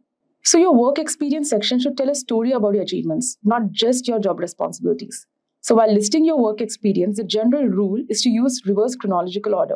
This means you start with your most recent job and work backward to the older roles. Because the recruiters want to see your most current and relevant experience first, since it reflects your present skills and responsibilities. So here's how you can write one. First, list your job title, company name, location, and dates of employment. Use bullet points starting with action verbs like developed, managed, increased, or streamlined. Also try to quantify your achievements whenever possible. So for example, if you're applying for a role of a marketing manager, you could write something like this. Managed a $200,000 annual advertising budget, achieving a 25% ROI. Increased organic website traffic by 50% in 6 months through targeted SEO strategies. Led a team of 5 to execute cross-platform marketing campaigns. So again, here's a pro tip. If you're stuck while writing, you can always ask ChatGPT for help. You can give a prompt like, can you rewrite these bullet points for a marketing manager to make them impactful and ATS friendly? So once you're done with your work experience, next is to highlight your education and certifications. So your education section doesn't have to be fancy, but it should be relevant. So here's what you should include. First, you have to include your degree, school name, and graduation date. For example, bachelor's in marketing, University of XYZ, and mention the year. Also, you can include any relevant coursework or certifications that you have done. And you can also use ChatGPT to help you format this. You can give a prompt like optimize education section for a marketing professional with a bachelor's degree and certifications in analytics. Now, the next step is to add a skills section. Now, the skills section is one of the most important parts of your resume, especially for passing ATS scans. This is where you highlight the technical tools you have mastered and the soft skills that make you a great team player. ATS systems are programmed to look for specific keywords, as already mentioned before, so listing the right skills can significantly boost your chances. So you can start with technical skills, which are job-specific abilities like programming languages, software, tools, or methodologies. For example, a data analyst might include Python, Tableau, Power BI, and SQL. You can organize these by categories like tools or programming languages to make them easy to scan.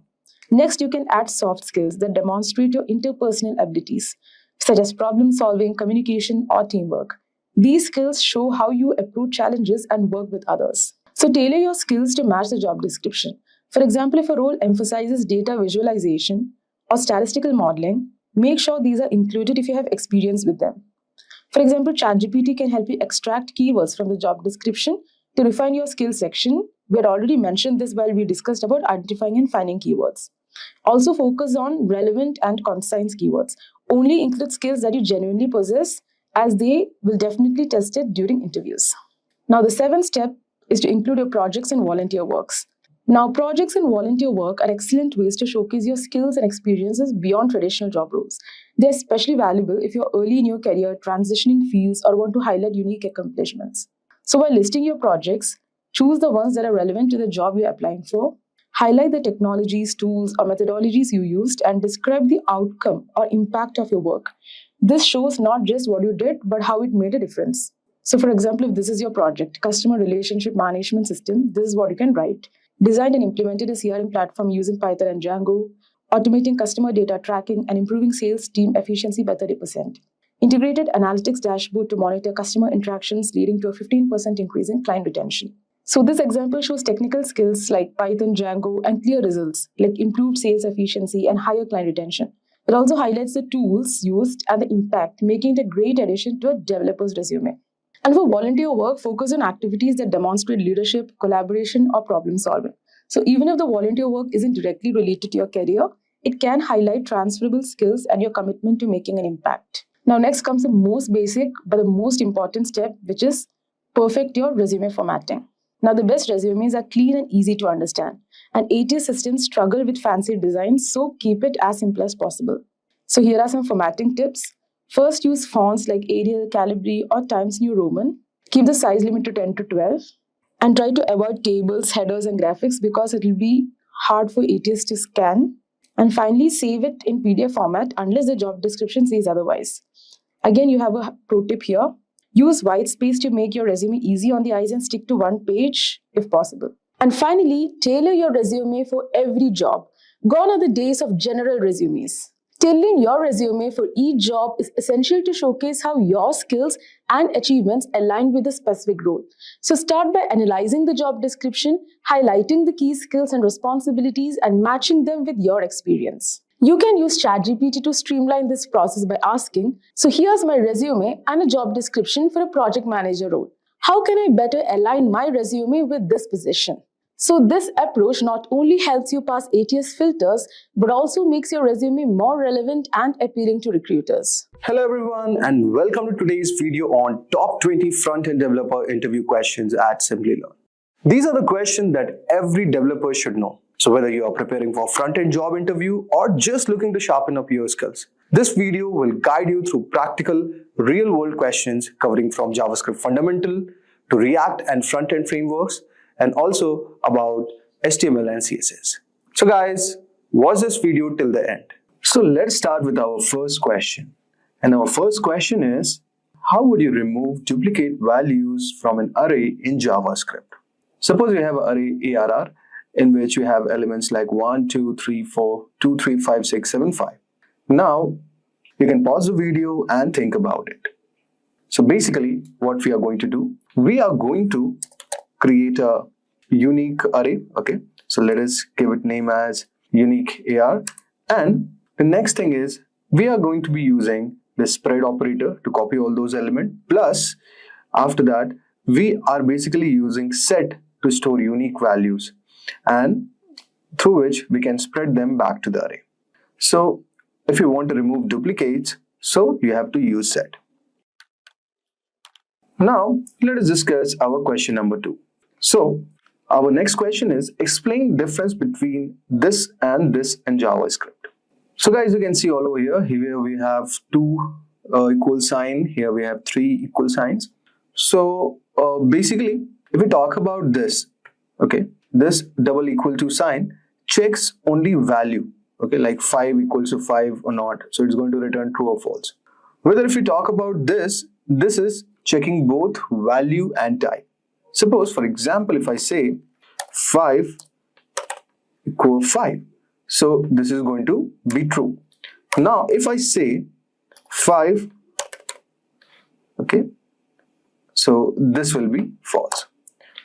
So this is how, this is a basically major difference between these and these operators. Now, let us move ahead and discuss a bit about our third question. So our next question is, how would you implement debounce function in JavaScript? So basically debouncing does what, guys? It delays the function execution until after a pause in events. Now first let us understand what exactly is debounce. So debouncing is a programming technique which is basically used to limit the rate at which the function is executed. It ensures that the functions run only after a specified delay once the user has stopped performing the action. Why would you need this? There are certain events like scrolling, resizing, or typing in a search box. So that triggers the function rapidly. Without control, this can lead to performance issues and unnecessary function execution. So this is basically is called debouncing. Now, if you are being asked to write a debouncing function, so you could write something like this. So create a function, okay. Say we have debounce and give two argument, okay, function and delay. Then what you do, guys, go to the next, let's declare the timeout value, okay. Then you're returning the given function all over here. Create a context, okay. Then create the arguments, then clear the timeout, then use the set timeout function, and then finally apply the context which you have created all over here, and finally add delay all over here. So this is how you create a debouncing function. Now let's move ahead and discuss about our question number 4. Okay, so your next question is write a function to check if the string is palindrome or not. So think about it, and you could start certain thing like this. So create a function, okay, all over here, and check whether it's a palindrome or not, and in which you will take the input argument as a string, okay. Now what you do, guys, first split, then reverse it, and then join it. And if the given string is equals to the reverse string, then you get it as a palindrome. Very simple logic, guys.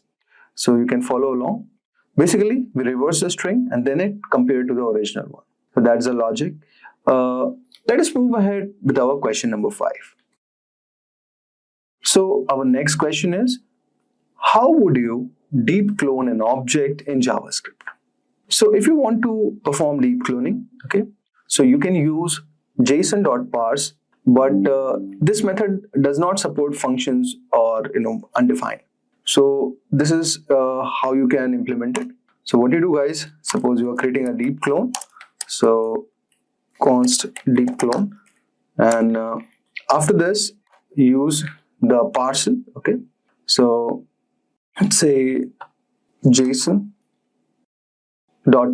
JSON.stringify, and put the object value all over here, okay.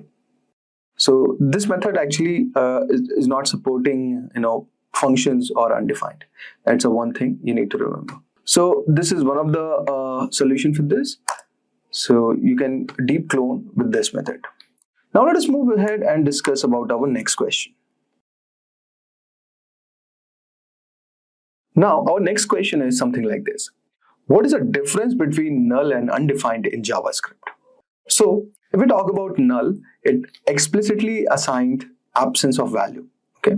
Now if I talk about undefined, it is a variable which is declared but it is not assigned. So null, basically you have absence of value, okay, and undefined means you have declared the variable but you have not assigned any value to it. So that's what the basic difference is. Sometimes they can ask you this question, okay, so have a clear thought about it. Now let us discuss about our question number 7. Now our next question is, what is the difference between event bubbling and event capturing in JavaScript? This is a very interesting question, guys. You can pause the video, think about it, and let me know your solution. Now let us discuss the solution for this.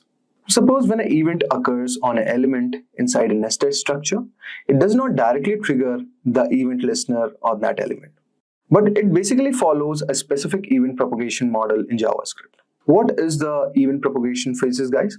The first one is capturing phase, where the event starts from the topmost parent, which is a window or a document, and moves down to the target element. Then the next is the target phase, where the event reaches the actual target element where it was triggered.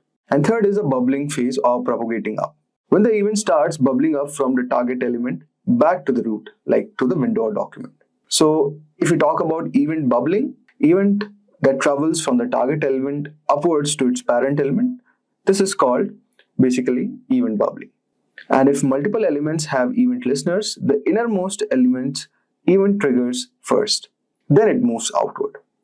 If we talk about event capturing, here events travel from topmost ancestor, which can be a document, to downward to the target element. So guys, this is a basic difference. Let us move ahead and discuss about our next question. Now our next question is also very interesting. So it asks, what is the difference between call, apply, and bind in JavaScript? So the basic difference is, if we talk about call method, it invokes a function immediately and sets this to the specified object. And here, arguments are passed individually. Now, if we talk about apply, apply is also similar to call, but arguments are passed as an array. Here, apply is useful when arguments are already in array format. Next, let us discuss about bind method. So bind basically returns a new function with this set to the provided object, and it does not invoke the function immediately. So bind is useful when we want to create a function with a specific this context, but we want to execute it later. So this is what the basic difference between a call, apply, and bind in JavaScript. I hope so guys you would have got a brief idea regarding this. Now let us move ahead and discuss about our next question. So the next question is based on React. Okay, so React is a very popular front-end programming languages, and most of the jobs, the employers are asking you to have a knowledge of React. So do learn React, guys. Simplilearn has got a complete course on React. You can check out on our YouTube channel. Now, let us discuss some interview-related question with React. Okay, now let us discuss about this question. And the question is, how would you optimize a React component performance? So guys, the answer would be, you can use react.memo for functional components. You can use callbacks to memorize the functions.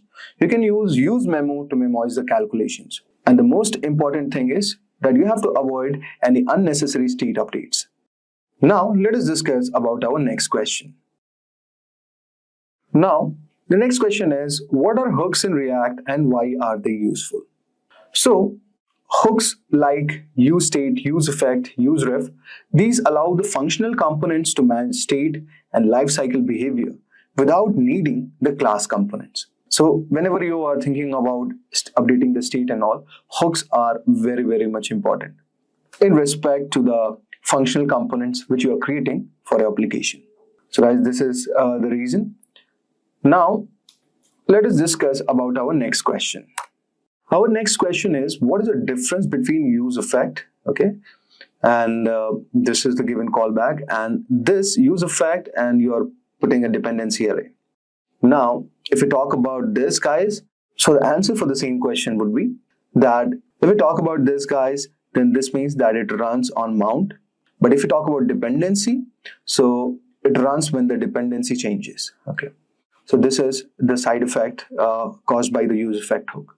So it's also a very important question. It might be asked in your interview. So have a closer look on this.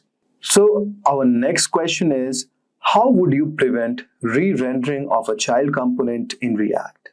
You can pause this video, guys, and think about the solution. So the answer of this question is, you can use react.memo, okay. So react.memo, and you can put component inside and make sure that this is capital, okay. So react.memo component, if you use it, this will be helpful if you want to prevent the re-rendering. Second is, you can use callbacks, okay. Callbacks are very much important. So there is a hook called use callbacks. You can use this, and it can be used for a function and getting passed as props. And you can use memo basically for derived values. So this is how you prevent re-rendering. I hope so, guys, you would have got a brief idea like the answer to this question. Our next question is, explain the virtual DOM and how it works in React. You can pause this video, guys, for a while and think about the given solution. So the answer is, actually, React creates a very lightweight copy of DOM, which is called as virtual DOM. So when the state is changing, it compares the virtual and the actual DOM and updates only after the parts are changed. So that was explanation of virtual DOM is. Very important question, guys. You can read on the official documentation of React, like how React is actually increasing performance by using virtual DOM. Now let us discuss about our next question. Our next question is, what is Redux and why it is used? So if we talk about Redux, guys, Redux is a state management library that stores a global state in a single store, which allows better state predictability. So this is basically works as a global state management framework. So basically it is complemented with React. Okay, so this is very important question, guys. Just think about it.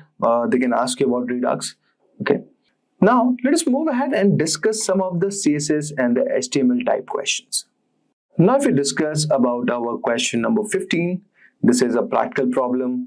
So it's saying, how would you make a div center both horizontally and vertically? So the solution for this is that use display flex, you can use justify content center, and you can use align item center. Let me show you. Okay, so guys, this is the given code where you are using display as flex, justify content center, align item center. So with these help, you can basically make a div center both horizontally and vertically. Now let us discuss about our question number 16. So our question number 16 is, how can you create a responsive grid layout using CSS grid? So guys, the answer for this solution is, you can use grid template columns, okay, and you could use the repeat, parameter all over there. Let me show you the given code. So here basically what you are doing that in the grid container you are displaying grid, then in the grid template column there is repeat, okay, then autofill, use min-max, okay, and you are giving gap as 20 pixels. Now in this way you can create a responsive grid layout. Let us move ahead and discuss about our next question. So our question number 17 is something like this. How do you make a div's background color gradually change on hovering? Okay, so you can pause the video and think about it. So the solution for the same is, you can use transition, okay, feature of CSS, and you can set the background like for 0.3 seconds or something, and use the ease in out functionality. So let me show you guys. The transition is basically the feature which you want to use. So guys, this is the given technique, how you are using it. Let's suppose your background is blue, but you are using the transition feature all over here. And background for 0.3 seconds, you are using ease in out feature. And upon hovering, the background is changing to red. So this is how you make a div's background color gradually change on hovering. Amazing question, guys. Now let us discuss about our question number 18. So guys, our question is, how do you create a sticky header in CSS? Now this is also an interesting question. So what you could do here, that you could use position as sticky, okay? So that feature, you will make a sticky header. Let me show you given code. So guys, you can see all over here that in this dot header, I have put position as sticky, top 0, background as white, and Z index as 100. So in this way, I'm creating a sticky header. So guys, our question number 19 is, what is the difference between relative, absolute, fixed, and sticky positioning in CSS? Very interesting question, guys. So the answer to the same is, if we talk about relative, okay, so it moves relative to its normal position, okay. If we talk about absolute, it moves relative to the nearest positioned ancestor. Where similarly, if I talk about fixed, it stays in place even scrolling. And sticky means it sticks to a position when you are scrolling past it. So that's what the major difference between relative, absolute, and fixed and sticky is. So guys, that's the final question. And the question is, how would you handle API calls in JavaScript? Very interesting question. And your interviewer might ask you to write a code to explain him how would you do it. You can pause the video, think about it.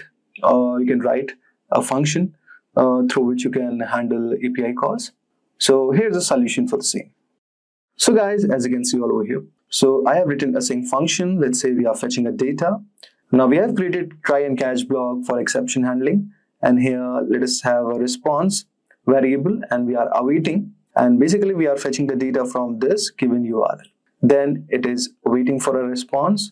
And finally, when the data is received, you are printing out that data. If you're not getting it, then you're printing out the error. So in this way, it's a very easy way to handle API calls in JavaScript. So guys, this was the code for handling the API calls in JavaScript. Basically, we use fetch with async and await for cleaner syntax and error handling. Now that's a wrap on a full course. If you have any doubts or questions, you can ask them in the comment section below. Our team of experts will reply you as soon as possible. Thank you and keep learning with Simplilearn. Staying ahead in your career requires continuous learning and upskilling. Whether you're a student aiming to learn today's top skills or a working professional looking to advance your career, we've got you covered. Explore our impressive catalog of certification programs in cutting-edge domains, including data science, cloud computing, cybersecurity, AI, machine learning, or digital marketing. Designed in collaboration with leading universities and top corporations, and delivered by industry experts, choose any of our programs and set yourself on the path to career success. Click the link in the description to know more.